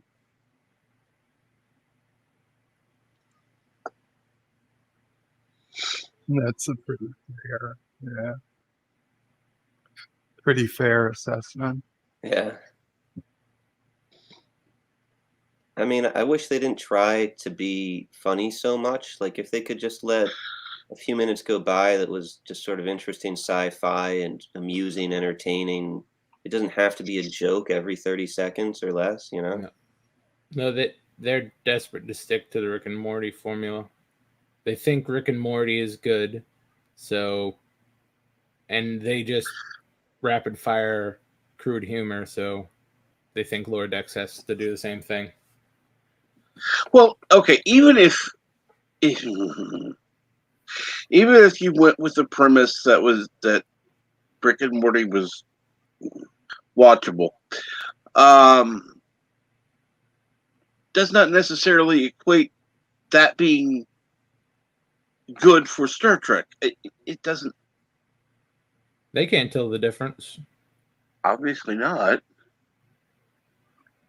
Yeah, I mean, I like the old Rick and Morty. I feel like this last season fell off, but I kind of liked it despite the crude stuff.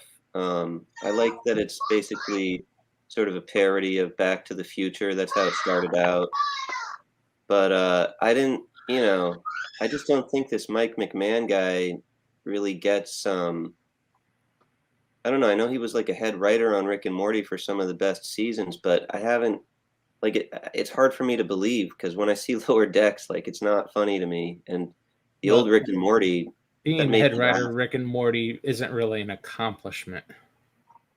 That show is garbage. Different. And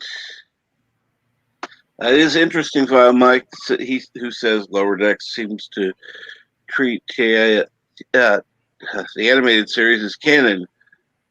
That's interesting. Some of those I don't think should be canon. I don't really think of it as canon, but a lot of people do. Yeah.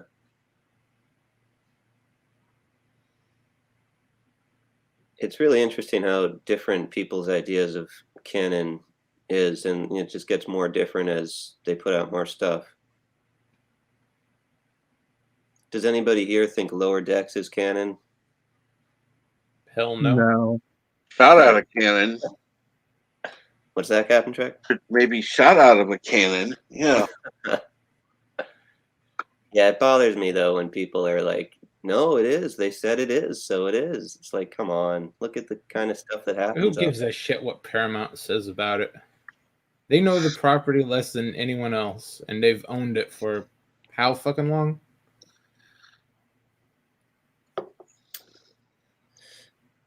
Yeah, I mean, it's just sort of clear when you look at Voyager or even Enterprise that the people writing those shows were involved in, or at least, knew the people who made the earlier shows. And, there was kind of this continuity going all the way back to the 60s.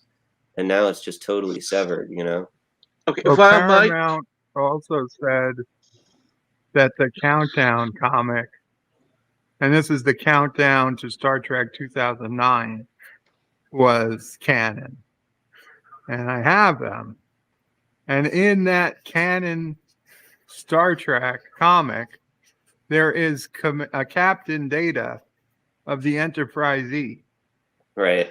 So how we have Captain Data of the Enterprise E, if that is canon, and yet the events of Star Trek Picard and Nemesis and 2009 are all canon? No, you can't. you can't. It's Either bullshit. that, or there's different universes. And Star Trek does not need to be a multiverse. Multiverse basically means you don't have canon. Exactly. Yeah. Well, there's also that whole conundrum where, in Picard now we're being told that the Romulans, by and large, did not survive this supernova of their sun, or the ones that did were displaced because of it. But yeah, in that comic book that Bird was talking about, basically Spock is able to prevent the supernova from destroying the Romulan homeworlds. So it's like, No, he's able to stop everything but the Romulus and Remus. But he saves the rest of the Empire. okay, well, I mean, I might be getting lost on the details, but I remember it's the way that Picard is dealing with that Romulan situation is very different than the way the comic. Yeah, it's a whole different. It's a different supernova. It's a different star. It's a different It's Picard. completely different. Yeah, it's a different story. Yeah. Honestly, I like the comic book better than the Picard TV show. Right, Picard was an ambassador in the comic book. I mean, it was a cool story, that comic book. It had Geordi and Data and Worf and Riker. I would be willing to consider that canon before considering Lower Decks canon. Yeah, it's this whole story of Picard teaming up with Data and Spock to stop this supernova, and they kind of have to break rules and, be heroes. And it's a pretty good lead up to the 2009 film. But yes, I don't know. It's not like the best Star Trek story ever, but the 2009 film is probably better and sort of makes more sense if you've read that comic, actually. Now, let me ask you this, Vile Mike. I know you enjoy Lower Decks. Do you see that there's a difference between, let's go with Next Generation, DS9, Voyager, and Lower Decks? You recognize that there's a difference. You recognize that they had funny moments in all three of those series that I've mentioned, but none of them were comedies. Do you see that they made references to past series that were not, quote unquote, member berries, which were basically shoved info like, well, Lower Decks has done?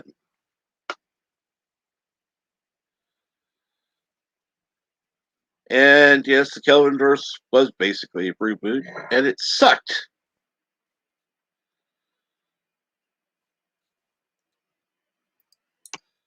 Yeah, that's the thing about it being a reboot. It's like it's only partly a reboot because they have this whole, actually Spock from the Canonverse created this other universe with time travel.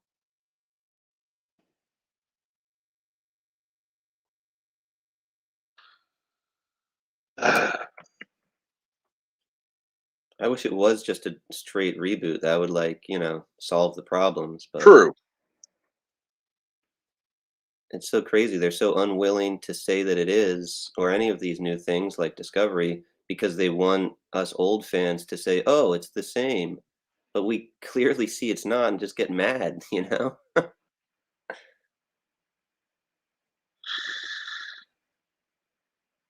Okay. Yes, there's a difference between TOS era, movie era, TNG. Yeah.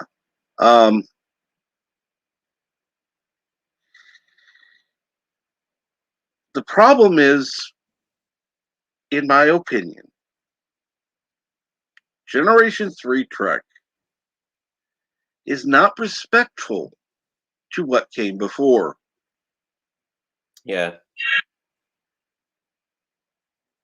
And throwing up tropes in Lower Decks that, like, here, we see this happens. Here, remember this? Here, we see, we know what Star Trek's about. Doesn't equate respect. I gotta say, my biggest problem with Lower Decks was the Landrew episode. Remember that one? Mm-hmm.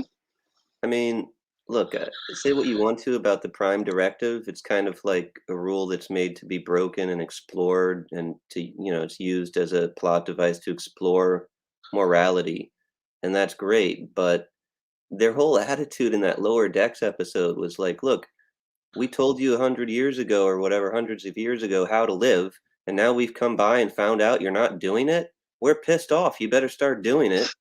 It's like that's not what Starfleet does, See, that one I actually found a little bit humorous because it's like, here they've been shown all these years ago, and then, huh?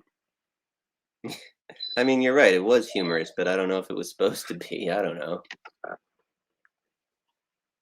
But I think they were expecting a gut wrenching laugh, and it was humorous. I'll give you that. But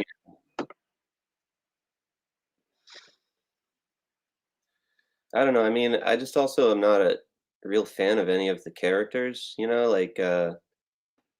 just can't really relate to any of them. I don't know.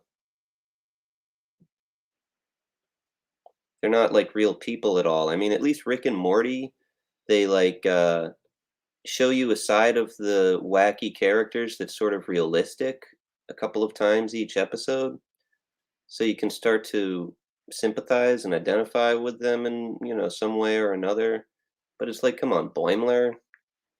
He's he's not a real person. There's nothing really very realistic about him.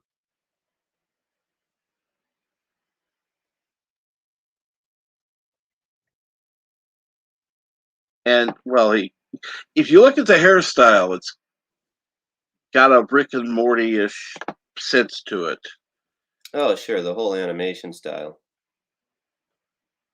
It's just and of course, while Mike's mentioning the difference between the G1 Transformers animated, Rescue Bots, Traffic Class, etc., they're still all part of the same multiverse. Okay, let me put it to you this way. I don't like multiverses. I think multiverses are a stupid idea. They're lazy. And it doesn't require the writers to actually do work because we'll just create a multiverse. Got another situation? Can't fit this in. Oh, we created a new universe. Really? Really? You can't do your own goddamn research to make it fit in without creating yet another universe. Why not? Well, that's the thing about the multiverse in Rick and Morty. That show is a sci-fi comedy, and they're using the multiverse as like the backbone of their whole thing. So there it makes sense. But you're right. When it's not comedy, it just starts to get ridiculous pretty quickly. And I mean, I don't know what if he's going to say this or not, but I don't think it should be a comedy. I mean, yes, Star Trek 4 was lighthearted. Granted, I'll give you that. Yes, it was more down to earth and comedic than other Star Treks, but I don't want. I didn't care for the Orville for the first. I mean, I watched it for the first couple episodes. I thought, it's okay. It's okay. When they stopped quite throwing the comedy in, because the thing I hated was when what's his name, the pilot, Gordon. who was drunk on the Orville, was Malloy. Malloy was just doing the whatever that shuttle's called around trying to be a dumbass. And this is supposed to be comedic. Yeah.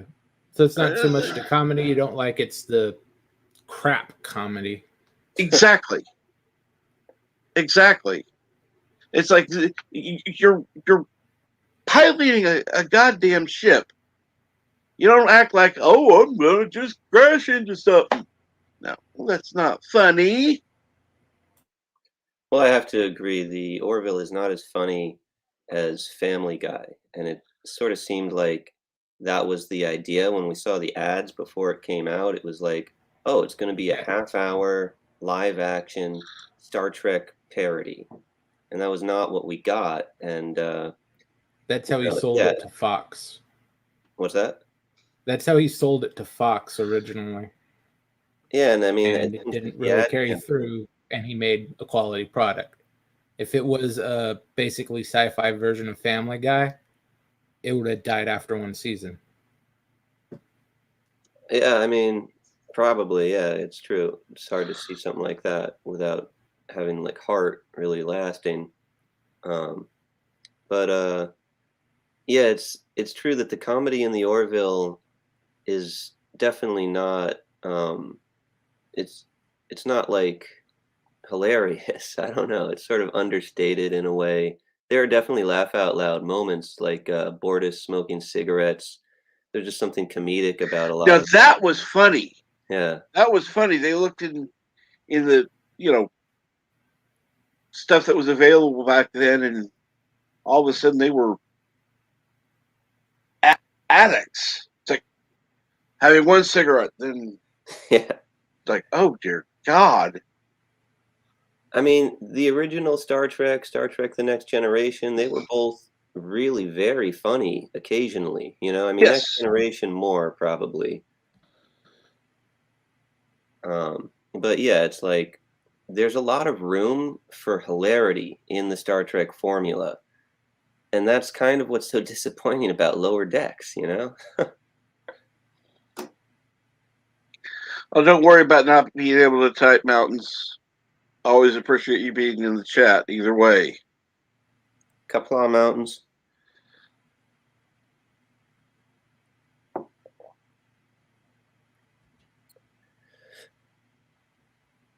Yeah, but I'm definitely going to be interested to see Prodigy. I'm definitely not banking on it being a great show, but just the fact that it's a CGI Star Trek cartoon thing, interesting.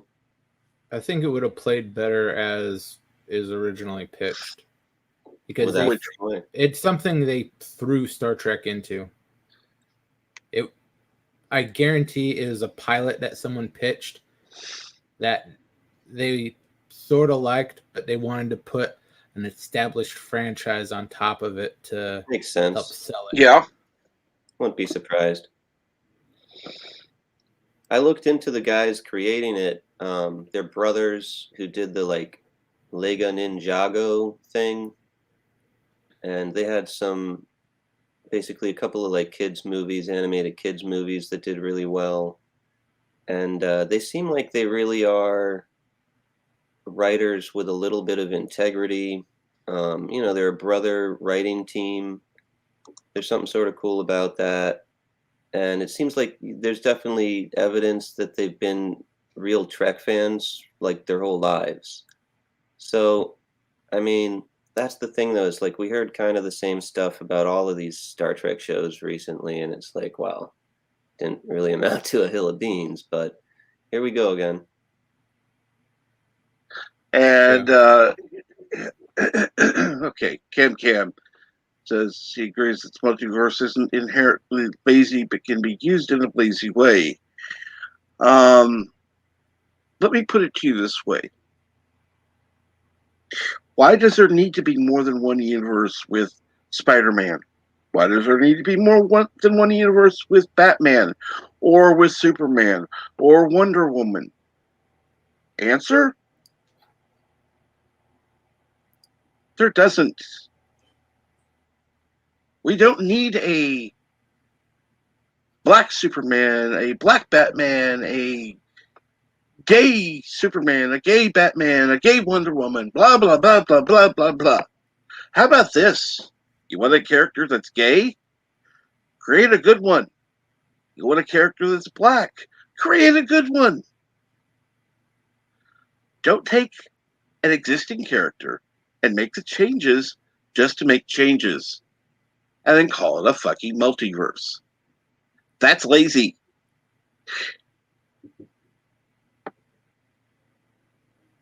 Because you're taking an existing IP and stick something else on top of it. No.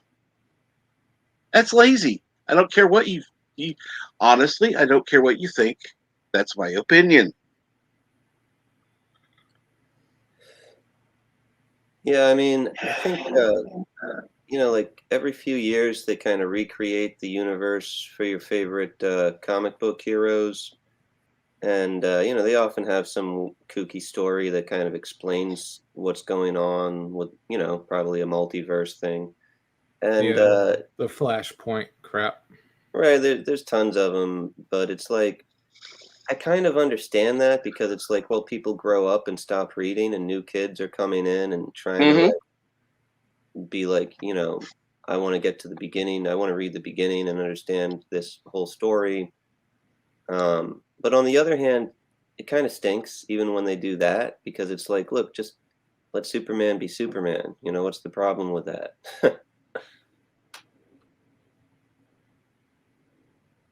They want to tailor it to what they think new audiences want. The problem is they don't understand what new audiences want. They just listen to fucking Twitter. They think Twitter is a free what's the platform? Market research.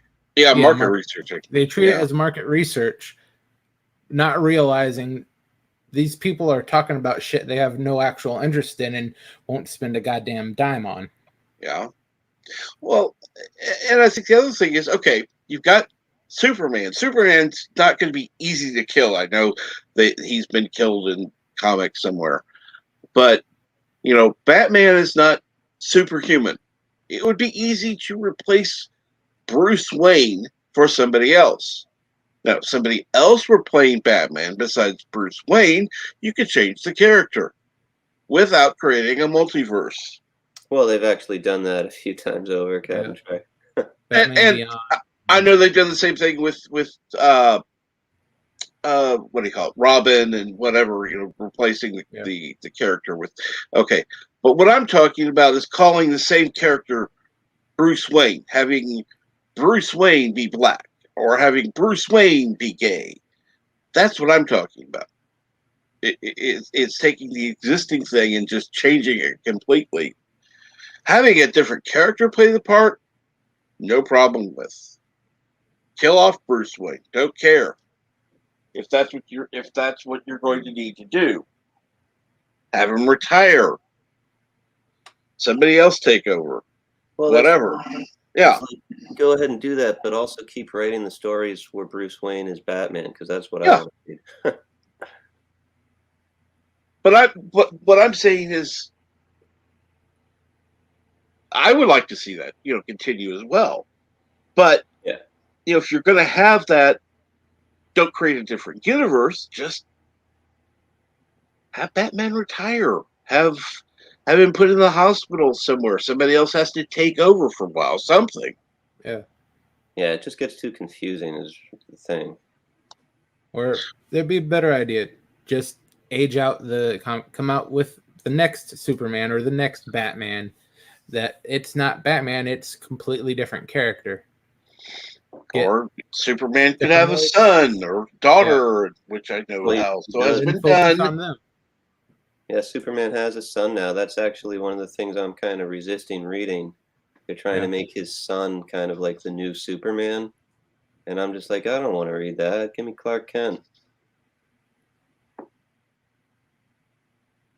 Well, one of the things they tried and didn't really quickly stop trying was to try to tie it into a real world timeline and then just move it progressively as is. Characters would die out and they'd replace it as time goes. But they saw how much money characters like Batman and Superman were still making. And then they just abandoned that idea real quick and started, we'll just chill out multiverse full of these guys that people actually know and will spend money on. Not wanting to risk the unknown of a new situation for like having Dick Grayson become the permanent Batman or having a brand new character fill the role of Superman. That's why they don't make high budget movies with characters like Icon, and we're going to make Superman black. Because Icon is a very interesting character, and he's been around for quite a while. Yet the closest thing to mainstream he's ever been featured in for DC is he is in some episodes of Justice League Unlimited, and he had a very small role in Young Justice. They don't want to focus on him whatsoever, but it'd be a perfect fit for a black Superman. They're just so risk averse nowadays that they don't want to try it. Yeah, they've had a lot of trouble with Superman movies too. Not that this is like a sure thing. I mean, I don't think it is, but I don't know. I think it's a shame too because I think Superman movies could easily be really good, especially with the kind of things they can do nowadays. But yeah, by and large, I'm not really a big fan of any of them across the board. We've got like 5 or something now. Something like that. I mean, the first one with Christopher Reeve, it's obviously got a lot of really great, iconic things going on. The second one, too. But there are things that I just can't stand about all of those Christopher Reeve movies. Like, they give Superman powers that he never had before, like, telekinesis.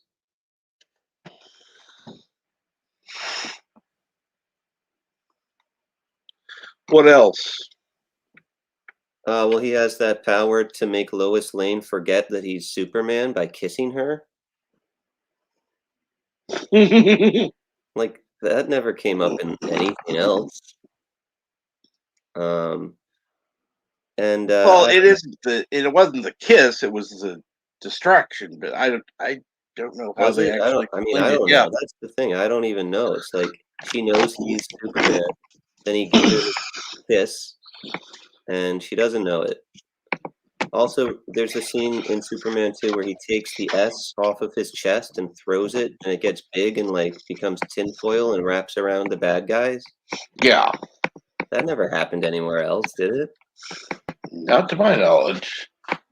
Not in the comics I read. They did a lot of stuff in the, I think it's the 50s and 60s. I think the stuff he did in the movies and cartoons were weird. They have a point where he was towing a solar system. I mean, yeah, like obviously So he's done some weird shit in the comics. They can do whatever they want, yeah, but it seemed like, I mean, when I started getting into Superman, when we had the Death of Superman thing. So that's what I grew up thinking of. And, you know, obviously I saw the movies when I was a kid before reading that, but I was just a kid and kind of forgot. So when I saw the movies again after getting to know the 90s comic version, it was like, come on, this is pretty hokey and just a pretty different take on this character that I've come to really enjoy reading, you know. Oh, I would definitely say it had its hokey moments. You're right. But at the same time, I think it was, again, meant to be lighthearted. I don't think there was completely, you know, but supposed to be completely serious. I think what was that one? Smallville.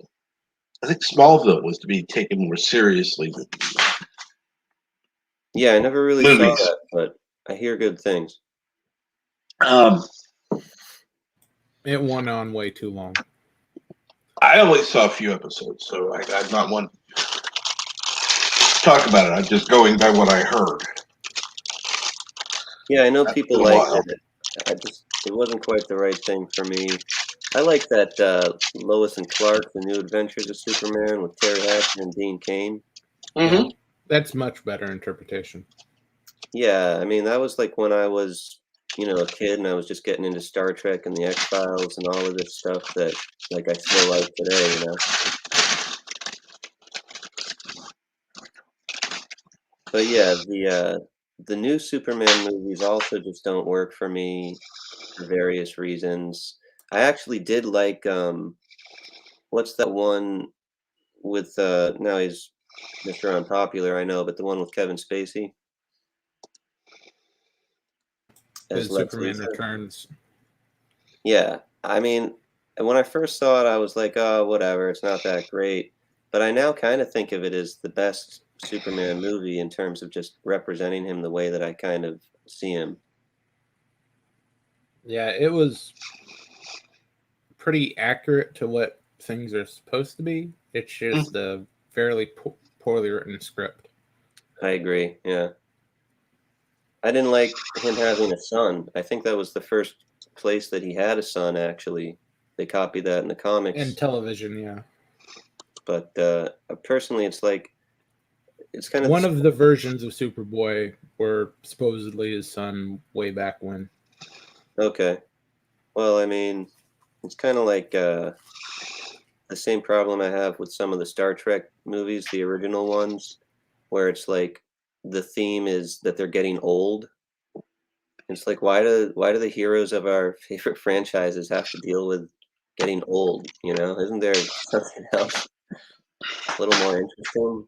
You know, so why does Superman have to have a son and become a father? Like, let him just be this guy who kicks alien monsters' asses, you know? Well, I think part of it has to do with the fact that they just want to make new stories and attach it to people that you're actually going to buy instead of creating a new character. Yeah. Another thing is your whole universe thing. The multiverse was originally created to correct the screw ups they did during the comics. Now it's because copyright is not an unalienable right. They want to control, especially now with Comicsgate and all these new people coming out with similar ideas. They want to copyright every fucking version of a person who has spider powers. That's why they have the multiverse now. So they can have all these different versions of Spider-Man, and nobody can do a story about a person who has spider powers or whatever. That's what the multiverse is now. Because they can literally click a button on a computer, and the computer can generate like 50 different Spider-Mans or 50 different Iron Mans or 50 different whatever the fuck. And now they have more control over that particular idea and forcing us not to be able to be creative. Soon enough, there's going to be no ideas left because everybody owns them. So-called owns them.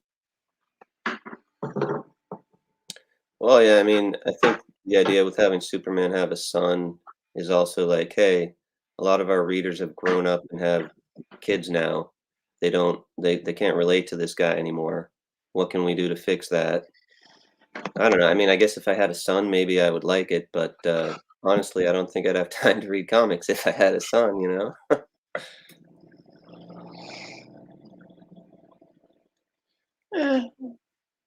You definitely wouldn't have as much time, no. I mean, maybe it's just me not liking things changing and just being like, look, when I read Superman comics, he wasn't married to Lois Lane and they didn't have a kid.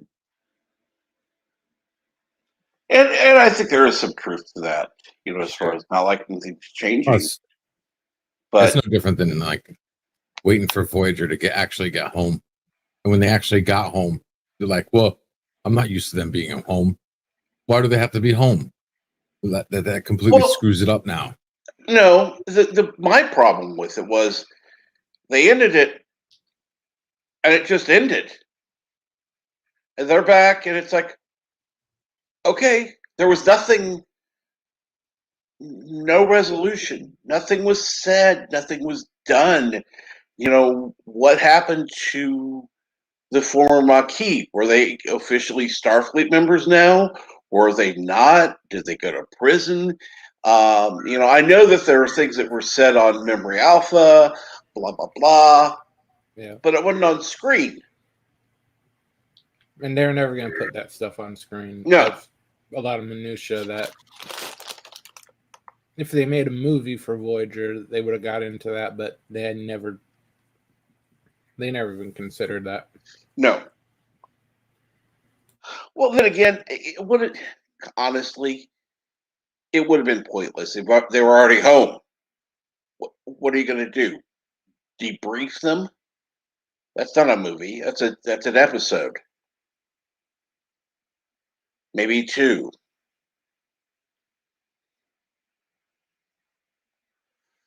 I don't think it would have been movie worthy. The sad truth is none of the other Star Trek shows were profitable enough to get movies, it seems like, I think DS9 and Voyager had 2 well-rounded resolutions at the end of the series. But I mean, maybe that was because they knew they weren't going to get movies.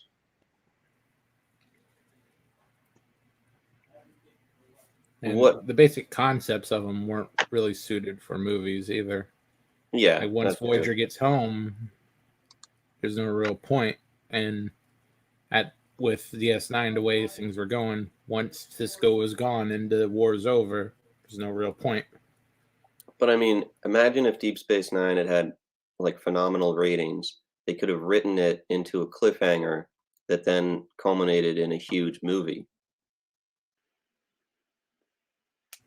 That would have been sort of pointless, though. It'd be taken away from the series to just throw out a movie property that people may or may not be happy with. And instead of getting a long, drawn-out thing over several episodes, it'd be like condensing 3 or 4 episodes into a 2-hour movie, which doesn't really work out too well generally. Which of the shows would you guys like to see a movie from if there was sort of, magically going to be one? You. Really? Enterprise. Because all the others are either crap Trek or they're just tied up too well. What did you say? With Enterprise, you can... Voyager and DS9 were tied up perfectly at the end of the series, at least as far as the story resolution goes. Enterprise, you could go into the Romulan War or into the founding of the Federation. And everything after that, isn't actually Star Trek, so fuck it. apparently they've hired this Discovery writer to write a Trek film.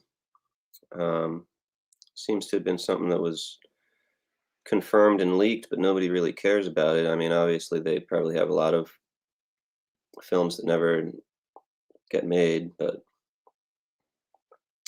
yeah, I wouldn't watch. I mean, I wouldn't be interested in watching a film from any of the new Trek shows, really.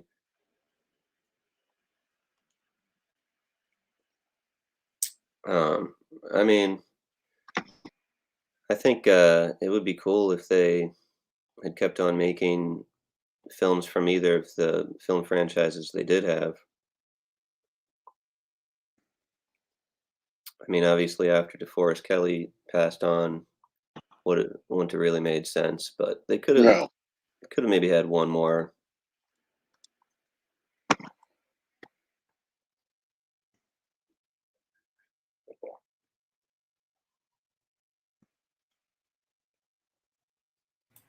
No, by that time it was over a decade worth of, more than a decade worth of original series movies, and you couldn't move that along any more than they did.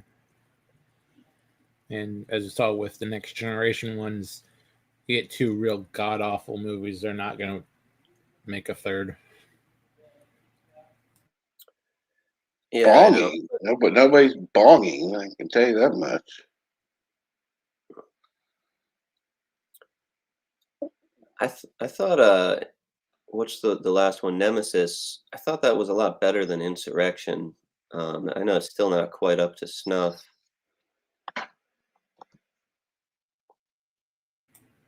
Well, Anybody disagree, or Star Trek 6? anybody Because- think Insurrection was better than Nemesis? Yeah, I put them next to each other. I still think First Contact was the best and worst of the series. Okay, what do you mean by that? Meaning it was good, but it should have been a whole lot better. And it was still better than the rest. But at the same time, it was based on a horrible premise. Like literally broke Trek. And what do you see as that premise? Well, A, they didn't have to time travel in front of the Enterprise. They could have time traveled anywhere and went to Earth and just took over Earth. Good point. Second, the Borg would never just send one ship after their one ship attack already failed. It doesn't make sense. No. The Borg goes in. They would have sent like 50 cubes. After the first cube, I get it, right?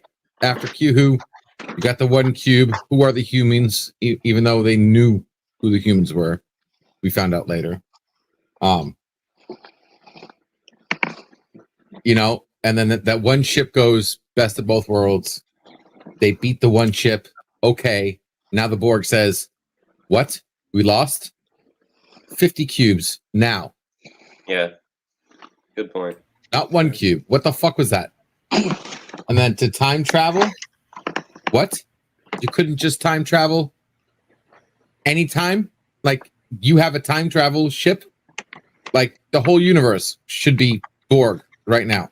Right. I mean, as soon as you introduce time travel, everything's, yeah. Time travel is never a good idea. So, it broke. They wrote themselves into a wall, and they had to turn it around. Me, I would have done it completely different. But that's me. Yeah. But out of all the Star Treks, that one is the best. It still could have been completely better. But I put it. I'd rather watch First Contact again than Nemesis, Insurrection. God forbid. I mean, I almost rather watch Generations than Nemesis and Insurrection. Just for the nostalgia feeling that it gives you. I like Generations. Even though there wasn't that much action. Huh? There are a lot of good things about Generations. I mean, yeah, the fact that it's got Shatner and, Koenig and Doohan there. I didn't like stuff about it. I mean, the Nexus sort of bothers me the same way time travel bothers you. It's just kind of like it makes anything possible, and so it sort of skewers the feeling of the stakes being high somehow. Mm-hmm. But the time for all of that was in season 1. They needed to do it. They're wanting to do a transition from the old Trek to the at the time new Trek, but after the series is over, that becomes absolutely pointless. The time for that was in the first season, and they sort of did that with that scene with DeForest Kelly, but they wanted to do something more than that. But after the series is canceled, you do not need a handoff between two canceled shows. So the entire point of bringing Kirk and all the others in was pointless. They should have never even gone with that idea.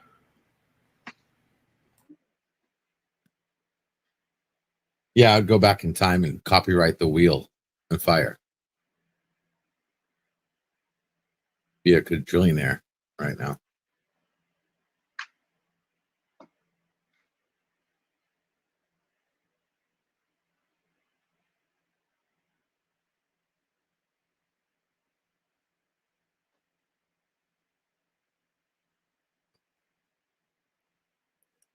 yeah, I mean, Generations is it's a pretty good film in terms of just like telling a story that flows along, and it's got a lot of your favorite characters with some cool moments.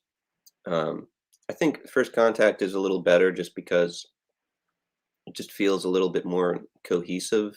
It's like doing its own thing instead of trying to sort of combine these two worlds. And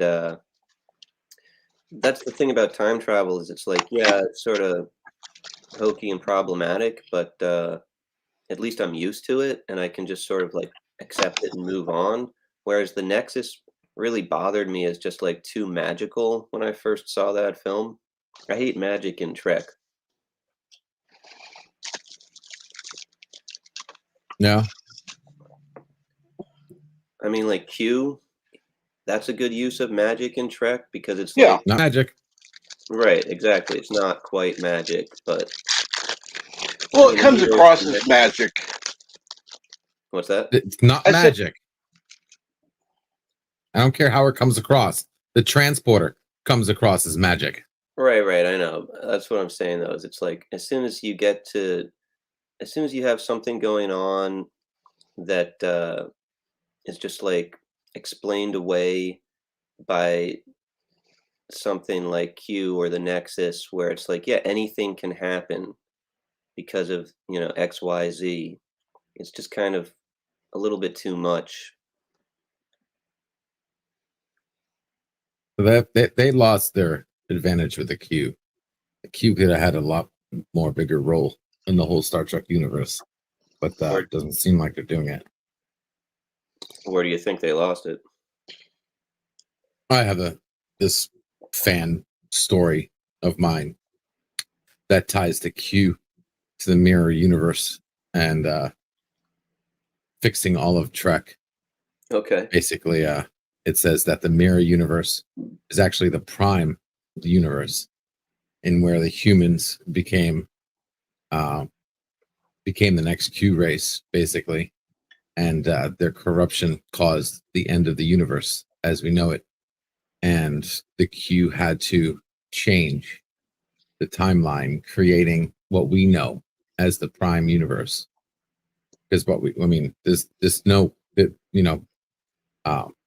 by doing certain things, by influencing the humans, ultimately testing them with all good things, and then kind of curving the line from making the humans being the way they were in the mirror universe to what they are in the universe that we know, a race that grows benevolent, kind, compassionate, Starfleet, the whole 9 yards. So now when they become the Q, which came out of Q's own mouth, that the humans could be even more than the Q, that they don't end up destroying the universe, and that they continue on and be the next Q race. And this explains a lot, like when Q saved Riker's grandfather, all the appearances of the Q on TNG, how everyone always was some kind of lesson, the trial, all good things, why they respected after all good things, Death Wish, how they respected the asylum that was requested, the help that was requested later in Q and the Gray. And I think they could have had a Star Trek series, a Q series. That could have been their first series that wasn't Star Trek. It didn't have to be Star Trek. It could just been a Q series about the Q's true role in Star Trek and show us all the things they did to nudge humanity along. So we could have had like the episode where Riker's grandfather was saved.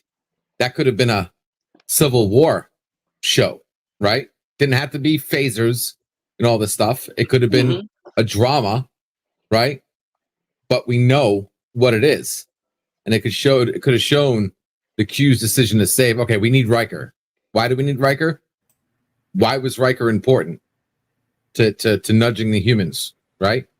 He's the one who saved all good things. If it wasn't for Riker, all good things would have ended in the end of humanity.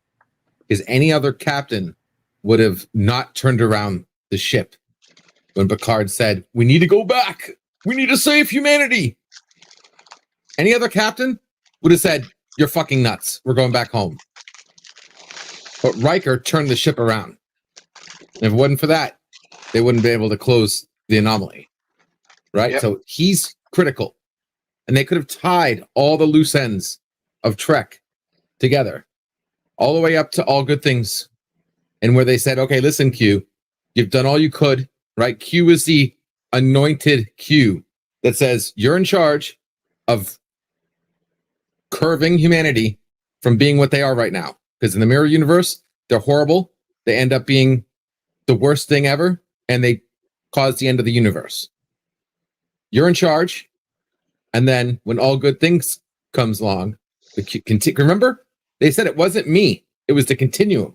Even Q said it in All Good Things. The continuum goes, Q, all right, you've done enough. We're testing them. We don't have time to fuck around anymore. Either they pass the test or we kill the humans, all of them, the entire galaxy, gone. And that's what leads to All Good Things. They pass the test, and all of a sudden, now the Q respects the humans, even though they joke at humans and like say their humans are like second-rate, life forms. They didn't have to abide by the asylum that they gave Quinn.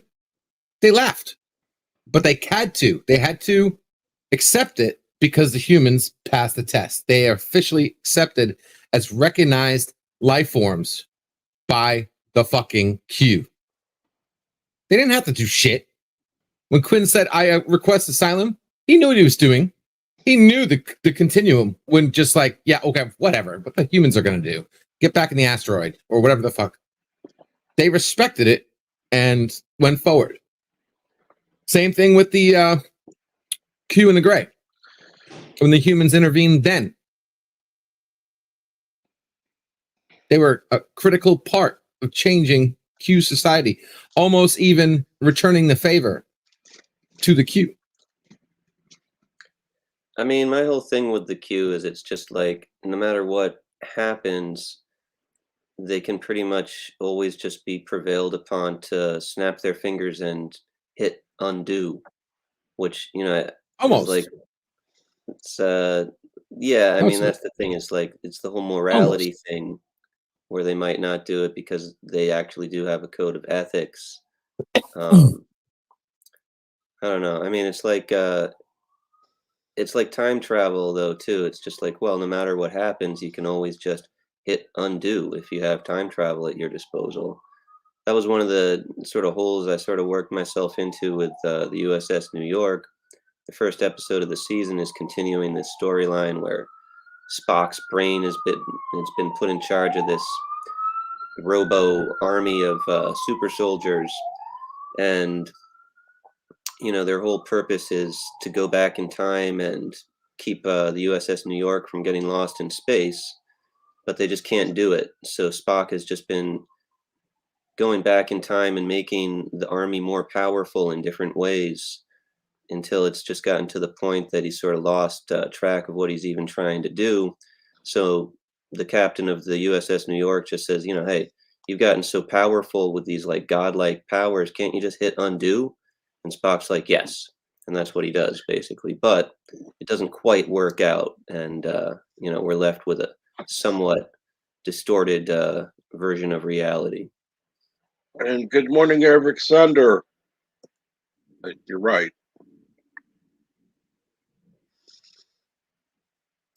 Right, that's right. Q introduced the Borg. Very good, Cardinal Sin. And that was a great episode. I mean, that was early on in the series, and it was like the possibilities are endless for all of these aliens.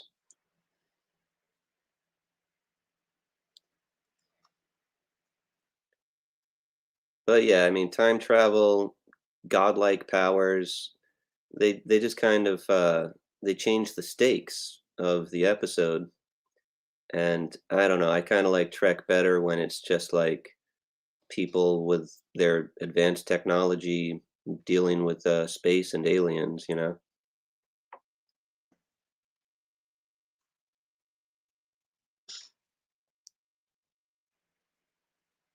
And good morning, Dandelion Fluff. When is Jet Nerdy on?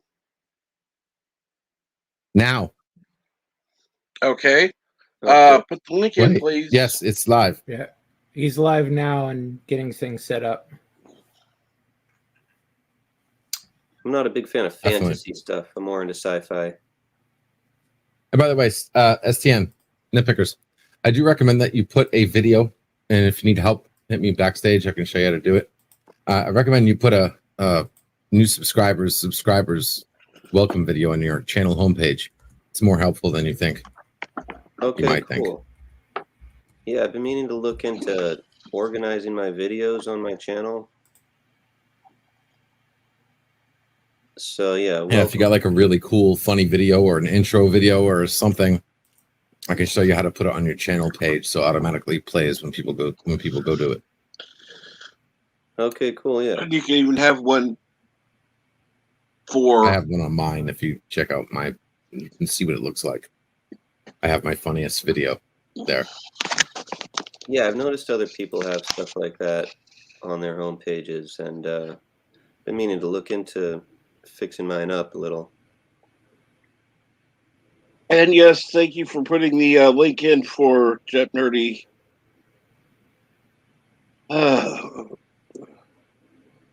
Wow. I wonder if it feels like it's been so long. It's been over 5 hours since we started today. Wow, kapla. Bird, what time are you going live? 3 p.m. Eastern? Eastern. Huh? 3 p.m. Eastern. All right, 3 p.m. Eastern for the Twilight Zone. Germ, what time are you going live tonight? Be 5 p.m. Pacific.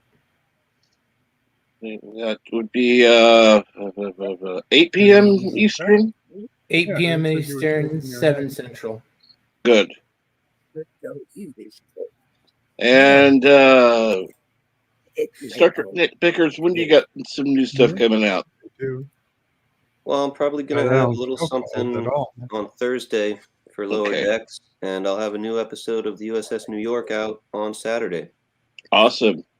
And remember, please, do like, share, subscribe,